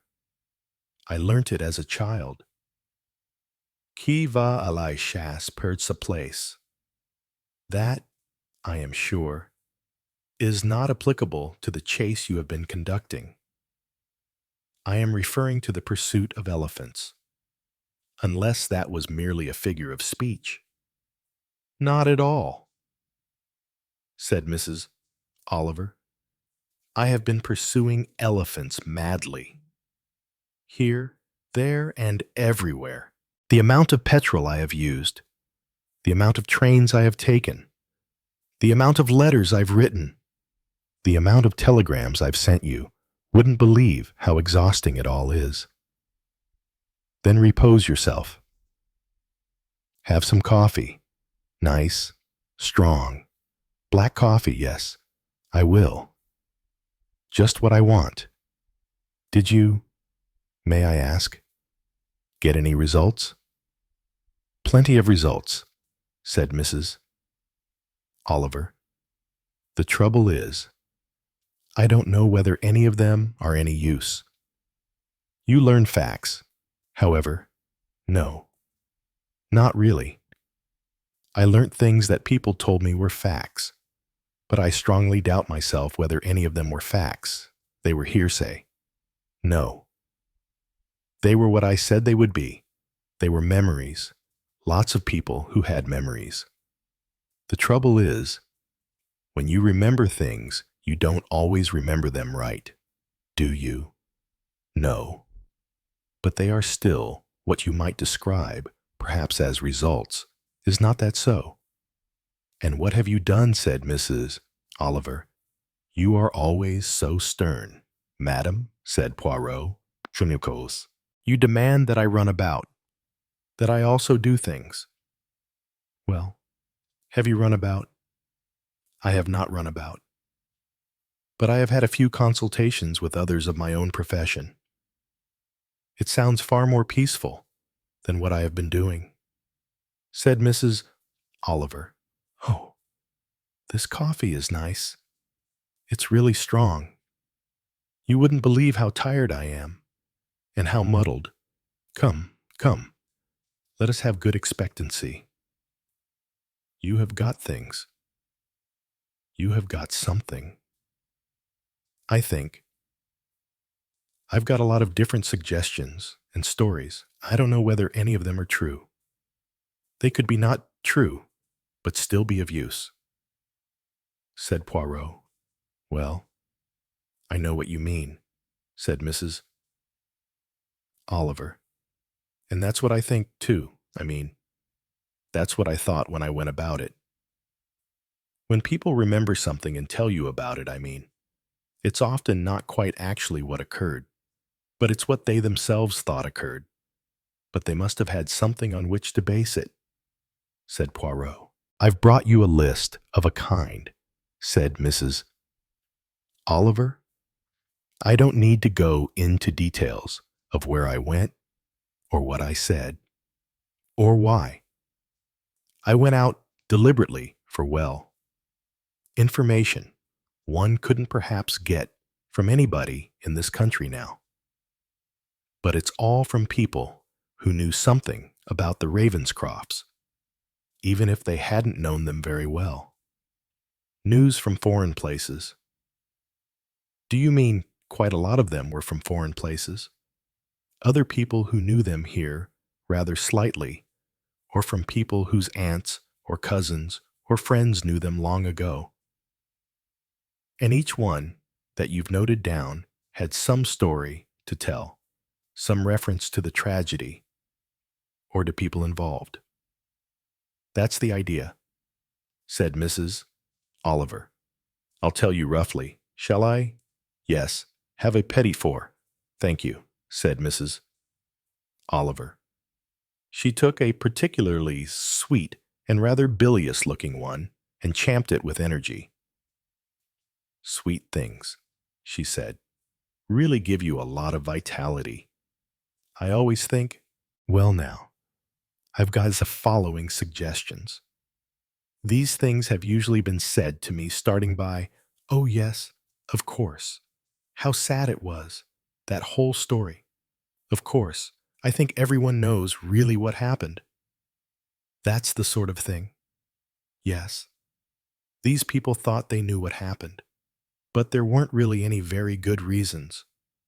It was just something someone had told them, or they'd heard either from friends, or servants, or relations, or things like that. The suggestions, of course, are all the kind that you might think they were. A. That General Ravenscroft was writing his memoirs of his Malayan days, and that he had a young woman who acted as his secretary and took dictation and typed things for him and was helping him, that she was a nice-looking girl, and no doubt there was something there. The result being, well, there seemed to be two schools of thought. One school of thought was that he shot his wife because he hoped to marry the girl. And then, when he had shot her, immediately was horror-stricken at what he'd done and shot himself. Exactly, said Poirot. A romantic explanation. The other idea was that there had been a tutor who came to give lessons to the son who had been ill and away from his prep school for 6 months or so. A good-looking young man. Ah, yes. And the wife had fallen in love with the young man, perhaps had an affair with him. That was the idea, said Mrs. Oliver. No kind of evidence, just romantic suggestion again. And therefore I think the idea was that the general probably shot his wife, and then in a fit of remorse shot himself. There was another story that the general had had an affair, and his wife found out about it, that she shot him and then herself. It's always been slightly different every time. But nobody really knew anything. I mean, it's always just a likely story every time. I mean, the general may have had an affair with a girl, or lots of girls, or just another married woman. Or it might have been the wife who had an affair with someone. It's been a different someone in each story I've been told.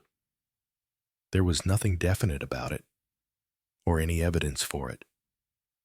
It's just the gossip that went around about 12 or 13 years ago, which people have rather forgotten about now. But they remember enough about it to tell one a few names and get things only moderately wrong about what happened. There was an angry gardener who happened to live on the place. There was a nice elderly cook housekeeper who was rather blind and rather deaf, but nobody seems to suspect that she had anything to do with it. And so on. I've got all the names and possibilities written down, the names of some of them wrong and some of them right. It's all very difficult. His wife had been ill, I gather, for some short time. I think it was some kind of fever that she had. A lot of her hair must have fallen out because she bought 4 wigs. There were at least 4 new wigs found among her things. Yes, I too heard that, said Poirot. Who did you hear it from? A friend of mine in the police. He went back over the accounts of the inquest and the various things in the house. 4 wigs. I would like to have your opinion on that. Madam, do you think that 4 wigs seems somewhat excessive? Well, I do really, said Mrs. Oliver. I had an aunt who had a wig, and she had an extra wig, but she sent one back to be redressed and wore the second one. I never heard of anyone who had 4 wigs. Mrs. Oliver extracted a small notebook from her bag, ruffled the pages of it, searching for extracts. Mrs. Carstairs. She's 77 and rather gaga. Quote from her, I do remember the Ravenscrofts quite well. Yes, yes, a very nice couple. It's very sad, I think. Yet, cancer it was. I asked her which of them had cancer, said Mrs. Oliver, but Mrs. Carstairs had rather forgotten about that. She said she thought the wife came to London and consulted a doctor and had an operation and then came home and was very miserable. And her husband was very upset about her. So of course he shot her and himself. Was that her theory? Or did she have an exact knowledge? I think it was entirely theory, as far as I can see and hear in the course of my investigations, said Mrs. Oliver, making rather a point of this last word. When anybody has heard that any of their friends, whom they don't happen to know very well, have sudden illness or consult doctors, they always think it's cancer. And so do the people themselves. I think somebody else. I can't read her name here. I've forgotten. I think it began with T. She said that it was the husband who had cancer. He was very unhappy, and so was his wife. And they talked it over together, and they couldn't bear the thought of it all. So they decided to commit suicide. Sad and romantic, said Poirot. Yes, and I don't think really true, said Mrs. Oliver. It is worrying, isn't it, I mean, the people remembering so much, and that they really mostly seem to have made it up themselves. They have made up the solution of something they knew about, said Poirot. That is to say, they know that somebody comes to London, say, to consult a doctor, or that somebody has been in hospital for 2 or 3 months. That is a fact that they know. Yes, said Mrs. Oliver. And then when they come to talk about it a long time afterwards, they've got the solution for it, which they've made up themselves. That isn't awfully helpful, is it? It is helpful, said Poirot. You are quite right, you know, in what you said to me. About elephants, said Mrs. Oliver. Rather doubtfully. About elephants, said Poirot. It is important to know certain facts which have lingered in people's memories, although they may not know exactly what the fact was, why it happened, or what led to it. But they might easily know something that we do not know, and that we have no means of learning. So there have been memories leading to theories, theories of infidelity, of illness, of suicide pacts, of jealousy. All these things have been suggested to you. Further search could be made as to points if they seem in any way probable. People like talking about the past, said Mrs. Oliver. They like talking about the past really much more than they like talking about what's happening now, or what happened last year. It brings things back to them. They tell you, of course, first about a lot of other people that you don't want to hear about, and then you hear what the other people that they've remembered knew about somebody else that they didn't know, but they heard about, you know, so that the General and Lady Ravenscroft you hear about is at one remove, as it were. It's like family relationships, she said. You know, first cousin once removed, second cousin twice removed, all the rest of it. I don't think I've been really very helpful. Though, you must not think that, said Poirot. I am pretty sure that you will find that some of these things in your agreeable little purple-colored notebook will have something to do with the past tragedy. I can tell you from my own inquiries into the official accounts of these two deaths that they have remained a mystery. That is, from the police point of view. They were an affectionate couple. There was no gossip or hearsay much about them of any sex trouble. There was no illness discovered, such as would have caused anyone to take their own lives. I talk now only of the time. You understand, immediately preceding the tragedy. But there was a time before that. Further back. I know what you mean, said Mrs. Oliver, and I've got something about that from an old nanny. An old nanny who is now, I don't know. She might be 100, but I think she's only about 80. I remember her from my childhood days. She used to tell me stories about people in the services abroad India, Egypt, Siam, and Hong Kong, and the rest. Anything that interested you? Yes, said Mrs. Oliver. There was some tragedy that she talked about. She seemed a bit uncertain about what it was.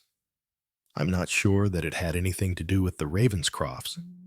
It might have been to do with some other people out there, because she doesn't remember surnames and things very well. It was a mental case in one family. Someone's sister-in-law, either General whoever it was his sister or Mrs. whoever it was his sister, somebody who'd been in a mental home for years. I gathered she'd killed her own children, or tried to kill her own children long ago. And then she'd been supposed to be cured or paroled or something, and came out to Egypt, or Malaya, or wherever it was. She came out to stay with the people. And then it seems there was some other tragedy, connected again, I think, with children, or something of that kind. Anyway, it was something that was hushed up. But I wondered, if there was something mental in the family, either Lady Ravenscroft's family or General Ravenscroft's family. I don't think it need have been as near as a sister. It could have been a cousin or something like that. But, well, it seemed to me so a possible line of inquiry. Yes, said Poirot. There's always possibility, and something that waits for many years and then comes home to roost from somewhere in the past. That is what someone said to me. Old sins have long shadows. It seemed to me, said Mrs. Oliver, not that it was likely, or even that old Nanny Matcham remembered it right, or even really, about it being the people she thought it was, but it might have fitted in with what that awful woman at the literary luncheon said to me. You mean when she wanted to know? Yes, when she wanted me to find out from the daughter, my godchild, whether her mother had killed her father or whether her father had killed her mother, and she thought the girl might know. Well, it's likely enough that the girl would know.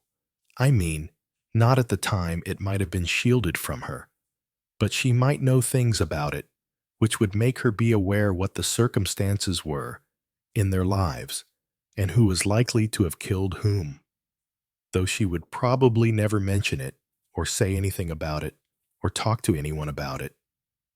And you say that woman, this Mrs. Yes, I've forgotten her name now. Mrs. Burton something. A name like that. She said something about her son had this girlfriend, and that they were thinking of getting married.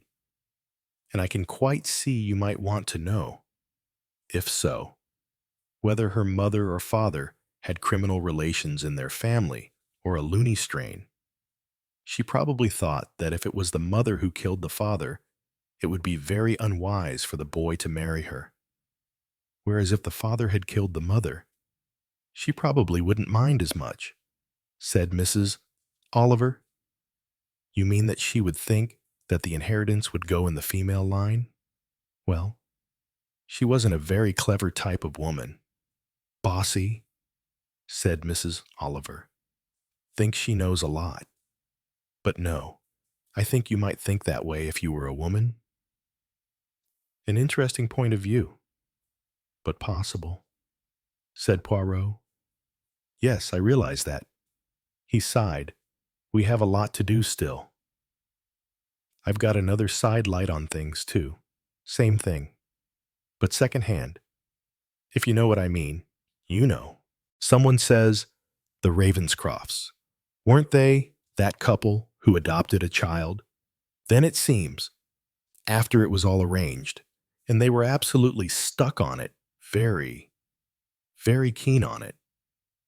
One of their children had died in Malaya, I think, but at any rate they had adopted this child, and then its own mother wanted it back, and they had a court case or something. But the court gave them the custody of the child, and the mother came and tried to kidnap it back. There are simpler points, said Poirot, arising out of your report. Points that I prefer, such as wigs, 4 wigs. Well, said Mrs. Oliver, I thought that was interesting you, but I don't know why. It doesn't seem to mean anything. The other story was just somebody mental. There are mental people who are in homes or loony bins because they have killed their children or some other child for some absolutely batty reason. No sense to it at all. I don't see why that would make General and Lady Ravenscroft want to kill themselves. Fools, unless one of them was implicated, said Poirot. You mean that General Ravenscroft may have killed someone, a boy, an illegitimate child? Perhaps, of his wife's, or of his own, no. I think we're getting a bit too melodramatic there. Or she might have killed her husband's child, or her own. And yet, said Poirot, what people seem to be, they usually are. You mean they seemed an affectionate couple, a couple who lived together happily, without disputes. They seem to have had no case history of illness beyond a suggestion of an operation, of someone coming to London to consult some medical authority, a possibility of cancer, of leukemia, something of that kind, some future that they could not face. And yet, somehow we do not seem to get at something beyond what is possible, but not yet what is probable. If there was anyone else in the house, anyone else at the time, the police, my friends, that is to say, who have known the investigation at the time, say that nothing told was really compatible with anything else but with the facts. For some reason, those two didn't want to go on living. Why I knew a couple, said Mrs. Oliver, in the war, the Second War. I mean, they thought that the Germans would land in England, and they had decided if that happened, they would kill themselves. I said it was very stupid. They said it would be impossible to go on living. It still seems to me stupid. You've got to have enough courage to live through something. I mean, it's not as though your death was going to do any good to anybody else. I wonder, yes. What do you wonder? Well, when I said that I wondered suddenly if General and Lady Ravenscroft's deaths did any good to anyone else. You mean somebody inherited money from them? Yeah, not quite as blatant as that.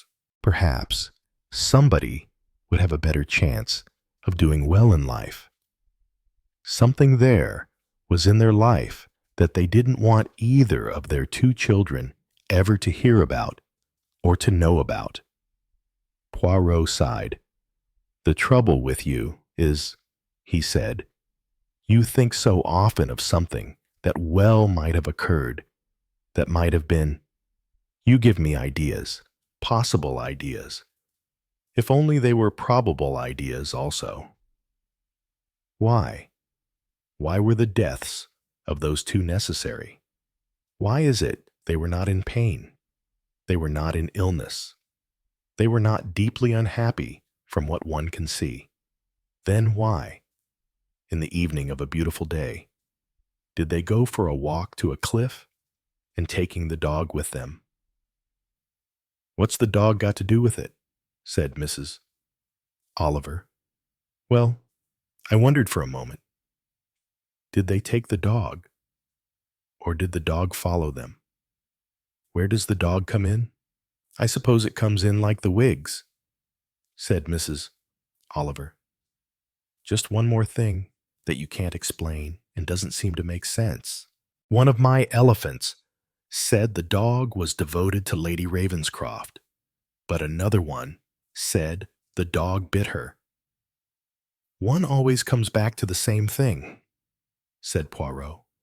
"One wants to know more." He sighed. "One wants to know more about the people. And how can you know people separated from you by a gulf of years? Well, you've done it once or twice. Haven't you?" said Mrs. Oliver. "You know something about where a painter was shot or poisoned. That was near the sea, on a sort of fortification or something. You found out who did that, although you didn't know any of the people." "No, I didn't know any of the people, but I learnt about them from the other people who were there." "One. Well, that's what I'm trying to do," said Mrs. Oliver. "Only I can't get near enough. I can't get to anyone who really knew anything, who was really involved." "Do you think really we ought to give it up?" "I think it would be very wise to give it up," said Poirot. "But there is a moment when one no longer wants to be wise. One wants to find out more. I have an interest now in that couple of kindly people with two nice children. I presume they are nice children. I don't know the boy," said Mrs. Oliver. "I don't think I have ever met him. Do you want to see my goddaughter? I could send her to see you, if you like. Yes, I think I would like to see her. Meet her some way. Perhaps she would not wish to come and see me, but a meeting could be brought about. It might, I think, be interesting. And there is someone else I would like to see." "Oh, who is that?" "The woman at the party. The bossy woman. Your bossy friend." "She's no friend of mine," said Mrs. Oliver. "She just came up and spoke to me. That's all. You could resume acquaintance with her." "Oh, yes, quite easily. I would think she'd probably jump at it. I would like to see her. I would like to know why she wants to know these things. Yes, I suppose that might be useful. Anyway, Mrs. Oliver sighed. I shall be glad to have a rest from elephants. Nanny, you know. The old nanny I talked about. She mentioned elephants, and that elephants didn't forget. That sort of silly sentence is beginning to haunt me. Ah, well, you must look for more elephants. It's your turn. And what about you? Perhaps I could look for swans. Mon Dieu, where do swans come in? It is only what I remember, which Nanny reminded me of, that there were little boys I used to play with, and one used to call me Lady Elephant, and the other one used to call me Lady Swan. When I was Lady Swan, I pretended to be swimming about on the floor. When I was Lady Elephant, they rode on my back. There are no swans in this." "That is a good thing," said Poirot. "Elephants are quite enough." Chapter 10. Desmond. 2 days later. As Hercule Poirot drank his morning chocolate, he read at the same time a letter that had been among his correspondence that morning. He was reading it now for the second time. The handwriting was a moderately good one, though it hardly bore the stamp of maturity. "Dear Monsieur Poirot, I am afraid you will find this letter of mine somewhat peculiar, but I believe it would help if I mentioned a friend of yours. I tried to get in touch with her to ask her if she would arrange for me to come and see you, but apparently she had left home. Her secretary, I am referring to Mrs. Ariadne Oliver. The novelist, her secretary, seemed to say something about her having gone on a safari in East Africa. If so, I can see she may not return for some time, but I'm sure she would help me. I would indeed like to see you so much. I am badly in need of advice of some kind. Mrs. Oliver, I understand, is acquainted with my mother, who met her at a literary luncheon party. If you could give me an appointment to visit you one day, I should be very grateful. I can suit my time to anything you suggested. I don't know if it is helpful at all, but Mrs. Oliver's secretary did mention the word elephants. I presume this has something to do with Mrs. Oliver's travels in East Africa. The secretary spoke as though it was some kind of password. I don't really understand this, but perhaps you will. I am in a great state of worry and anxiety, and I would be very grateful if you could see me. Yours truly, Desmond Burton Cox. Nom d'un petit bonhomme, said Hercule Poirot. I beg your pardon, sir, said George. A mere ejaculation, said Hercule Poirot. There are some things, once they have invaded your life, which you find very difficult to get rid of again. With me, it seems to be a question of elephants. He left the breakfast table, summoned his faithful secretary. Miss Lemon handed her the letter from Desmond Cox and gave her directions to arrange an appointment with the writer of the letter. I am not too occupied at the present time, he said. Tomorrow will be quite suitable. Miss Lemon reminded him of 2 appointments which he already had, but agreed that that left plenty of hours vacant, and she would arrange something as he wished. Something to do with the zoological gardens, she inquired. Hardly, said Poirot. No. Do not mention elephants in your letter. There can be too much of anything. Elephants are large animals. They occupy a great deal of the horizon. Yes, we can leave elephants. They will no doubt arise in the course of the conversation I propose to hold with Desmond Burton Cox. Mr. Desmond Burton Cox, announced George. Ushering in the expected guest, Poirot had risen to his feet and was standing beside the mantelpiece. He remained for a moment or two without speaking. Then he advanced, having summed up his own impression. A somewhat nervous and energetic personality, quite naturally so. Poirot thought, a little ill at ease, but managing to mask it very successfully. He said, extending a hand, Mr. Hercule Poirot. That is right, said Poirot. And your name is Desmond Burton Cox. Pray, sit down and tell me what I can do for you. The reasons why you have come to see me. It's all going to be rather difficult to explain, said Desmond Burton Cox. So many things are difficult to explain, said Hercule Poirot. But we have plenty of time. Sit down. Desmond looked rather doubtfully at the figure confronting him. Really, a very comic personality, he thought. The egg-shaped head, the big mustaches, not somehow very imposing, not quite. In fact, what he had expected to encounter. You are a detective, aren't you, he said. I mean, you find out things. People come to you to find out, or to ask you to find out things for them. Yes, said Poirot. That is one of my tasks in life. I don't suppose that you know what I've come about, or that you know anything much about me. I know something, said Poirot. You mean Mrs. Oliver, your friend Mrs. Oliver. She's told you something. She told me that she had had an interview with a goddaughter of hers, the Miss Celia Ravenscroft. That is right. Is it not? Yes. Yes, Celia told me. This Mrs. Oliver. Is she? Does she also know my mother know her well?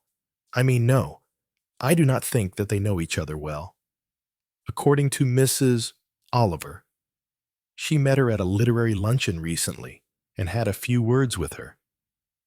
Your mother, I understand, made a certain request to Mrs. Oliver. She'd no business to do so, said the boy.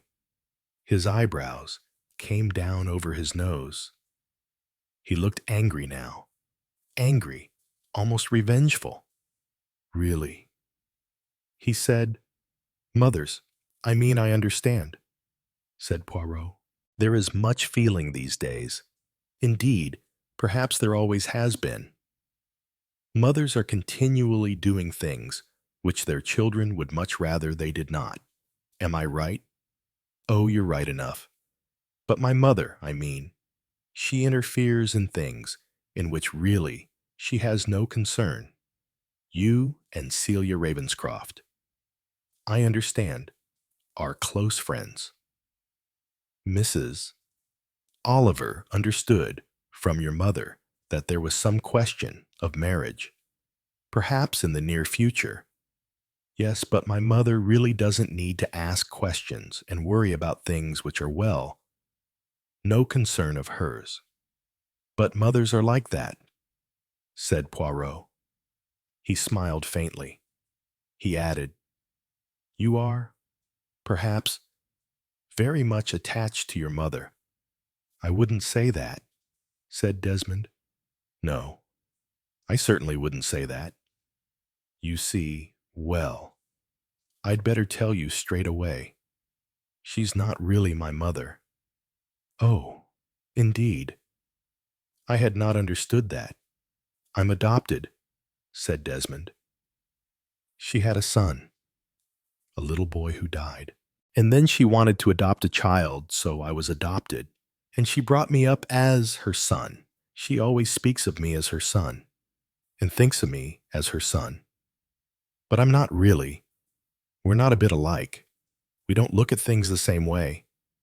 Very understandable, said Poirot. I don't seem to be getting on, said Desmond, with what I want to ask you.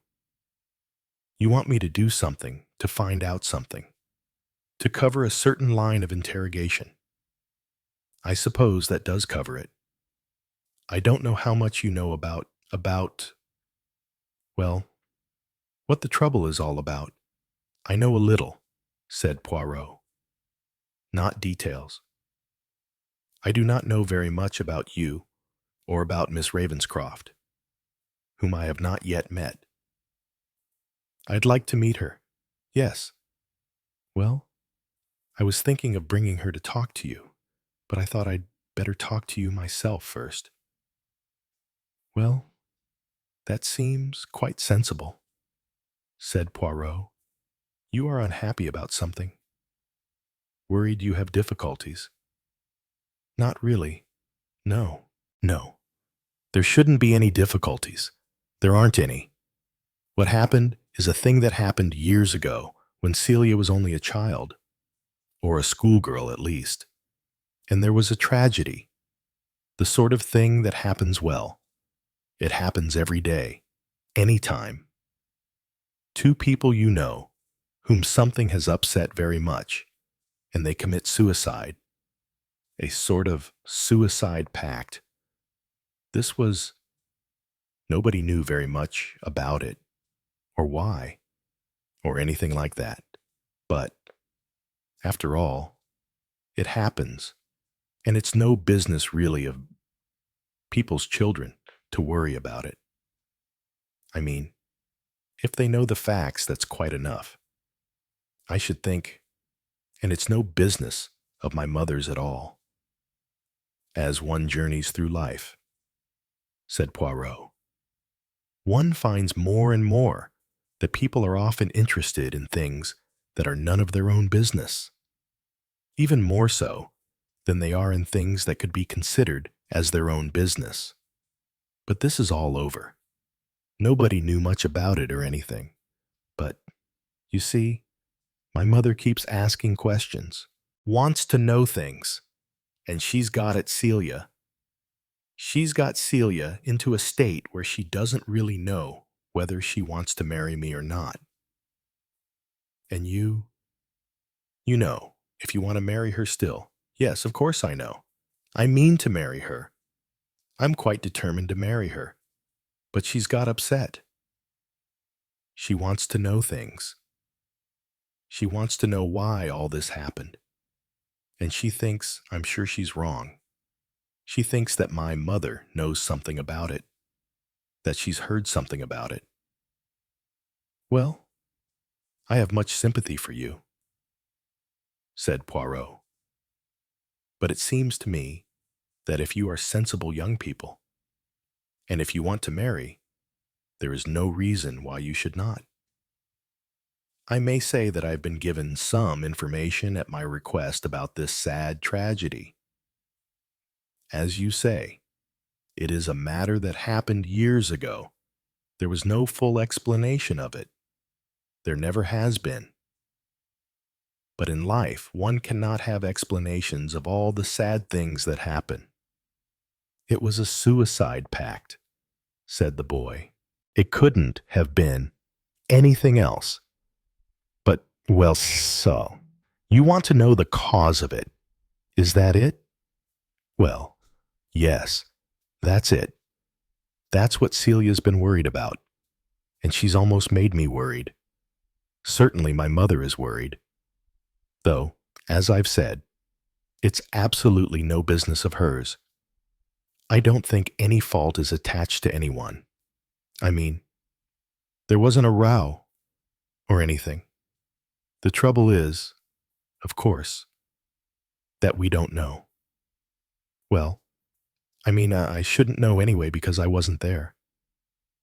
You didn't know General and Lady Ravenscroft or Celia. I've known Celia more or less all my life. You see, the people I went to for holidays and her people lived next door to each other when we were very young. You know, just children. And we always liked each other and got on together and all that. And then, of course, for a long time, all that passed over. I didn't meet Celia for a great many years after that. Her parents, you see, were in Malaya, and so were mine. I think they met each other again there. I mean, my father and mother. My father's dead, by the way. But I think when my mother was in Malaya, she heard things, and she's remembered now what she heard. And she's worked herself up about them. And she sort of thinks things that can't possibly be true. I'm sure they aren't true. But she's determined to worry Celia about them. I want to know what really happened. Celia wants to know what really happened, what it was all about, and why and how. Not just people's silly stories. Yes, said Poirot. It is not unnatural, perhaps, that you should both feel that. Celia, I should imagine, more than you. She is more disturbed by it than you are. But, if I may say so, does it really matter? What matters is the now, the present, the girl you want to marry, the girl who wants to marry you. What has the past to do with you? Does it matter whether her parents had a suicide pact, or whether they died in an airplane accident, or one of them was killed in an accident and the other one later committed suicide?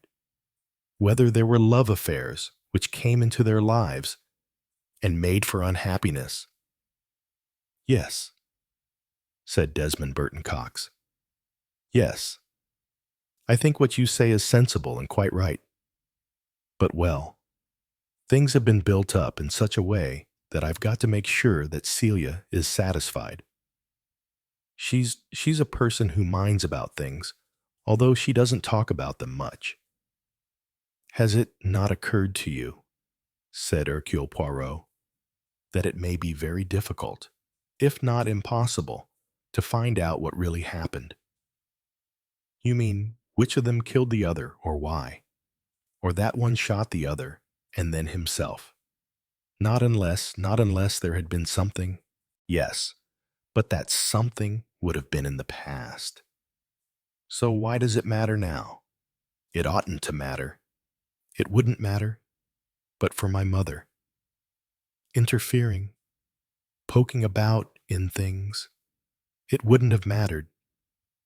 I don't suppose that, well, Celia's ever thought much about it. I think probably that she was away at school in Switzerland at the time the tragedy happened, and nobody told her much, and, well, when you're a teenager or younger still, you just accept things as something that happened. But that's not anything to do with you, really. Then don't you think that perhaps you're wanting the impossible? I want you to find out, said Desmond. Perhaps it's not the kind of thing that you can find out, or that you like finding out. I have no objection to finding out, said Poirot. In fact, one has even a certain curiosity, shall I say. Tragedies, things that arise as a matter of grief, surprise, shock, illness. They are human tragedies, human things, and it is only natural that if one's attention is drawn to them, one should want to know. What I say is it wise or necessary to rake up things? Perhaps it isn't, said Desmond. But you see, and also, said Poirot, interrupting him, don't you agree with me that it is rather an impossible thing to do after all this time? No, said Desmond. That's where I don't agree with you. I think it would be quite possible. Very interesting, said Poirot. Why do you think it would be quite possible? Because of what you have a reason. I think there are people who would know. I think there are people who could tell you, if they were willing to tell you. People, perhaps, who would not wish to tell me, who would not wish to tell Celia. But you might find out from them. That is interesting, said Poirot.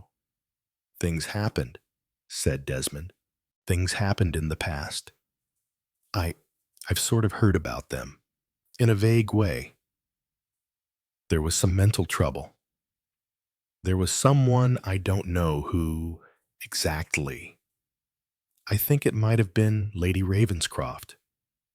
I think she was in a mental home for years, quite a long time.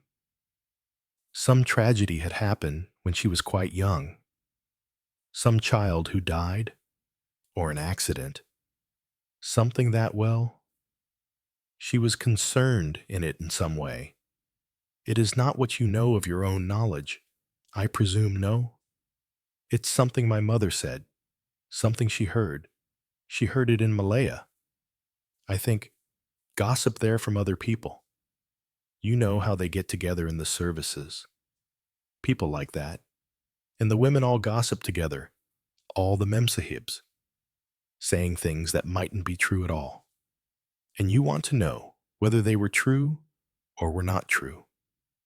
Yes, and I don't know how to find out myself. Not now. Because it was a long time ago, and I don't know who to ask. I don't know who to go to. But until we really find out what did happen and why. What you mean is, said Poirot, At least I think I am right. Only this is pure surmise on my part. Celia, Ravenscroft does not want to marry you unless she is quite sure that there is no mental flaw passed to her presumably by her mother. Is that it? I think that is what she has got into her head somehow. And I think my mother put it there. I think it's what my mother wants to believe. I don't think she's any reason really for believing it, except ill-mannered spite and gossip and all the rest of it. It will not be a very easy thing to investigate, said Poirot. No. But I've heard things about you. They say that you're very clever at finding out what did happen. Asking people questions and getting them to tell you things. Whom do you suggest I should question or ask when you say Malaya? I presume you are not referring to people of Malayan nationality. You are speaking of what you might call the Memsahib days, the days when there were service communities in Malaya. You are speaking of English people and the gossip in some English station there. I don't really mean that that would be any good now. I think whoever it was who gossiped, who talked, I mean, it's so long ago now that they'd have forgotten all about it, that they are probably dead themselves. I think that my mother's got a lot of things wrong, that she's heard things and made up more things about them in her mind. And you still think that I would be capable? Well, I don't mean that I want you to go out to Malaya and ask people things. I mean, none of the people would be there now. So you think you could not give me names? Not those sort of names, said Desmond, but some names. Well, I'll come out with what I mean. I think there are two people who might know what happened and why. Because, you see, they'd have been there. They'd have known, really known, of their own knowledge. You do not want to go to them yourself. Well, I have in a way, but I don't think, you see, I don't know. I wouldn't like to ask some of the things I want to ask.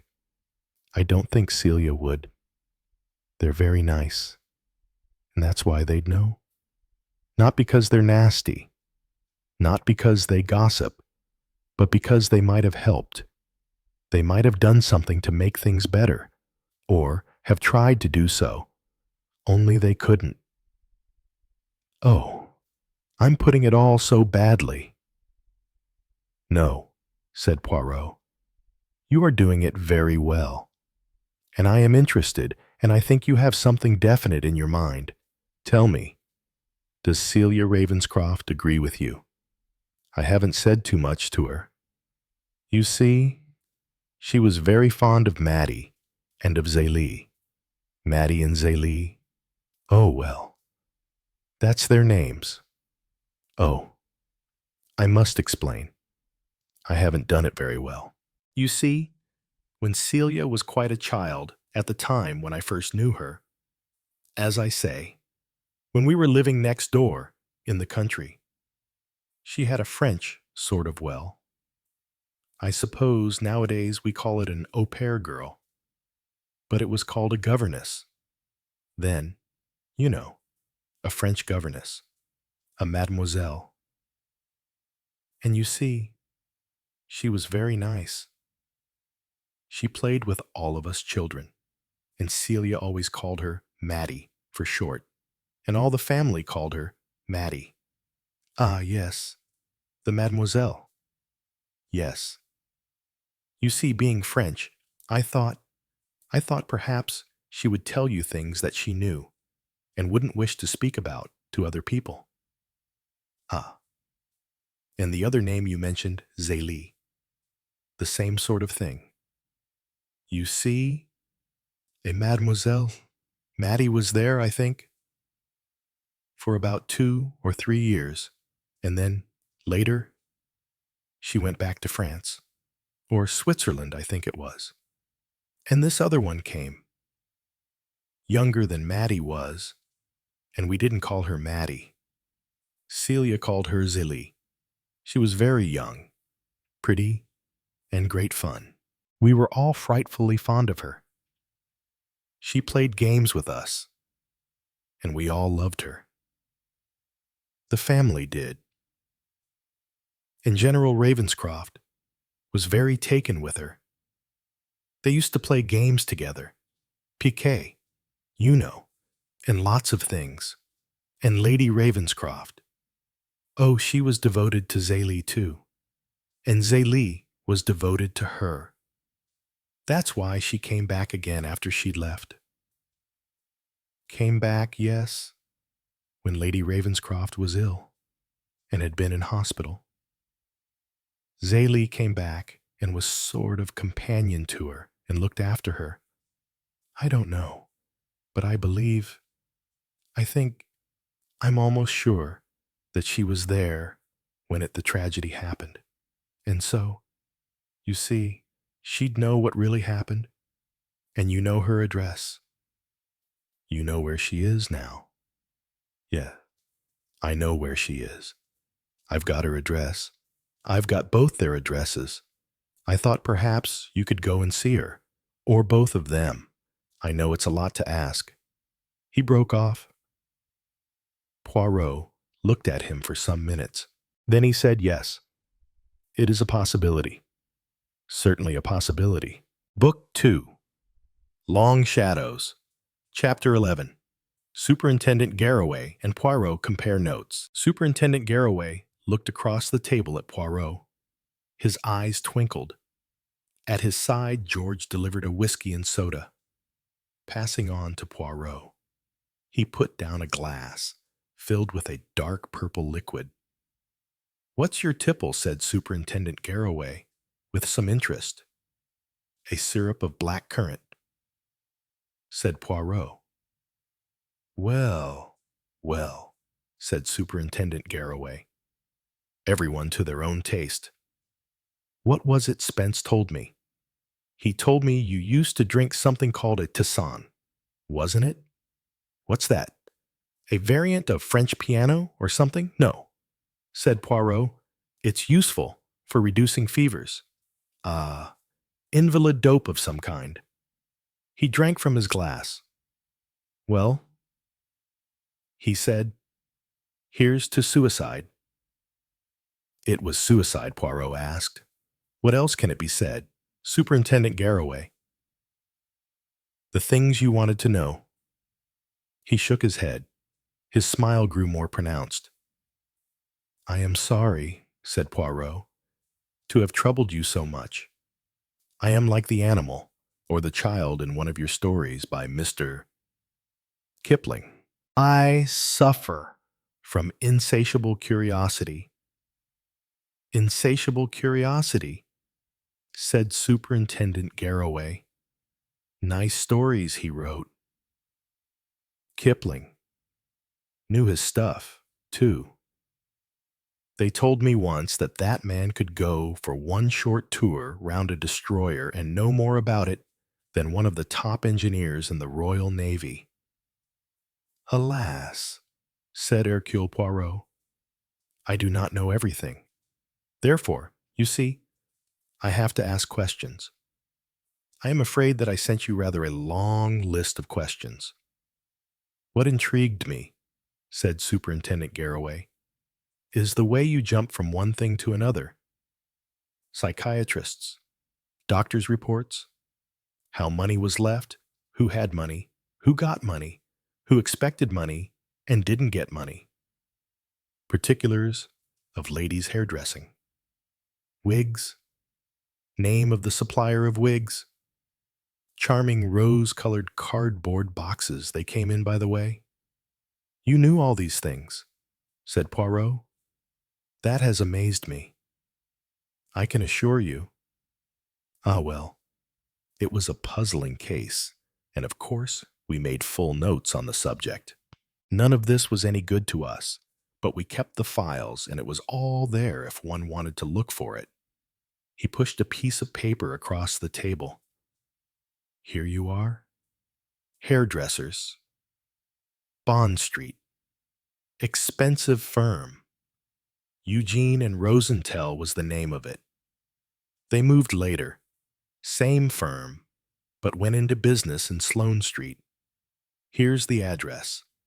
But it's a pet shop now. Two of their assistants retired some years ago now.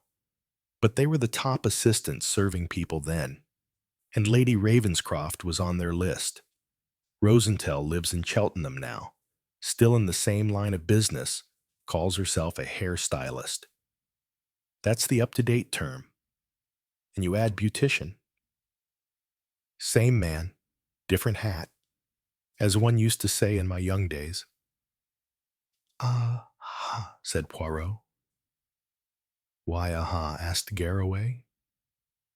I am immensely obliged to you, said Hercule Poirot.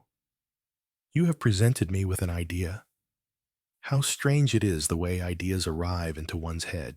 You've too many ideas in your head already, said the superintendent.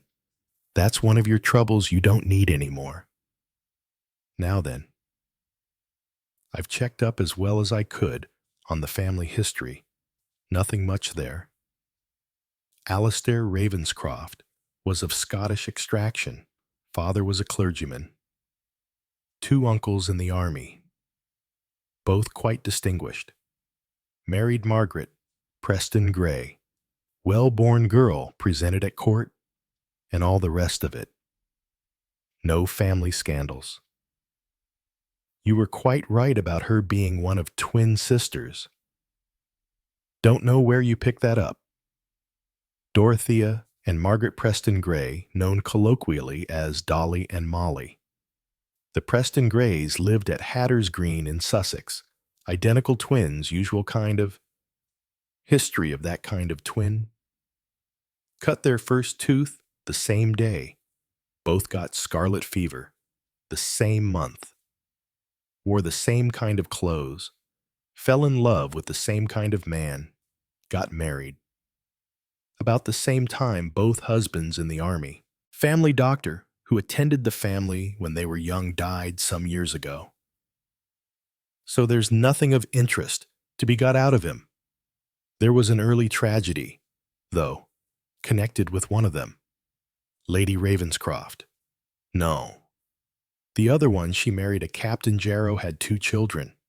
The younger one, a boy of 4, was knocked down by a wheelbarrow or some kind of child's garden toy or a spade or a child's hoe. Hit him on his head, and he fell into an artificial pond or something and drowned.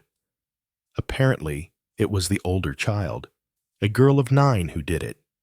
They were playing together and quarreled, as children do. Doesn't seem much doubt. But there was another story. Someone said the mother did it, got angry, and hit him. And someone else said it was a woman who lived next door who hit him. Don't suppose it's of any interest to you, no bearing on a suicide pact entered into by the mother's sister and her husband years after. No, said Poirot. It does not seem to. But one likes to know background. Yes, said Garraway. As I told you, one has to look into the past. I can't say we'd thought of looking into the past as long ago as this. I mean, as I've said, all this was some years before the suicide. Were there any proceedings at the time? Yes. I managed to look up the case, accounts of it, newspaper accounts, various things. There were some doubts about it. You know. The mother was badly affected. She broke down completely and had to go into hospital. They do say she was never the same woman again afterwards. But they thought she had done it well. That's what the doctor thought. There was no direct evidence. You understand? She said that she had seen this happen from a window, that she'd seen the older child, the girl, hit the boy and push him in. But her account, well, I don't think they believed it at the time. She talked so wildly. There was, I suppose, Some psychiatric evidence? Yes. She went to a nursing home or hospital of some kind. She was definitely a mental case. She was a good, long time in one or two different establishments having treatment. I believe under the care of one of the specialists from St. Andrew's Hospital in London. In the end, she was pronounced cured and released after about 3 years and sent home to lead a normal life with her family. And she was then quite normal. She was always neurotic. I believe it. Where was she at the time of the suicide? Was she staying with the Ravenscrofts? No. She had died nearly 3 weeks before that. She was staying with them at Overcliff when it happened. It seemed again to be an illustration of the identical twin destiny. She walked in her sleep, had suffered from that over a period of years. It seems she had had 1 or 2 minor accidents that way. Sometimes she took too many tranquilizers, and that resulted in her walking round the house and sometimes out of it during the night. She was following a path along the cliff edge, lost her footing, and fell over the cliff. Killed immediately. They didn't find her until the next day. Her sister, Lady Ravenscroft, was terribly upset. They were very devoted to each other, and she had to be taken to hospital suffering from shock. Could this tragic accident have led to the Ravenscroft's suicide some weeks later? There was never a suggestion of such a thing. Odd things happen with twins, as you say. Lady Ravenscroft might have killed herself because of the link between her and her twin sister. Then the husband may have shot himself because possibly he felt guilty in some way. Superintendent Garraway said, "You have too many ideas, Poirot. Alistair Ravenscroft couldn't have had an affair with his sister-in-law without everyone knowing about it. There was nothing of that kind if that's what you've been imagining." The telephone rang. Poirot rose and answered it. It was Mrs. Oliver. "Monsieur Poirot, can you come to tea or sherry tomorrow? I have got Celia coming, and later on the bossy woman. That's what you wanted, isn't it?" Poirot said. It was just what he wanted. "I've got to dash now," said Mrs. Oliver. "Going to meet an old war horse provided by my elephant. No one. Julia Carstairs. I think she's got his name wrong. She always does, but I hope she's got his address right." Chapter 12. Celia meets Hercule Poirot. "Well, madame," said Poirot, "and how did you fare with Sir Hugo Foster?" "To begin with, his name wasn't Foster. It was Fothergill. Trust Julia to get a name wrong. She's always doing it. So elephants are not always reliable in the names they remember. Don't talk of elephants. I've finished with elephants. And your war horse. Quite an old pet, but useless as a source of information. Obsessed by some people called Barnett, who did have a child killed in an accident in Malaya. But nothing to do with the Ravenscrofts. I tell you, I've finished with elephants, madame. You have been most persevering, most noble. Celia is coming along in about half an hour's time. You wanted to meet her, didn't you? I've told her that you are well, helping me in this matter. Or would you rather she came to see you?" "No," said Poirot. "I think I should like her to come in the way you have arranged. I don't suppose she'll stay very long.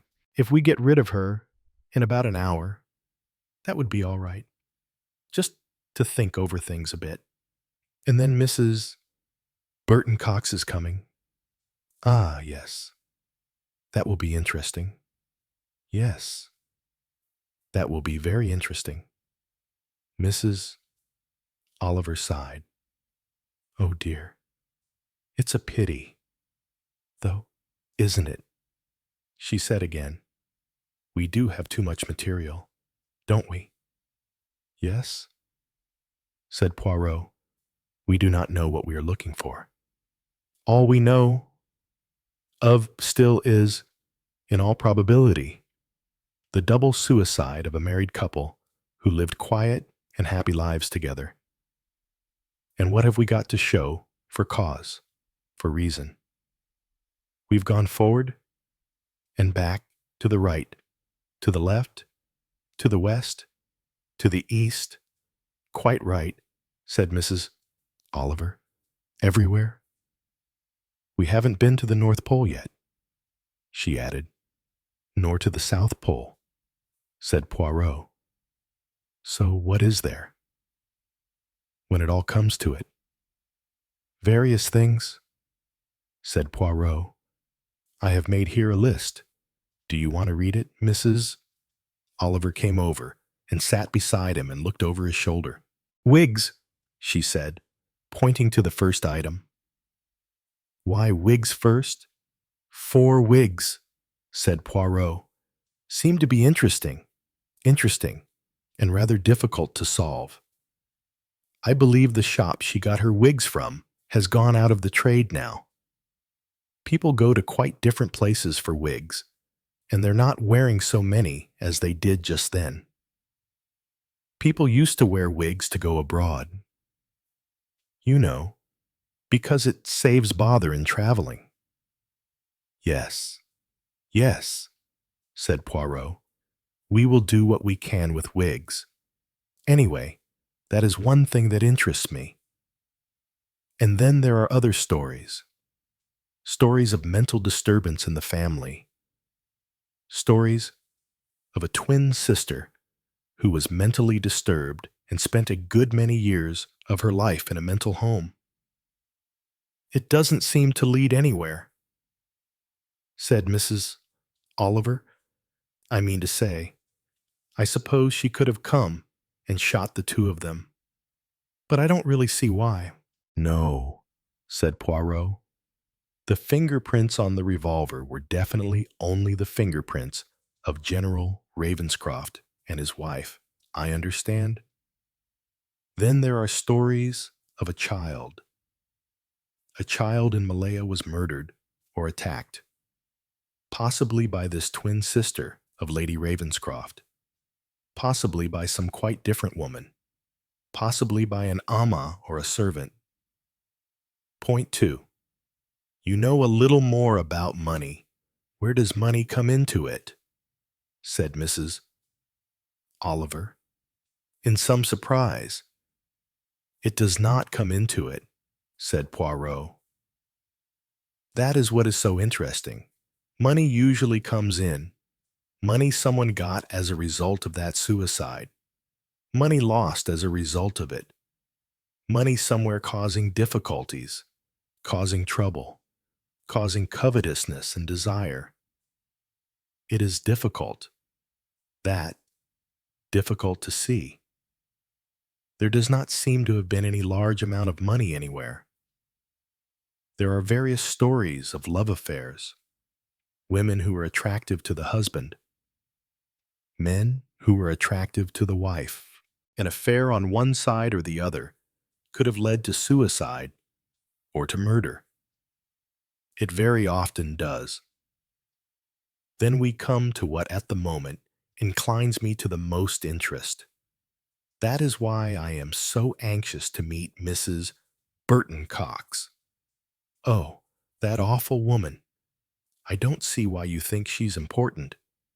All she did was to be a nosy Parker and want me to find out things. Yes, but why did she want you to find out things? It seems to me very odd that that is something that one has to find out about. She is the link. You see? The link? Yes. We do not know what the link was, where it was, how it was.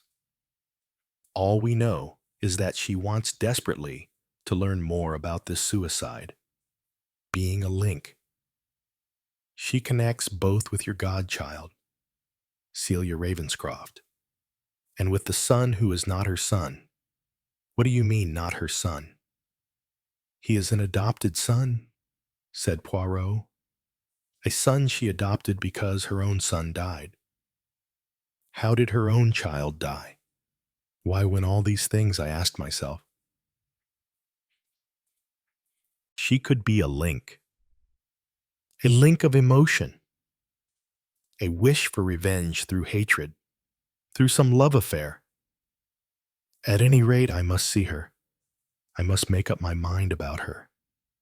Yes, I cannot help but think that is very important. There was a ring at the bell, and Mrs. Oliver went out of the room to answer it. This, I think, could be Celia. She said, "You're sure it's all right by me?" "Yes," said Poirot. "By her also. I hope Mrs. Oliver came back a few minutes later. Celia Ravenscroft was with her. She had a doubtful, suspicious look. "I don't know," she said. She stopped, staring at Hercule Poirot. "I want to introduce you," said Mrs.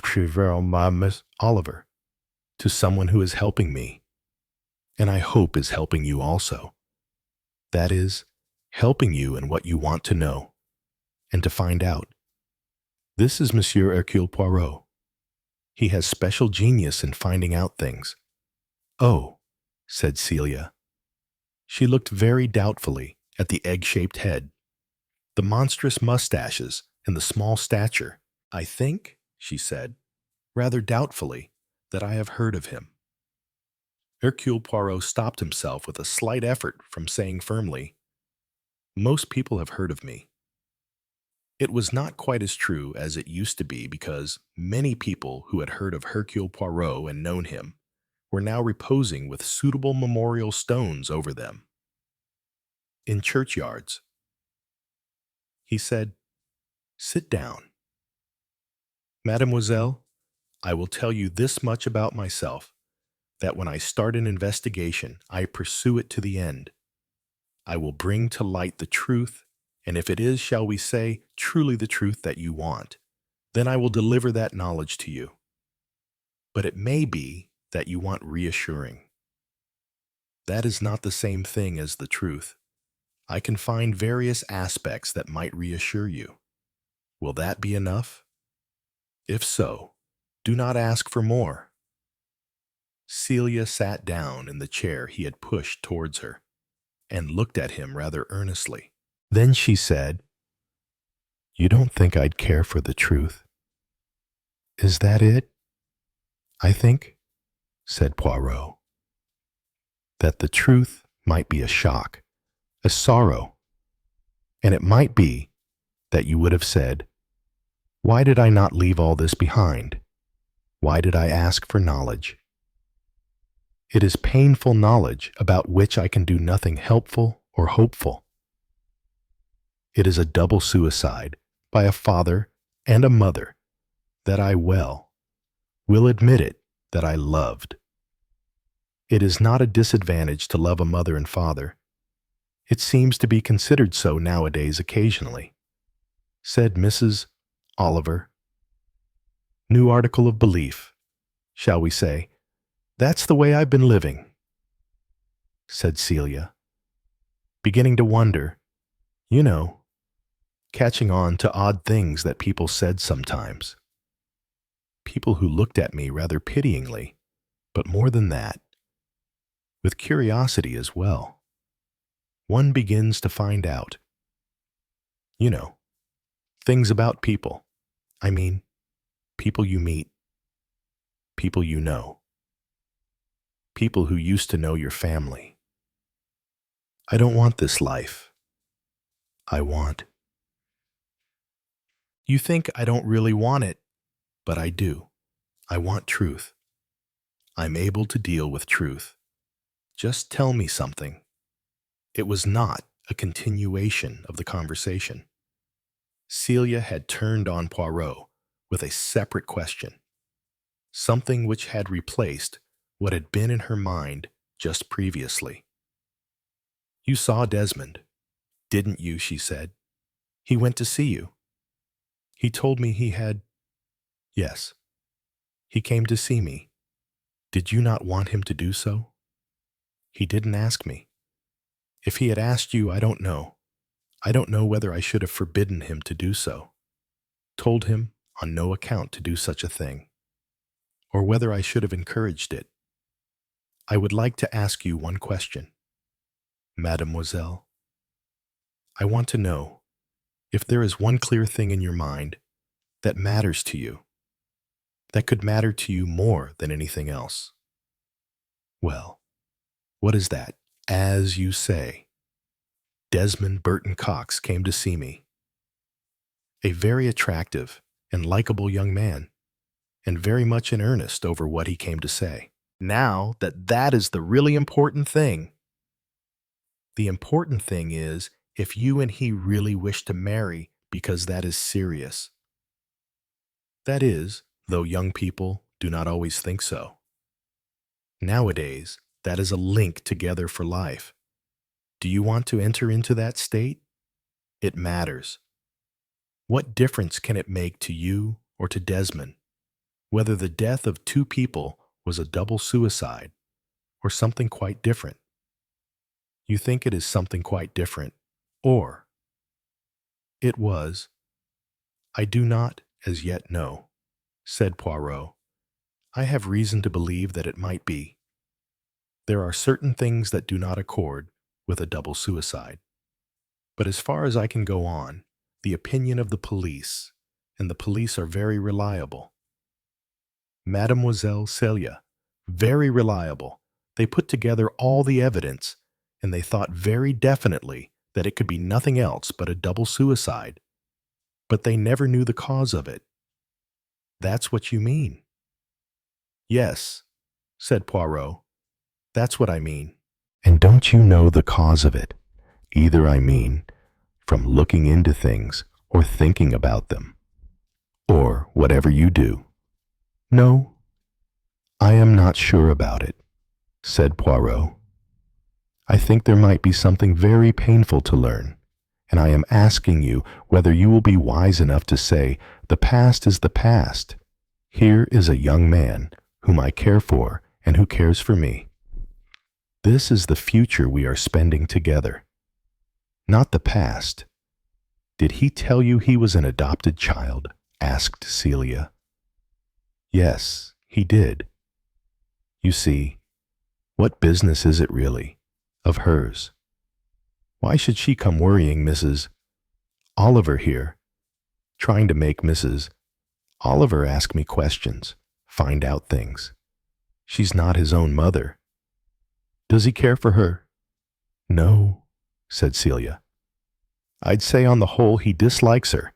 I think he always has. She's spent money on him, schooling, and on clothes, and on all sorts of different things. And you think she cares for him? I don't know. I don't think so. She wanted, I suppose, a child to replace her own child. She'd had a child who died in an accident. That was why she wanted to adopt someone, and her husband had died quite recently. All these dates are so difficult. I know. I would like perhaps to know one thing. About her or about him? Is he provided for financially? I don't know quite what you mean by that. He'll be able to support me to support a wife. I gather some money was settled on him when he was adopted. A sufficient sum, that is, I don't mean a fortune or anything like that. There is nothing that she could withhold. What? You mean that she'd cut off the money supplies if he married me? I don't think she's ever threatened to do that. Or indeed that she could do it. I think it was all fixed up by lawyers or whoever arranges adoptions. I mean, they make a lot of fuss, these adoption societies. From all I hear, I would ask you something else which you might know, but nobody else does. Presumably, Mrs. Burton Cox knows it. Do you know who his actual mother was? You think that might have been one of the reasons for her being so nosy and all that? Something to do with, as you say, what he was really, I don't know. I suppose he might have been an illegitimate child. They're the usual ones that go for adoption, aren't they? She might have known something about his real mother, or his real father, or something like that. If so, she didn't tell him. I gather she just told him the silly things they suggest you should say, that it is just as nice to be adopted because it shows you really were wanted. There's a lot of silly slop like that. I think some societies suggest that that's the way you should break the news. Does he or you know of any blood relations I don't know? I don't think he knows, but I don't think it worries him at all. He's not that kind of a worrier. Do you know if Mrs. Burton Cox was a friend of your family, of your mother and father? Did you ever meet her, as far as you can remember, when you were living in your own home? In the early days, I don't think so. I think Desmond's mother, I think Mrs. Burton Cox went to Malaya. I think perhaps her husband died out in Malaya, and that Desmond was sent to school in England while they were out there, and that he was boarded with some cousins or people who take in children for holidays. And that's how we came to be friends in those days. I always remembered him. You know, I was a great hero worshiper. He was wonderful at climbing trees, and he taught me things about birds' nests and birds' eggs. So it seemed quite natural. When I met him again, met him at the university, and we both talked about where we'd lived, and then he asked me my name. He said, "Only your Christian name I know." And then we remembered quite a lot of things together. It's what made us, you might say, get acquainted. I don't know everything about him. I don't know anything. I want to know. How can you arrange your life and know what you're going to do with your life if you don't know all about the things that affect you? That really happened. So you tell me to carry on with my investigation. Yes, if it's going to produce any results, though I don't think it will be because, in a way, well, Desmond and I have tried our hand at finding out a few things. We haven't been very successful. It seems to come back to this plain fact, which isn't really the story of a life. It's the story of a death, isn't it? Of two deaths. That's to say, when it's a double suicide, one thinks of it as one death. Is it in Shakespeare? Or where does the quotation come from? And in death, they were not divided. She turned to Poirot again. Yes, go on. Go on finding out. Go on telling Mrs. Oliver, or telling me direct. I'd rather you told me direct. She turned towards Mrs. Oliver. I don't mean to be horrid to you. Godmother. You've been a very nice godmother to me always, but I'd like it straight from the horse's mouth. I'm afraid that's rather rude. Monsieur Poirot, but I didn't mean it that way. No, said Poirot. I am content to be the horse's mouth. And you think you will be? I always believe that I can. And it's always true, is it? It is usually true, said Poirot. I do not say more than that. Chapter 13. The things she never remembered. It was raining when Poirot arrived at the Ravenscroft estate. Not a cleansing rain, a muting one, The kind that turned voices into fog and guilt into routine. The house had new owners now, but the stones remembered. He always started with what didn't change. Inside, Ariadne Oliver was already pacing. Something's wrong, she said before he spoke. Celia called me last night, said she found a letter, her mother's.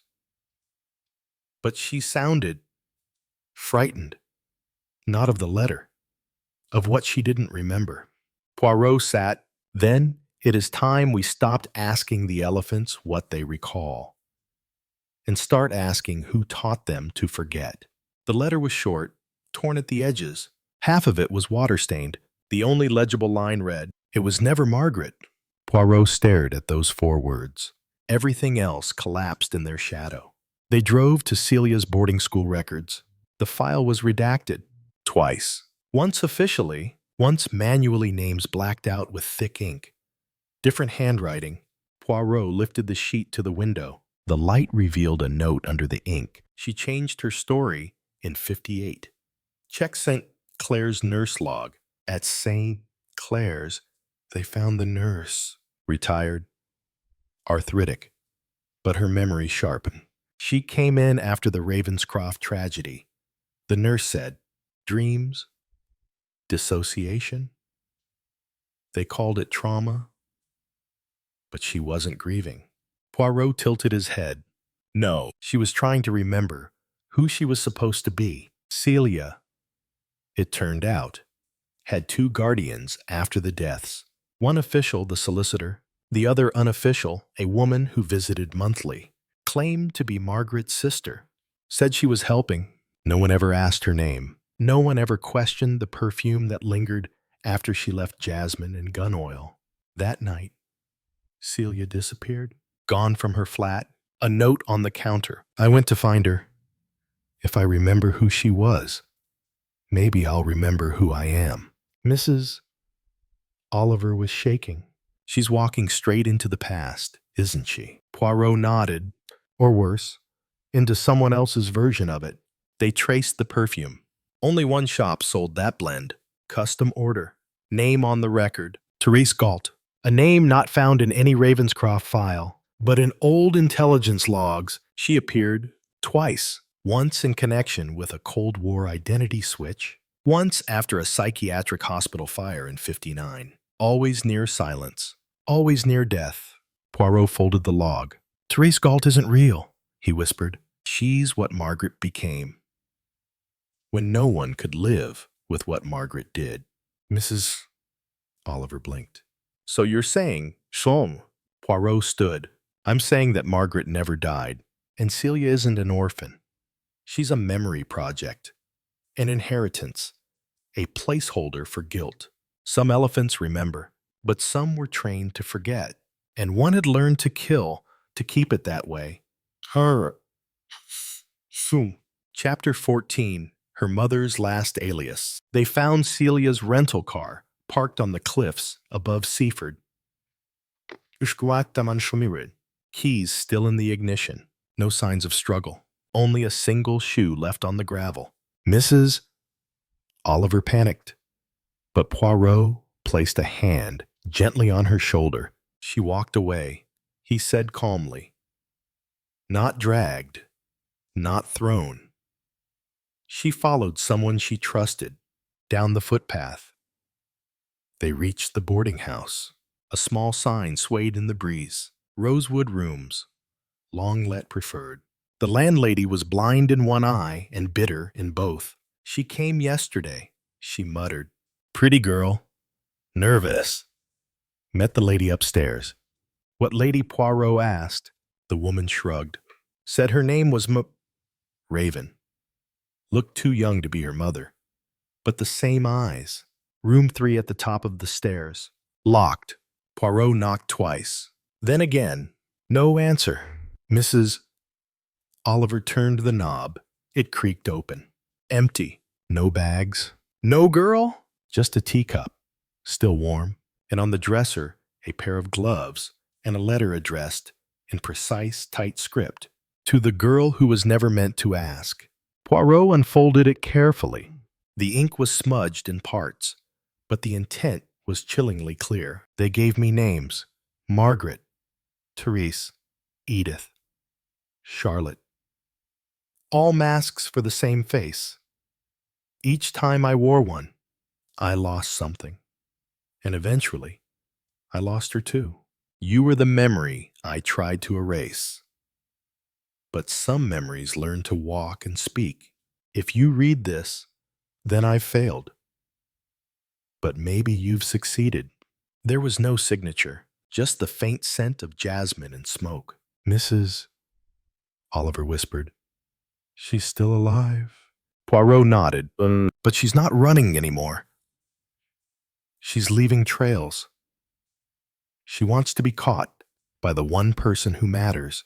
They returned to London.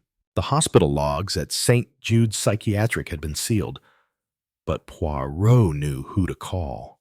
A former orderly remembered a patient admitted in '59 under the name Therese Mallory, transferred 3 times. Each time, her name changed. Last sighting, 1970, released under care of a distant cousin in Sussex. The cousin's name, Celia Ravenscroft. The paper trail was backward. Daughters registering mothers as dependents. Children authorizing medical transfers for guardians who should have died decades ago. Poirot, Mrs. Oliver murmured. She raised her. He nodded. In secret, in guilt, in the ruins of her own identity. Back at Celia's flat, they found the door ajar. No one inside, but the answering machine blinked. A message never played. This is M. Raven. I don't expect forgiveness, but I will wait. Woodley Moor, where I last buried the truth. Poirot's voice was low. She's going back to the beginning. Mrs. Oliver whispered. Do you think she'll harm Celia? Poirot looked out at the night. No, but I think she wants Celia to choose, to decide which mother to remember. Chapter 15. The grave she pointed at. The moor smelled of burnt heather and cold earth. Woodley was quiet, save for the wind dragging its knuckles along the gravestones. Poirot and Mrs. Oliver stood at the edge of the cemetery, boots sinking into soft moss. There were no mourners. No flowers, only a lone figure near a broken marker. Celia? She didn't turn when they approached, just stared at the grave. Unmarked, sunken. Poirot cleared his throat gently. You found her. Celia shook her head. I don't know. She pointed here once, years ago. Said this was where it ended. But there's no name, no date. Mrs. Oliver stepped beside her. Was she here? Celia's eyes stayed fixed. She said this was her last grave. But I don't think she meant death. Poirot crouched by the headstone. There were scratch marks near the base. Recent, fingernail deep. Someone had knelt here, clawed the earth, trying to reach memory by hand. He turned to Celia. She told you everything, didn't she? Celia nodded. Slowly. Last night. She said, I was born after Margaret died, but not in the way anyone thought. Poirot closed his eyes. I see, Celia continued, her voice hollow. She had a sister, identical. They were confused for years, even by family. One of them killed a man. The other took the blame. She exhaled, but they swapped names before the trial. So even the court never knew who it buried. Mrs. Oliver whispered. And which one raised you? Celia gave a tired smile. She said she didn't know anymore. Poirot stood. It does not matter. Celia looked at him, startled.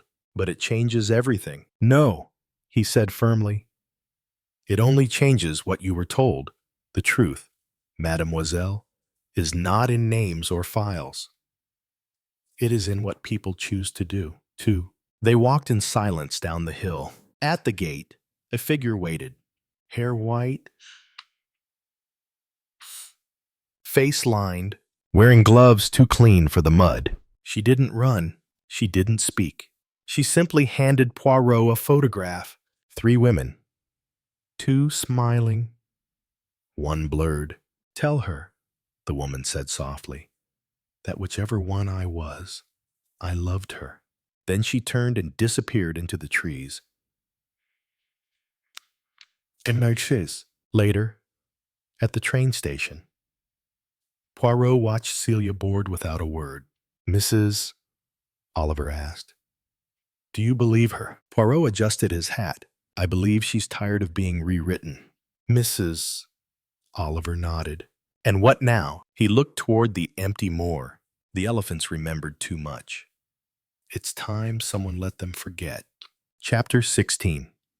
The Girl Who Named Herself. London was wet with old rain. Not the kind that fell from the sky, but the kind that soaked into stone and waited years to be noticed.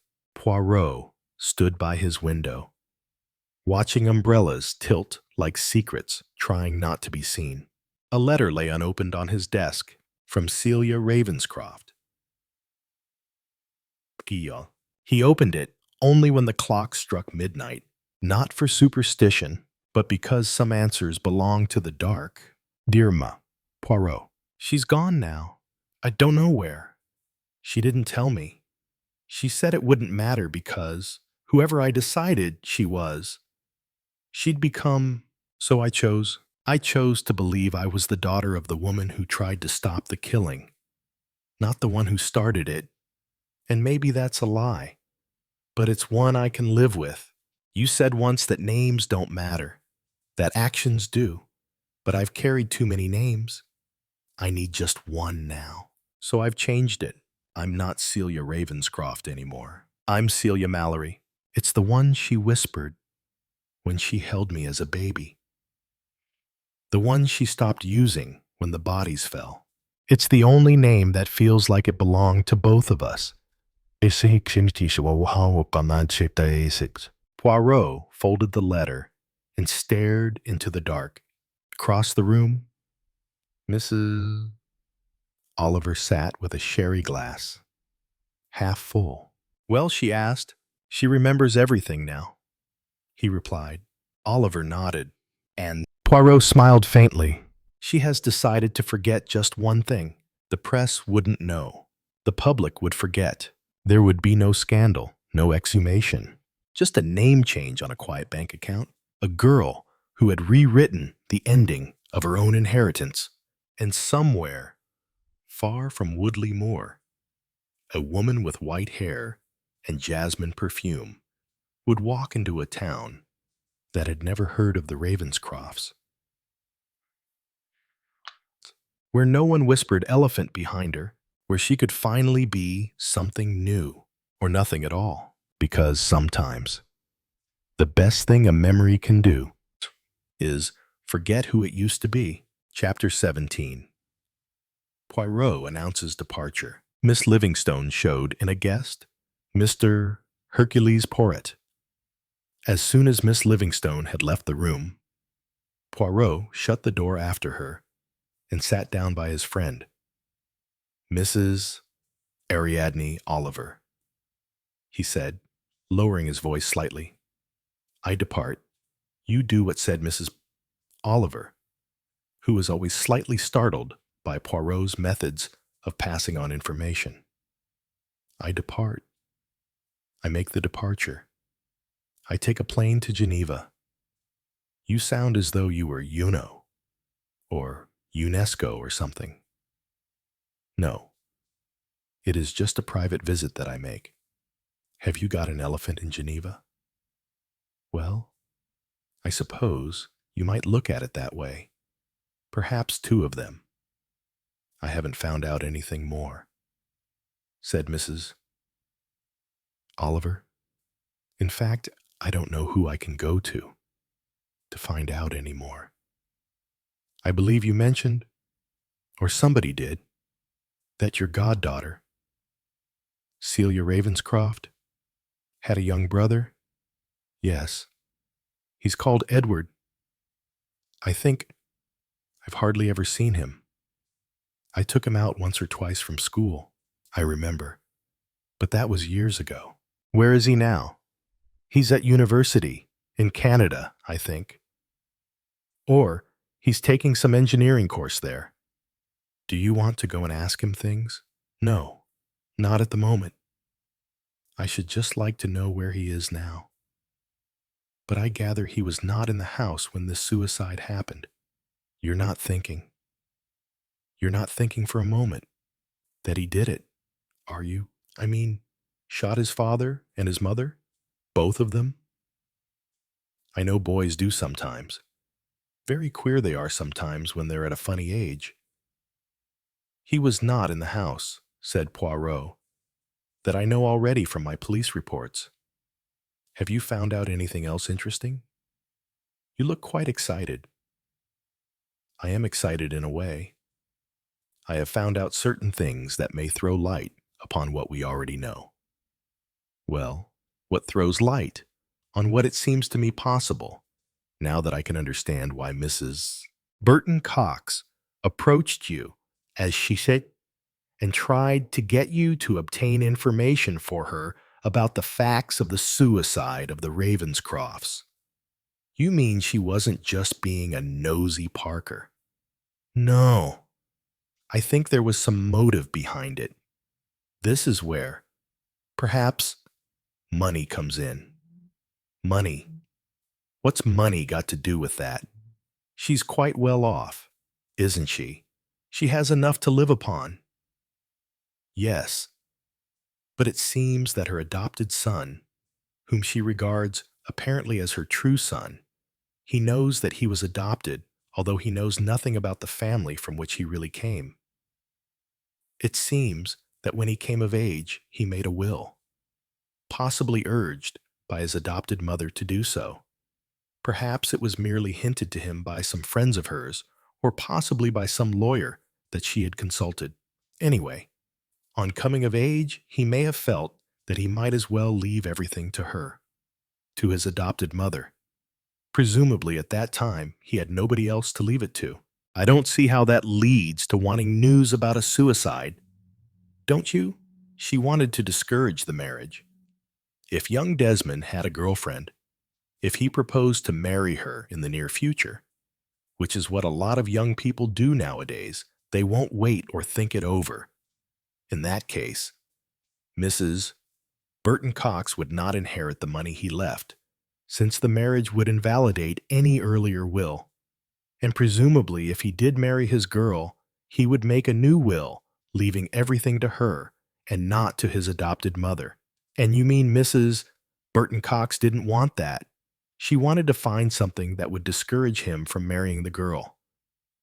I think she hoped, and probably really believed as far as that goes, that Celia's mother killed her husband, afterwards shooting herself. That is the sort of thing that might discourage a boy. Even if her father killed her mother, it is still a discouraging thought. It might quite easily prejudice and influence a boy at that age. You mean he'd think that if her father or mother was a murderer, the girl might have murderous tendencies, not quite as crude as that, but that might be the main idea, I should think. But he wasn't rich, was he? An adopted child. He didn't know his real mother's name or who she was. But it seems that his mother, who was an actress and a singer, and who managed to make a great deal of money before she became ill and died, wanted at one time to get her child returned to her, and when Mrs. Burton Cox would not agree to that, I should imagine she thought about this boy a great deal and decided that she would leave her money to him. He will inherit this money at the age of 25, but it is held in trust for him until then. So, of course, Mrs. Burton Cox doesn't want him to marry, or only to marry someone that she really approves of or over whom she might have influence. Yes, that seems to me fairly reasonable. She's not a nice woman, though. Is she, no? Said Poirot. I did not think her a very nice woman, and that's why she didn't want you coming to see her, and messing about with things, and finding out what she was up to. Possibly, said Poirot. Anything else you have learnt? Yes, I have learnt that is only a few hours ago, really, when Superintendent Garraway happened to ring me up about some other small matters. But I did ask him, and he told me that the housekeeper, who was elderly, had very bad eyesight. Does that come into it anywhere? It might, said Poirot. He looked at his watch. I think, he said, it is time that I left. You are on your way to catch your plane at the airport, no. My plane does not leave until tomorrow morning. But there is a place I have to visit today, a place that I wish to see with my own eyes. I have a car waiting outside now to take me there. What is it you want to see? Mrs. Oliver asked, with some curiosity. Not so much to see, to feel. Yes, that is the right word, to feel, and to recognize what it will be that I feel. Chapter 18. Interlude. Hercule Poirot passed through the gate of the churchyard. He walked up one of the paths, and presently, against a moss-grown wall, he stopped, looking down on a grave. He stood there for some minutes, looking first at the grave, then at the view of the downs and sea beyond. Then his eyes came back again. Flowers had been put recently on the grave, a small bunch of assorted wild flowers, the kind of bunch that might have been left by a child. But Poirot did not think that it was a child who had left them. He read the lettering on the grave. To the memory of Dorothea Jarrow, died September 15th, 1960. Also, of Margaret Ravenscroft, died Oct. 3rd, 960. Sister of above. Also, of Alistair Ravenscroft, died Oct. 3rd, 1960. Her husband. In their death, they were not divided. Forgive us our trespasses, as we forgive those that trespass against us. Lord, have mercy upon us, Christ. Have mercy upon us, Lord. Have mercy upon us. Poirot stood there a moment or two. He nodded his head once or twice. Then he left the churchyard and walked by a footpath that led out onto the cliff and along the cliff. Presently, he stood still again, looking out to the sea. He spoke to himself. I am sure now that I know what happened and why. I understand the pity of it and the tragedy. One has to go back such a long way. In my end is my beginning.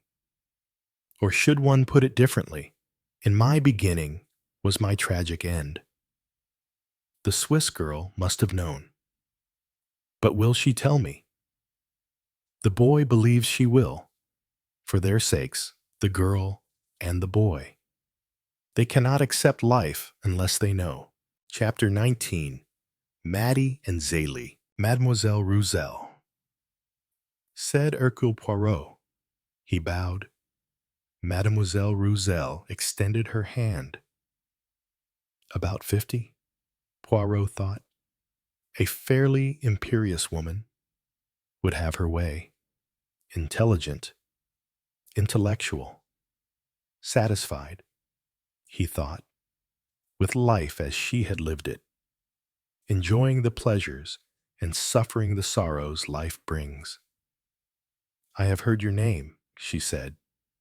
You have friends, you know, both in this country and in France. I do not know exactly what I can do for you. Oh, I know that you explained. In the letter that you sent me. It is an affair of the past. Is it not things that happened? Not exactly things that happened, but the clue to things that happened many, many years ago. But sit down. Yes, yes, that chair is quite comfortable. I hope there are some petit fours and the decanter is on the table. She was quietly hospitable, without any urgency. She was unworried, but amiable. You were at one time a governess in a certain family, said Poirot. The Preston Greys. Perhaps now you hardly remember them. Oh, yes. One does not forget. You know, things that happened when you were young. There was a girl and a boy, about 4 or 5 years younger, in the family I went to. They were nice children. Their father became a general in the army. There was also another sister. Ah, yes, I remember. She was not there when I first came. I think she was delicate. Her health was not good. She was having treatment somewhere. You remember their Christian names, Margaret, I think was one. The other one I'm not sure of by now. Dorothea. Ah, yes. A name I have not often come across. But they called each other by shorter names, Molly and Dolly. They were identical twins. You know, remarkably alike. They were both very handsome young women, and they were fond of each other. Yes, they were devoted, but we are we not? Becoming slightly confused. Preston Gray is not the name of the children I went to teach. Dorothea Preston Gray married a major. I cannot remember the name now. Arrow-numbered Jarrow. Margaret's married name was Ravenscroft, said Poirot. Ah, that. Yes. Curious how one cannot remember names.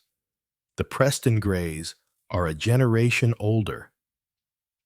Margaret Preston Gray had been in a pensionnat in this part of the world, and when she wrote after her marriage asking Madame Benoit, who ran that pensionnat, if she knew of someone who would come to her as nursery governess to her children, I was recommended. That is how I came to go there. I spoke only of the other sister, because she happened to be staying there during part of my time of service with the children. The children were a girl, I think then of 6 or 7. She had a name out of Shakespeare, I remember. Rosalind or Celia. Celia, said Poirot. And the boy was only about 3 or 4. His name was Edward. A mischievous but lovable child. I was happy with them, and they were happy. I hear, with you.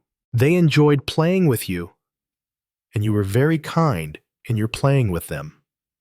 Moi, j'aime les enfants, said Mademoiselle Roussel. They called you Mattie. I believe. She laughed. I like hearing that word. It brings back past memories. Did you know a boy called Desmond Burton Cox? Ah, yes. He lived, I think, in a house next door, or nearly next door. We had several neighbors, and the children very often came to play together. His name was Desmond. Yes, I remember. You were there long, Mademoiselle, no.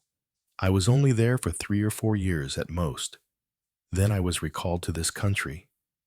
My mother was very ill. It was a question of coming back and nursing her, although I knew it would not be perhaps for very long. That was true. She died a year and a half or 2 years at the most after I returned here. After that, I started a small pensionnat out here, taking in rather older girls who wanted to study languages and other things. I did not visit England again, although for a year or 2 I kept up communication with the country.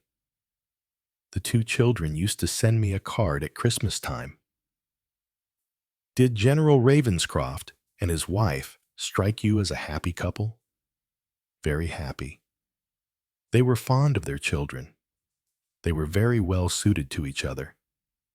Yes, they seemed to me to have all the necessary qualities to make their marriage a success. You said Lady Ravenscroft was devoted to her twin sister. Was the twin sister also devoted to her? Well, I had not very much occasion of judging. Frankly, I thought that the sister Dolly, as they called her, was very definitely a mental case. Once or twice she acted in a very peculiar manner. She was a jealous woman, I think, and I understood that she had at one time thought she was engaged, or was going to be engaged, to General Ravenscroft. As far as I could see, he'd fallen in love with her first. Then later, however, his affections turned towards her sister, which was fortunate, I thought, because Molly Ravenscroft was a well-balanced and very sweet woman. As for Dolly, sometimes I thought she adored her sister, sometimes that she hated her. She was a very jealous woman, and she decided too much affection was being shown to the children. There is one who could tell you about all this better than I. Mademoiselle Mohurat. She lives in Lausanne, and she went to the Ravenscrofts about 1.5 years or 2 years after I had to leave. She was with them for some years. Later, I believe she went back as companion to Lady Ravenscroft when Celia was abroad at school. I am going to see her. I have her address, said Poirot. She knows a great deal that I do not, and she is a charming and reliable person. It was a terrible tragedy that happened later. She knows, if anyone does, what led to it. She is very discreet. She has never told me anything. Whether she will tell you, I do not know. She may do. She may not. Poirot stood for a moment or two, looking at Mademoiselle Mohurat. He had been impressed by Mademoiselle Roussel.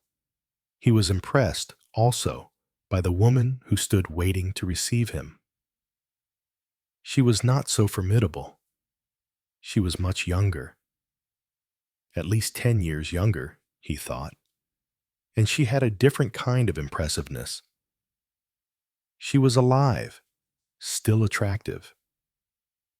Eyes that watched you and made their own judgment on you, willing to welcome you, looking with kindliness on those who came her way, but without undue softness. Here is someone, thought Hercule Poirot, very remarkable. I am Hercule Poirot. Mademoiselle, I know. I was expecting you either today or tomorrow. Ah, you received a letter from me.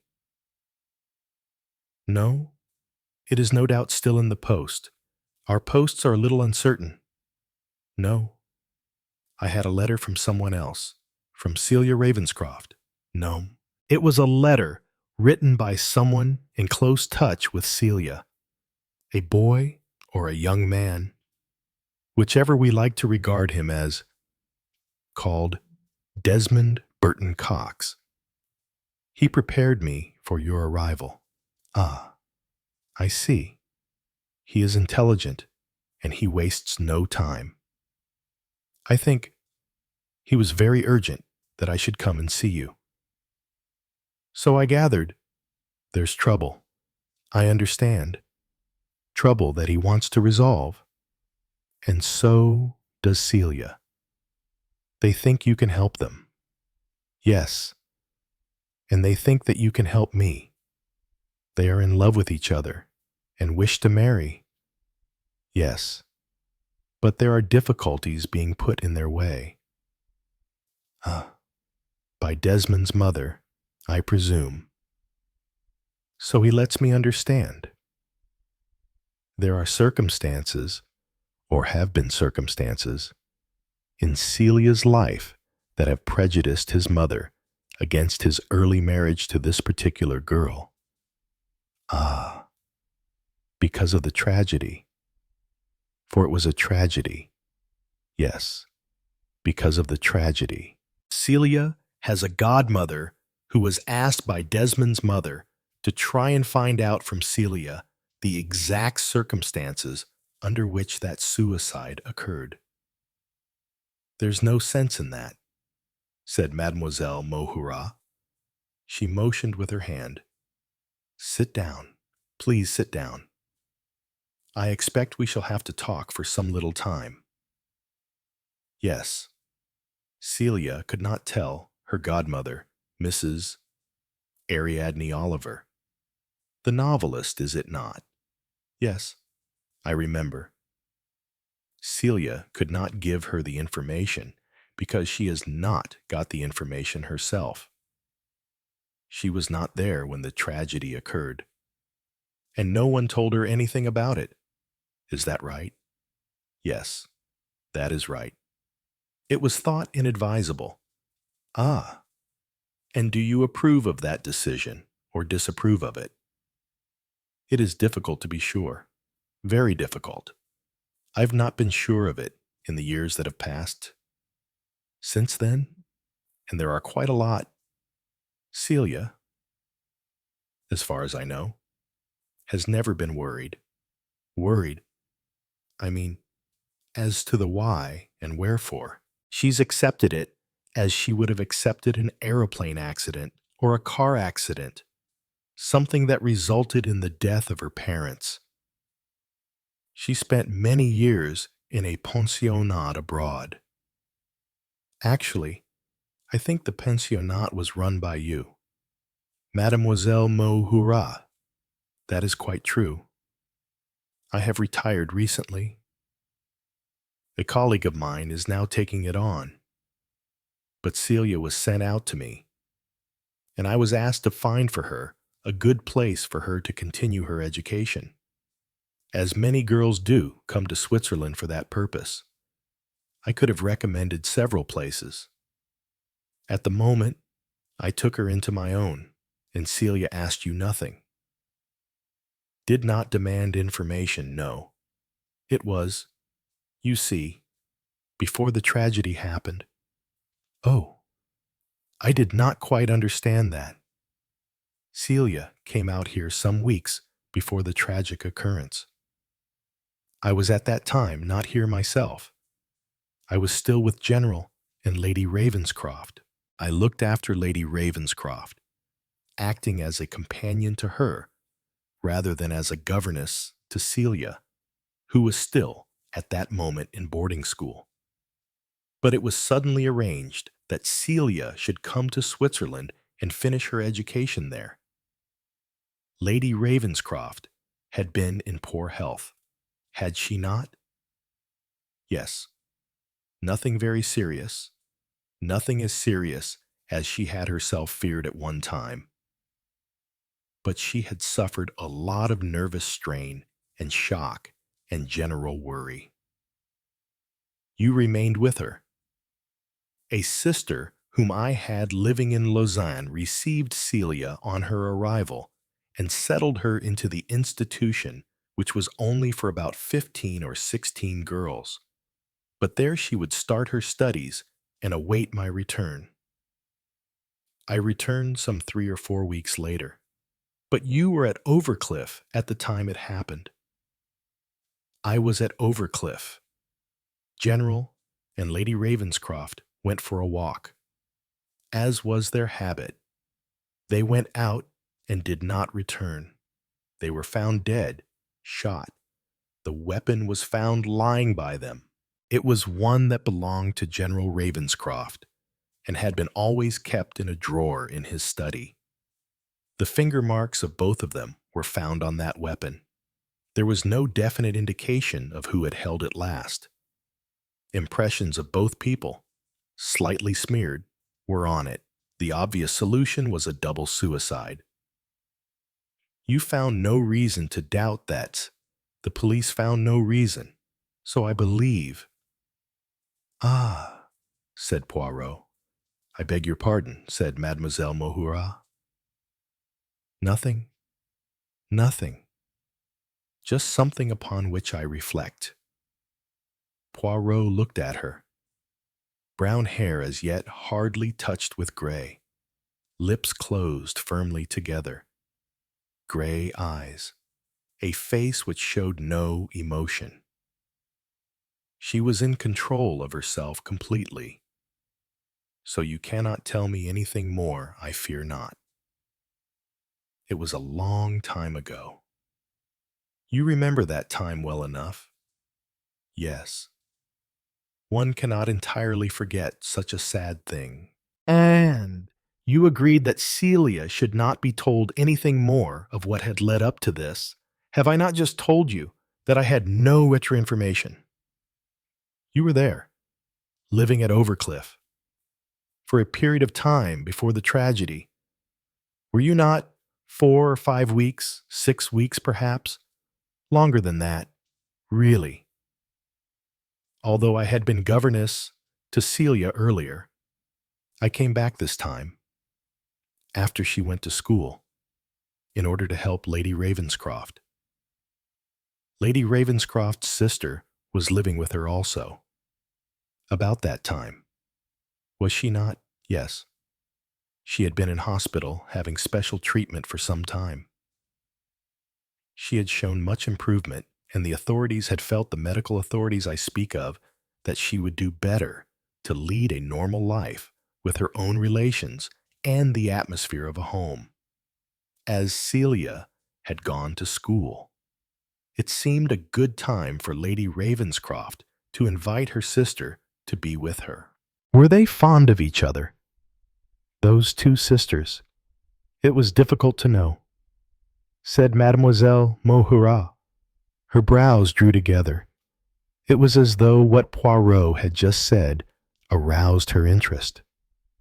I have wondered, you know, I have wondered so much since. And at the time, really, they were identical twins. You know, they had a bond between them. A bond of mutual dependence and love, and in many ways they were very alike.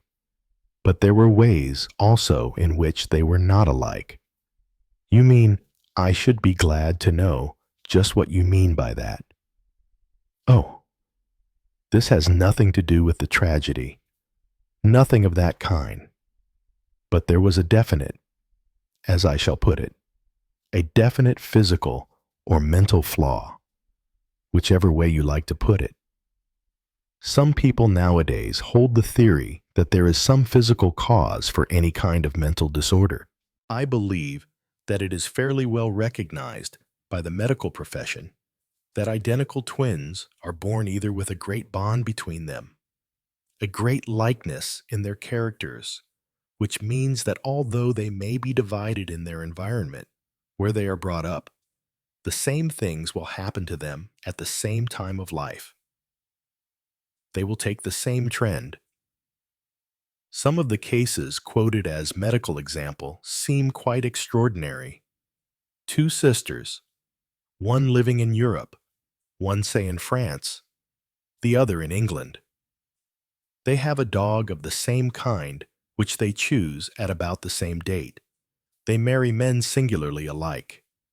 They give birth perhaps to a child almost within a month of each other. It is as though they have to follow the pattern wherever they are, and without knowing what the other one is doing. Then there is the opposite to that, a kind of revulsion, a hatred almost, that makes one sister draw apart, or one brother reject the other as though they seek to get away from the sameness, the likeness, the knowledge, the things they have in common, and that can lead to very strange results. I know, said Poirot. I have heard of it. I have seen it once or twice. Love can turn to hate very easily. It is easier to hate where you have loved than it is to be indifferent where you have loved. Ah, you know that, said Mademoiselle Mohurat. Yes, I have seen it not once but several times. Lady Ravenscroft's sister was very like her. I think she was still very like her in appearance, though, if I may say so, the expression on her face was very different. She was in a condition of strain, as Lady Ravenscroft was not. She had a great aversion to children. I don't know why. Perhaps she had had a miscarriage in early life. Perhaps she had longed for a child and never had one. But she had a kind of resentment against children, a dislike of them. That had led to one or two rather serious happenings. Had it not said Poirot, someone has told you that I have heard things from people who knew both sisters when they were in Malaya. Lady Ravenscroft was there with her husband and her sister, Dolly. Came out to stay with them there.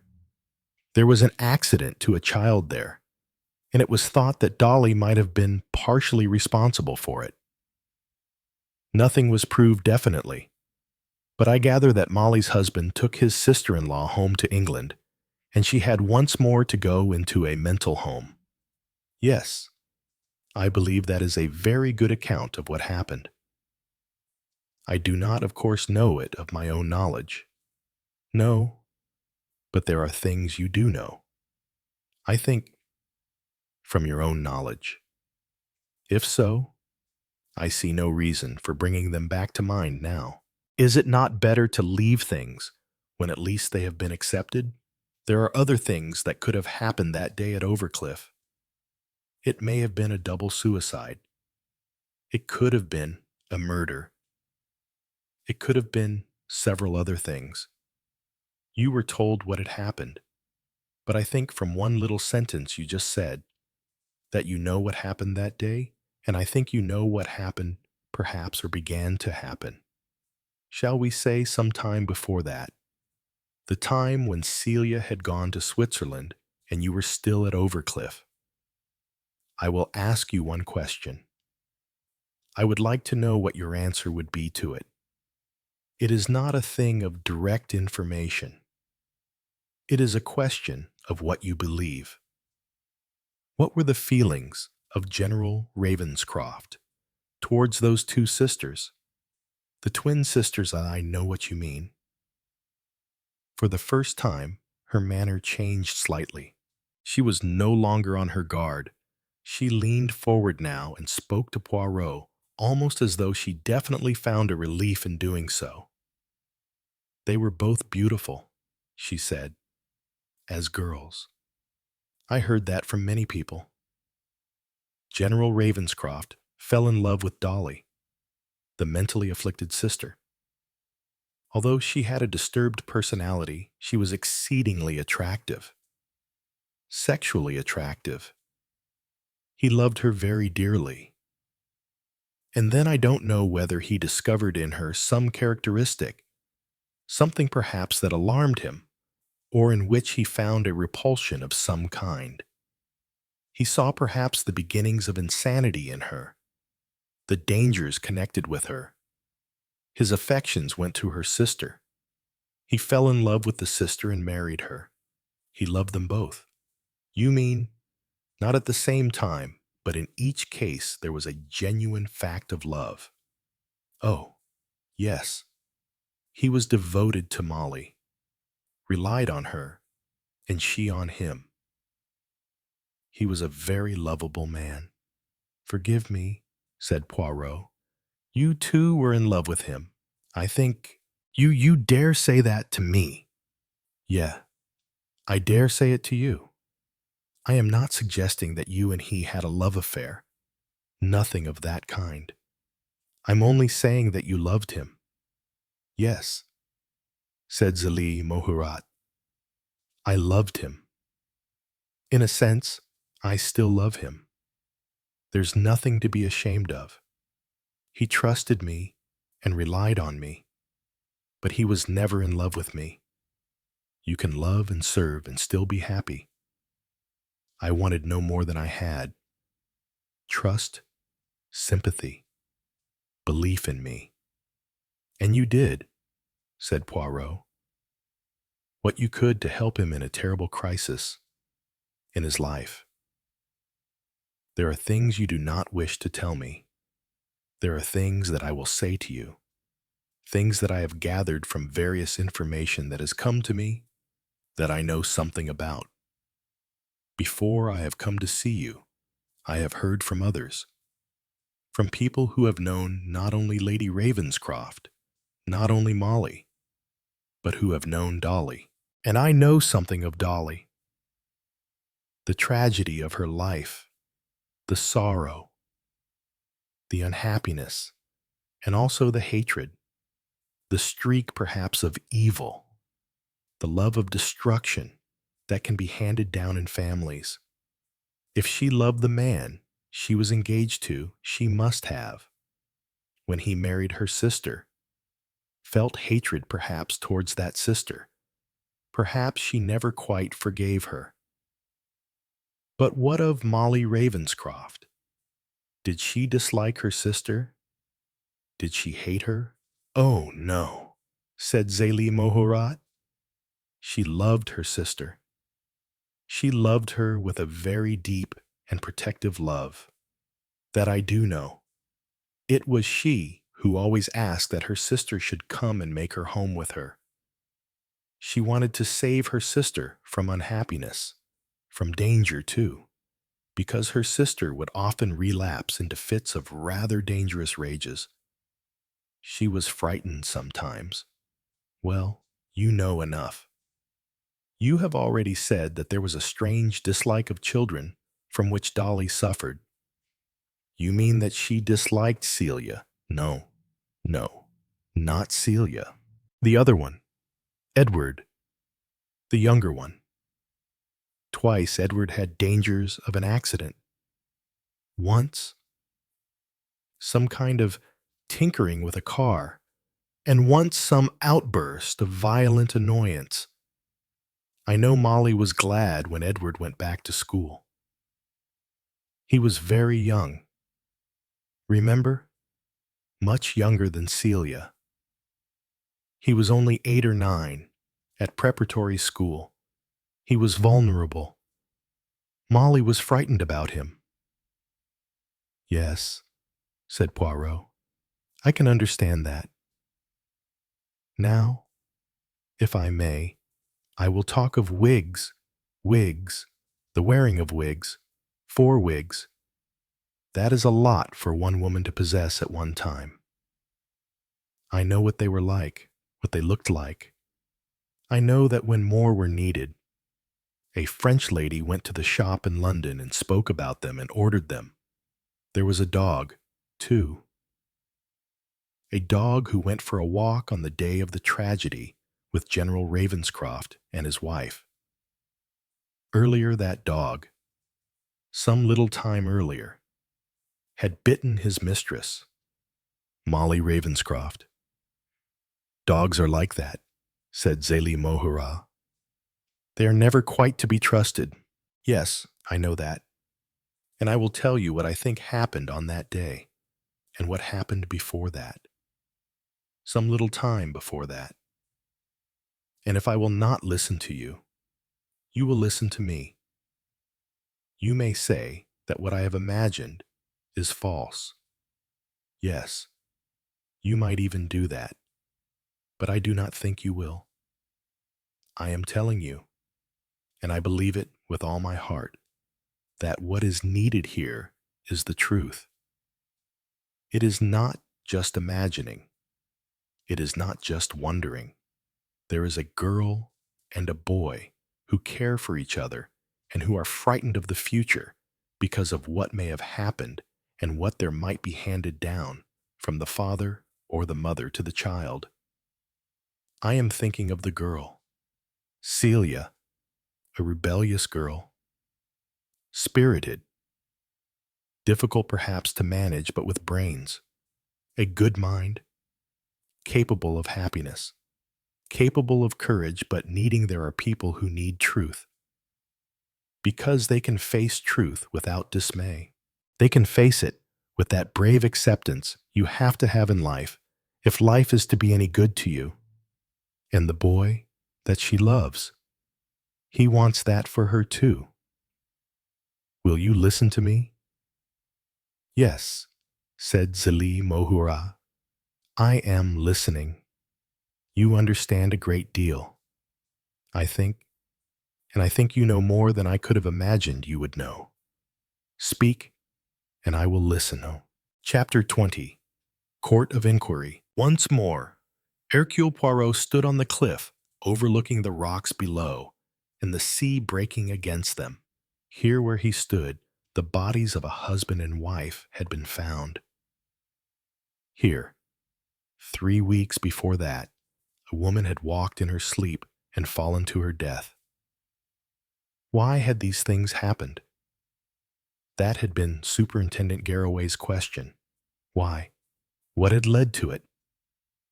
An accident first, and 3 weeks later a double suicide. Old sins that had left long shadows. A beginning that had led years later to a tragic end. Today there would be people meeting here. A boy and a girl who sought the truth. 2 people who knew the truth. Hercule Poirot turned away from the sea and back along the narrow path that led to a house once called Overcliff. It was not very far. He saw cars parked against a wall. He saw the outline of a house against the sky. A house that was clearly empty, that needed repainting. A house agent's board hung there, announcing that this desirable property was for sale. On the gate, the word Overcliff had a line drawn over it, and the name Downhouse replaced it. He went to meet 2 people who were walking towards him. One was Desmond Burton Cox, and the other was Celia Ravenscroft. I got an order from the house agent, said Desmond, saying we wanted to view it, or however they put it. I've got the key in case we want to go inside. It's changed hands twice in the last 5 years. But there wouldn't be anything to see there now. Would there? I shouldn't think so, said Celia. After all, it's belonged to lots of people already. Some people called Archer who first bought it. And then somebody called Fallowfield. I think they said it was too lonely. And now these last people are selling it too. Perhaps they were haunted. Do you really believe in haunted houses? Said Desmond. Well now, of course I don't think so. Really, said Celia. But this mightn't it, I mean. The sort of things that happened, the sort of place it is and everything, could go. I do not think so, said Poirot. There was sorrow here and death, but there was also love. A taxi came along the road. I expect that's Mrs. Oliver, said Celia. She said she'd come by train and take a taxi from the station.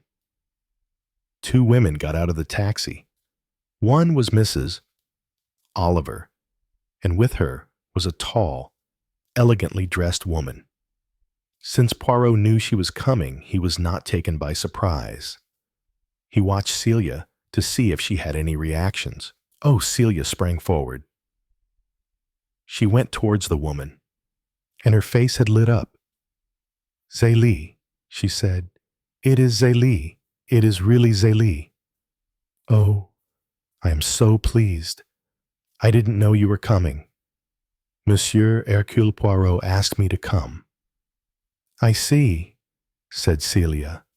Yes, I suppose I see, but I didn't. She stopped him. She turned her head and looked at the handsome boy standing beside her. Desmond, was it you? Yet, I wrote to Mademoiselle Mohura, to Zélie, if I may still call her that. You can always call me that. Both of you. Said Zélie, I was not sure I wanted to come. I did not know if I was wise to come.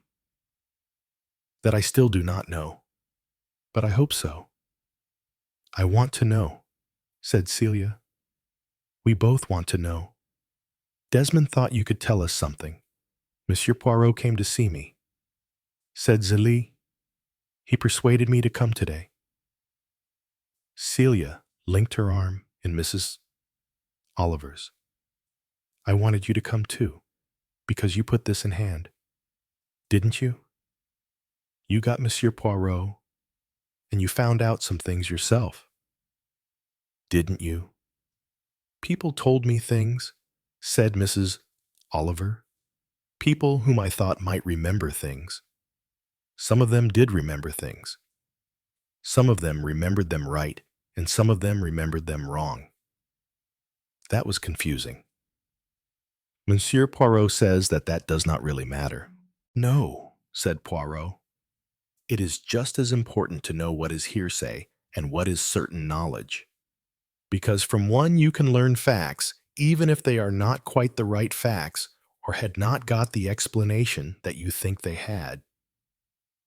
With the knowledge that you got from me, Madam, from the people whom you designated elephants, he smiled a little. Elephants, said Mademoiselle Zélie. It is what she called them, said Poirot. Elephants can remember, explained Mrs. Oliver. That was the idea I started on. And people can remember things that happened a long time ago, just like elephants can. Not all people, of course, but they can usually remember something. There were a lot of people who did. I turned a lot of the things I heard over to Monsieur Poirot, and he has made a sort of, oh. If he was a doctor, I should call it a sort of diagnosis, I suppose. I made a list, said Poirot, a list of things that seemed to be pointers to the truth of what happened all those years ago. I shall read the various items to you, to see perhaps if you who were concerned in all this feel that they have any significance. You may not see their significance, or you may see it plainly. One wants to know, said Celia. Was it suicide, or was it murder? Did some outside person kill both my father and my mother? Shoot them, for some reason we don't know about. Some motive. I shall always think there was something of that kind or something else. It's difficult, but we will stay here, I think, said Poirot. We will not go into the house as yet. Other people have lived in it, and it has a different atmosphere. We will perhaps go in if we wish, when we have finished our court of inquiry here. It's a court of inquiry. Is it? Said Desmond. Yes, a court of inquiry into what happened. He moved towards some iron seats which stood near the shelter of a large magnolia near the house. Poirot took from the case, he carried a sheet of paper with writing on it. He said to Celia, to you, it has got to be that way. A definite choice. Suicide or murder. One of them must be true. Said Celia, I shall say to you that both are true, and more than those two.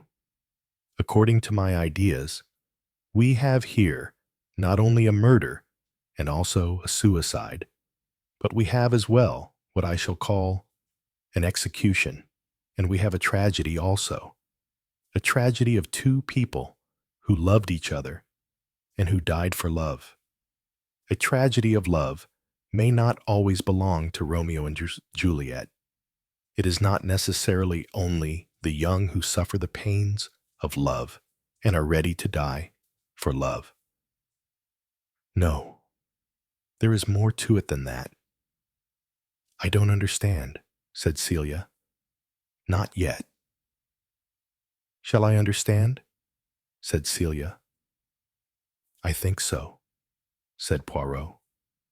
I will tell you what I think happened, and I will tell you how I came to think so. The first thing that struck me was the things that were not explained by the evidence that the police examined. Some things were very commonplace, were not evidence at all. you'd think. Among the possessions of the dead Margaret Ravenscroft were 4 wigs. He repeated with emphasis. 4 wigs? He looked at Zélie. She did not use a wig all the time, said Zélie.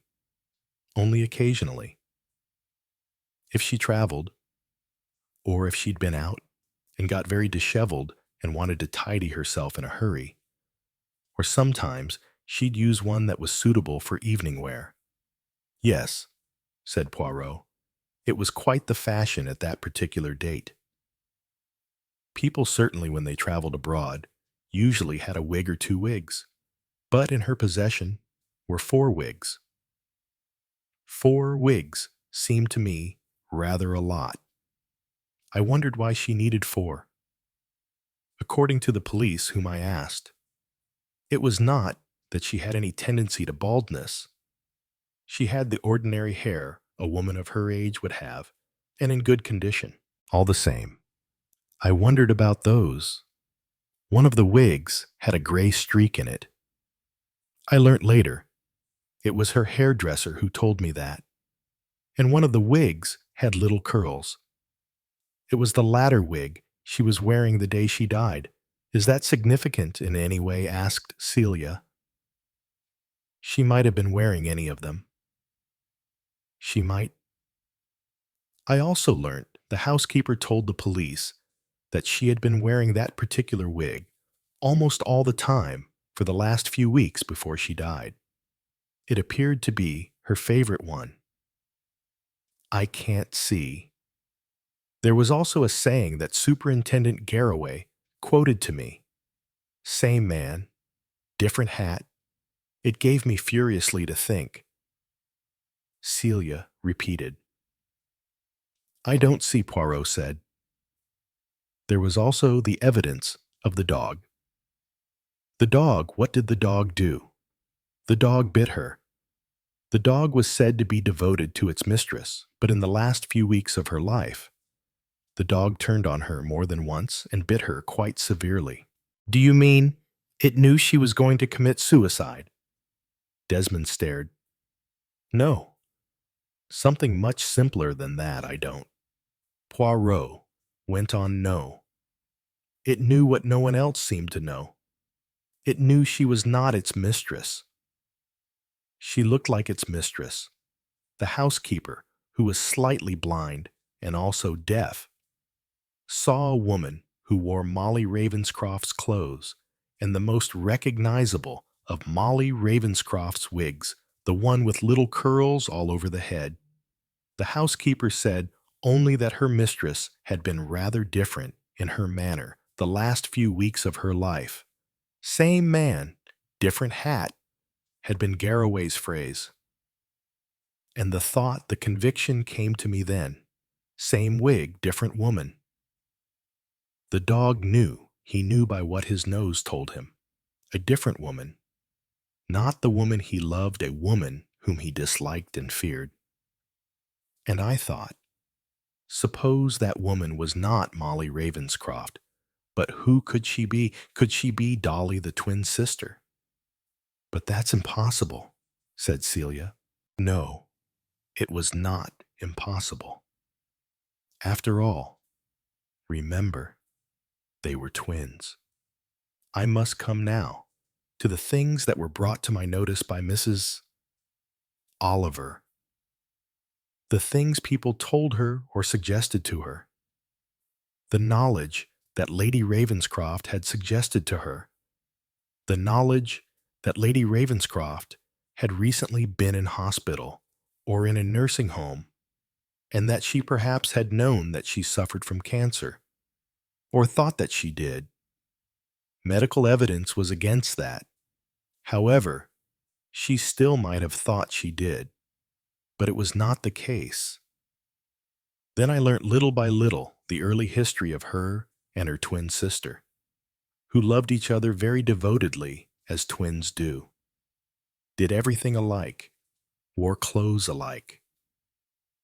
The same things seemed to happen to them. They had illnesses at the same time. They married about the same time, or not very far removed in time. And eventually, as many twins do, instead of wanting to do everything in the same fashion, in the same way, they wanted to do the opposite, to be as unlike each other as they could. And even between them grew a certain amount of dislike. More than that, there was a reason in the past for that. Alastair Ravenscroft, as a young man, fell in love with Dorothea Preston Gray, the elder twin of the two, but his affection shifted to the other sister, Margaret, whom he married. There was jealousy then, no doubt, which led to an estrangement between the sisters. Margaret continued to be deeply attached to her twin, but Dorothea no longer was devoted in any way to Margaret.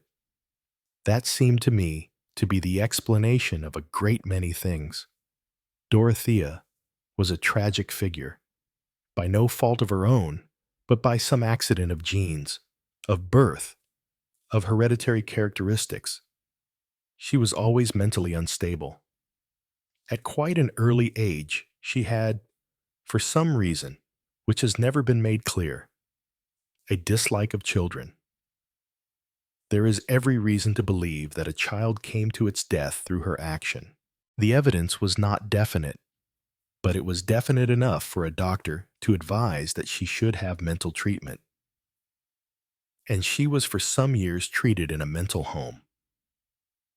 When reported cured by doctors, she resumed normal life, came often to stay with her sister, and went out to Malaya at a time when they were stationed out there, to join them there. And there, again, an accident happened. A child of a neighbor. And again, although perhaps there was no very definite proof, it seems, again, Dorothea might have been responsible for it. General Ravenscroft took her home to England, and she was placed once more in medical care. Once again, she appeared to be cured. And after psychiatric care, it was again said that she could go once more and resume a normal life. Margaret believed this time that all would be well, and thought that she ought to live with them so that they could watch closely for any signs of any further mental disability. I don't think that General Ravenscroft approved. I think he had a very strong belief that just as someone can be born deformed, spastic, or crippled in some way, she had a deformity of the brain which would recur from time to time, and that she would have to be constantly watched and saved from herself in case some other tragedy happened. "Are you saying," asked Desmond, "that it was she who shot both the Ravenscrofts?" said Poirot. "That is not my solution. I think what happened was that Dorothea killed her sister, Margaret. They walked together on the cliff one day, and Dorothea pushed Margaret over. The dormant obsession of hatred and resentment of the sister who, though so like herself, was sane and healthy, was too much for her. Hate, jealousy, the desire to kill all rose to the surface and dominated her. I think that there was one outsider who knew, who was here at the time that this happened. I think you knew. Mademoiselle Zélie." "Yes," said Zélie Mohura. "I knew. I was here at the time. The Ravenscrofts had been worried about her. That is when they saw her attempt to injure their small son. Edward. Edward was sent back to school, and I and Celia went to my pensionnat. I came back here after seeing Celia settled in. Once the house was empty except for myself, General Ravenscroft, and Dorothea, and Margaret. Nobody had any anxiety. And then one day it happened. The two sisters went out together. Dolly returned alone. She seemed in a very queer and nervous state. She came in and sat down at the tea table. It was then General Ravenscroft noticed that her right hand was covered with blood. He asked her if she had had a fall. She said, "Oh no, it was nothing, nothing at all. I got scratched by a rose bush." But there were no rose bushes on the downs. It was a purely foolish remark, and we were worried. If she had said a gorse bush, we might have accepted the remark. General Ravenscroft went out, and I went after him. He kept saying as he walked, "Something has happened to Margaret. I'm sure something has happened to Molly. We found her on a ledge a little way down the cliff. She had been battered with a rock and stones. She was not dead, but she had bled heavily. For a moment, we hardly knew what we could do. We dared not move her. We must get a doctor. We felt at once. But before we could do that, she clung to her husband. She said, gasping for breath, yes, it was Dolly. She didn't know what she was doing. She didn't know.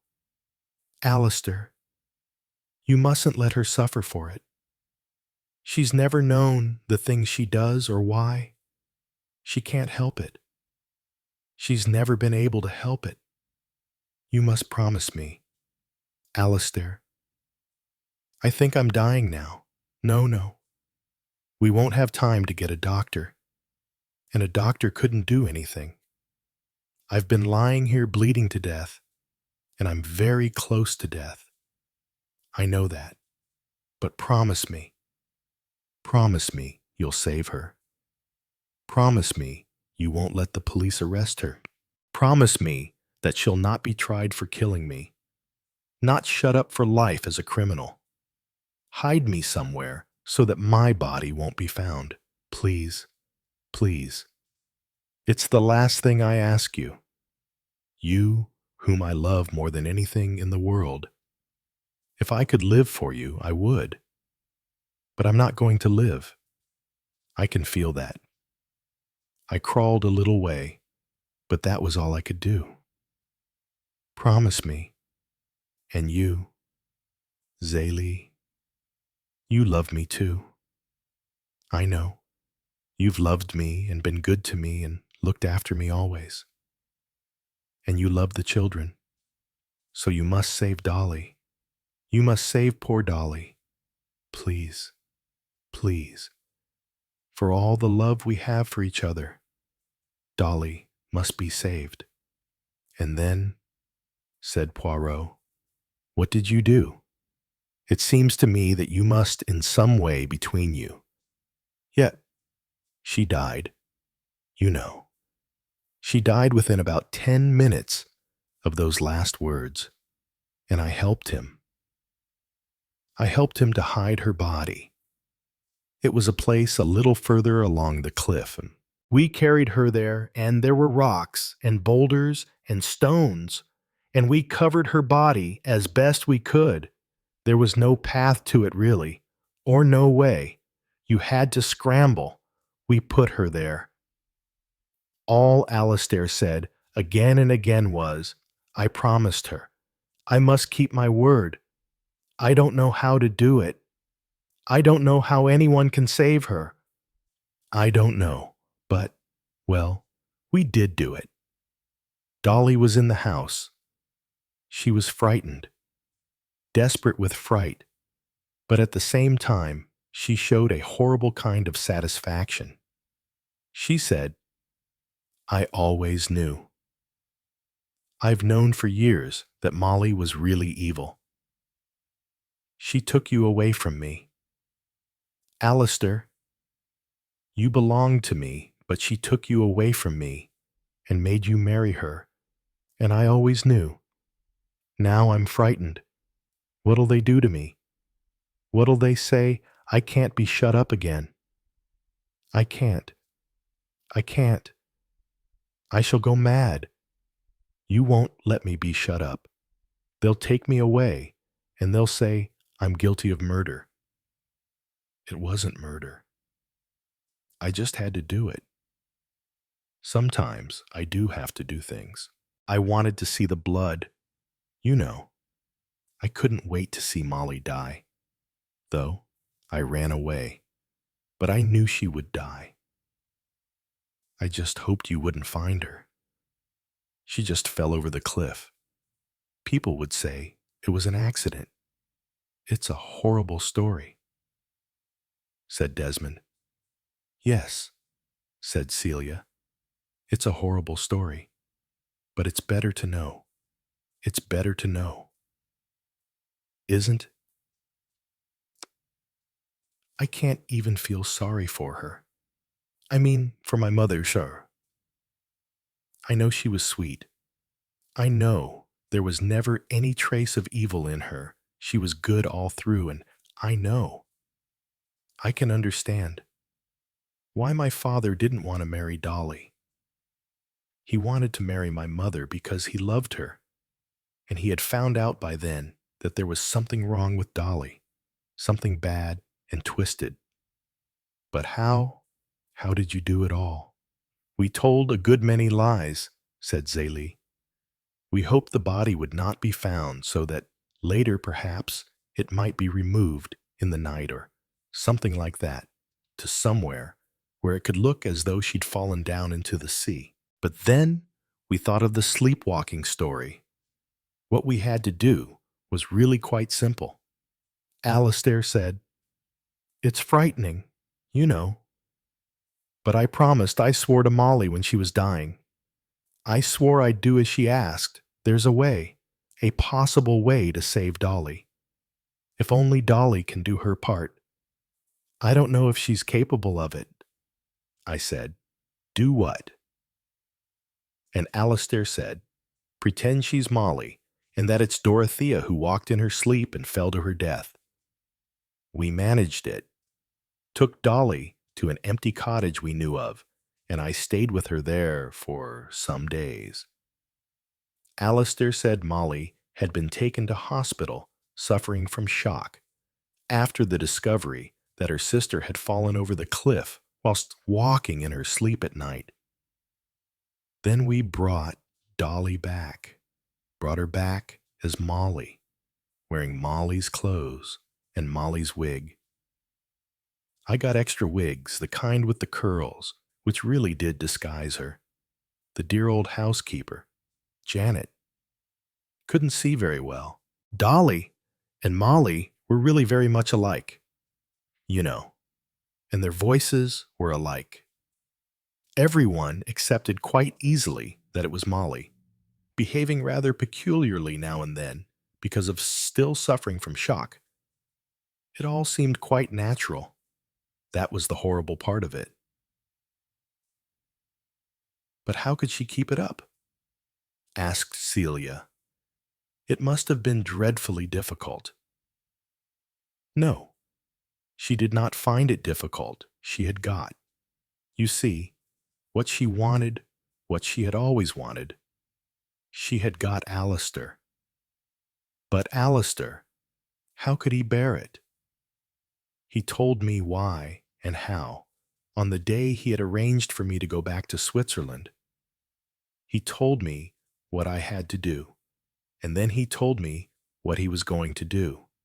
He said, "There is only one thing for me to do.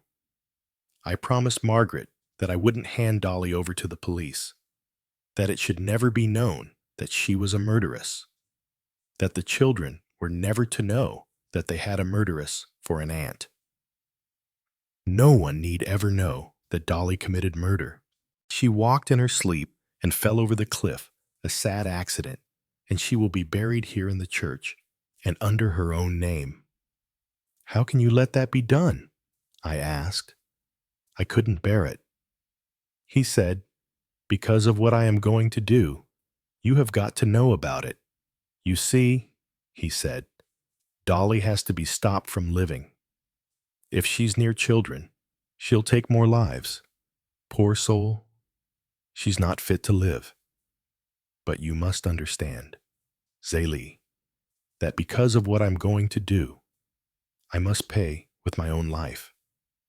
2, I shall live here quietly for a few weeks with Dolly playing the part of my wife, and then there will be another tragedy. I didn't understand what he meant. I said, another accident? Sleepwalking again? And he said, no. What will be known to the world is that I and Molly have both committed suicide. I don't suppose the reason will ever be known. They may think it's because she was convinced she had cancer, or that I thought so. All sorts of things may be suggested. But you see, you must help me. Zélie, you are the only person who really loves me, and loves Molly, and loves the children. If Dolly has got to die, I am the only person who must do it. She won't be unhappy or frightened. I shall shoot her, and then myself. Her fingerprints will show on the revolver because she handled it not long ago. And mine will be there too. Justice has to be done, and I have to be the executioner. The thing I want you to know is that I still do love them both. Molly more than my life. Dolly, because I pity her so much for what she was born to be. He said, always remember that. Zélie rose and came towards Celia. Now you know the truth. She said, I promised your father that you should never know I have broken my word. I never meant to reveal it to you or to anyone else. Monsieur Poirot made me feel differently, but it's such a horrible story. I understand how you felt, said Celia. Perhaps you were right from your point of view. But I am glad to know, because now a great burden seems to have been lifted off me. Because now, said Desmond, we both know. And it's something we'll never mind about knowing. It was a tragedy, as Monsieur Poirot here has said. It was a real tragedy of 2 people who loved each other, but they didn't kill each other here, because they loved each other. One was murdered, and the other executed a murderer for the sake of humanity so that more children shouldn't suffer. One can forgive him if he was wrong, but I don't think it was wrong, really. She was a frightening woman always, said Celia. Even when I was a child, I was frightened of her, but I didn't know why. But I do know why now. I think my father was a brave man to do what he did. He did what my mother asked him to do, begged him to do with her dying breath. He saved her twin sister, whom I think she'd always loved very dearly. I like to think, oh, it seems a silly thing for me to say. She looked doubtfully at Hercule Poirot. Perhaps you won't think so. I expect you're a Catholic, but it's what's written on their tombstone. In death, they were not divided. It doesn't mean that they died together, but I think they are together. I think they came together afterwards. 2 people who loved each other very much. And my poor aunt, whom I'll try to feel more kindly about than I ever did, my poor aunt didn't have to suffer for what she couldn't perhaps help herself doing. Mind you, said Celia, suddenly breaking into her ordinary everyday voice, she wasn't a nice person. You can't help not liking people if they're not nice people. Perhaps she could have been different if she tried, but perhaps she couldn't. And if so, one has to think of her as someone who was very ill, like somebody, for instance, who had plague in a village, and they wouldn't let her go out or feed her, and she couldn't go amongst other people because the whole village would have died. Something like that. But I'll try and be sorry for her. And my mother and father, I don't worry about them anymore. They loved each other so much, and loved poor, unhappy, hating Dolly. I think, Celia, said Desmond, we'd better get married now as soon as possible. I can tell you one thing. My mother is never going to hear anything about this. She's not my own mother, and she's not a person I can trust with this sort of secret, your adopted mother. Desmond, said Poirot, I have good reason to believe was anxious to come between you and Celia and tried to influence you in the idea that from her mother and father she might have inherited some terrible characteristic. But you know, or you may not know, and I see no reason why I should not tell you. You will inherit from the woman who was your real mother and who died not very long ago, leaving all her money to you. You will inherit a very large sum when you reach the age of 25. If I marry Celia, of course, we shall need the money to live on, said Desmond. I quite understand. I know my present adopted mother is very keen on money, and I often lend her money even now. She suggested my seeing a lawyer the other day because she said it was very dangerous now that I was over 21, not leaving a will behind me. I suppose she thought she'd get the money.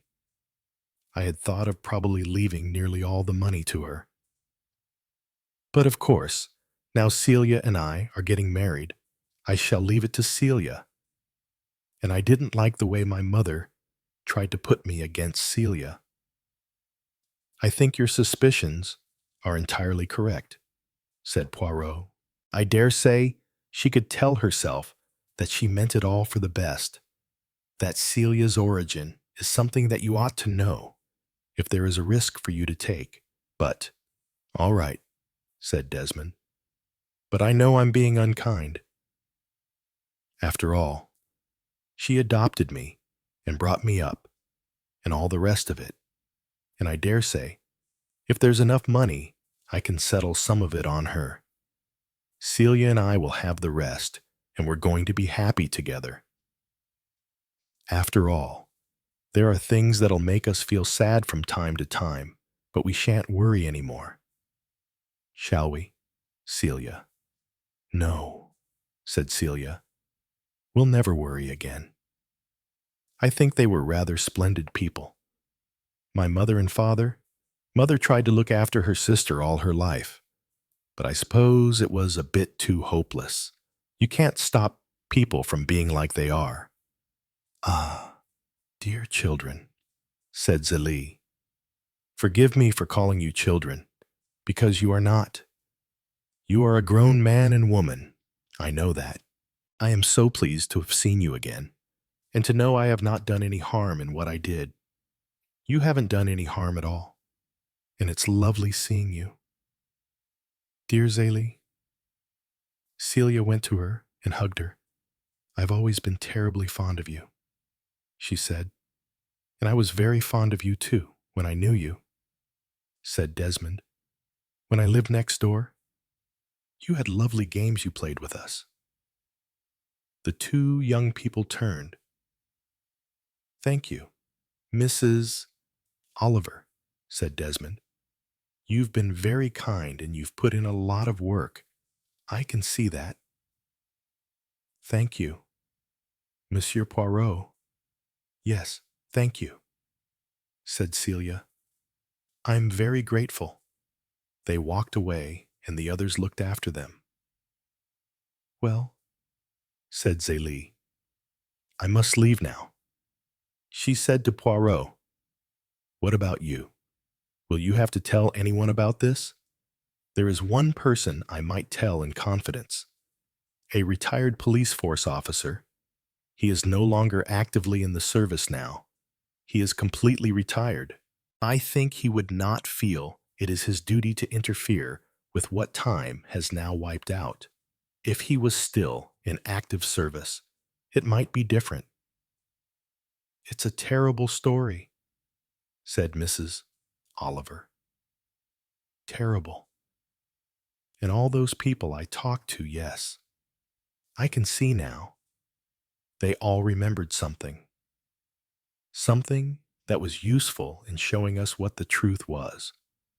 Although it was difficult to put together, except for Monsieur Poirot, who can always put things together out of the most extraordinary things, like wigs and twins. Poirot walked across to where Zélie was standing, looking out over the view. "You do not blame me," he said, "for coming to you, persuading you to do what you have done, no. I am glad. You have been right. They are very charming, those two, and they are well suited, I think. They will be happy. We are standing here where two lovers once lived, where two lovers died, and I don't blame him for what he did. It may have been wrong. I suppose it was wrong, but I can't blame him. I think it was a brave act, even if it was a wrong one. You loved him too, did you not?" said Hercule Poirot. "Yes, always. As soon as I came to the house, I loved him dearly. I don't think he knew it. There was never anything, what you call, between us. He trusted me and was fond of me. I loved them both him and Margaret. There is something I would like to ask you. He loved Dolly as well as Molly, didn't he? Right up to the end, he loved them both, and that's why he was willing to save Dolly, why Molly wanted him to. Which did he love the best of those sisters, I wonder? That is a thing I shall perhaps never know," said Zélie. "I never did. Perhaps I never shall." Poirot looked at her for a moment, then turned away. He rejoined Mrs. Oliver. "We will drive back to London. We must return to everyday life. Forget tragedies and love affairs. Elephants can remember," said Mrs. Oliver. "But we are human beings, and mercifully, human beings can forget."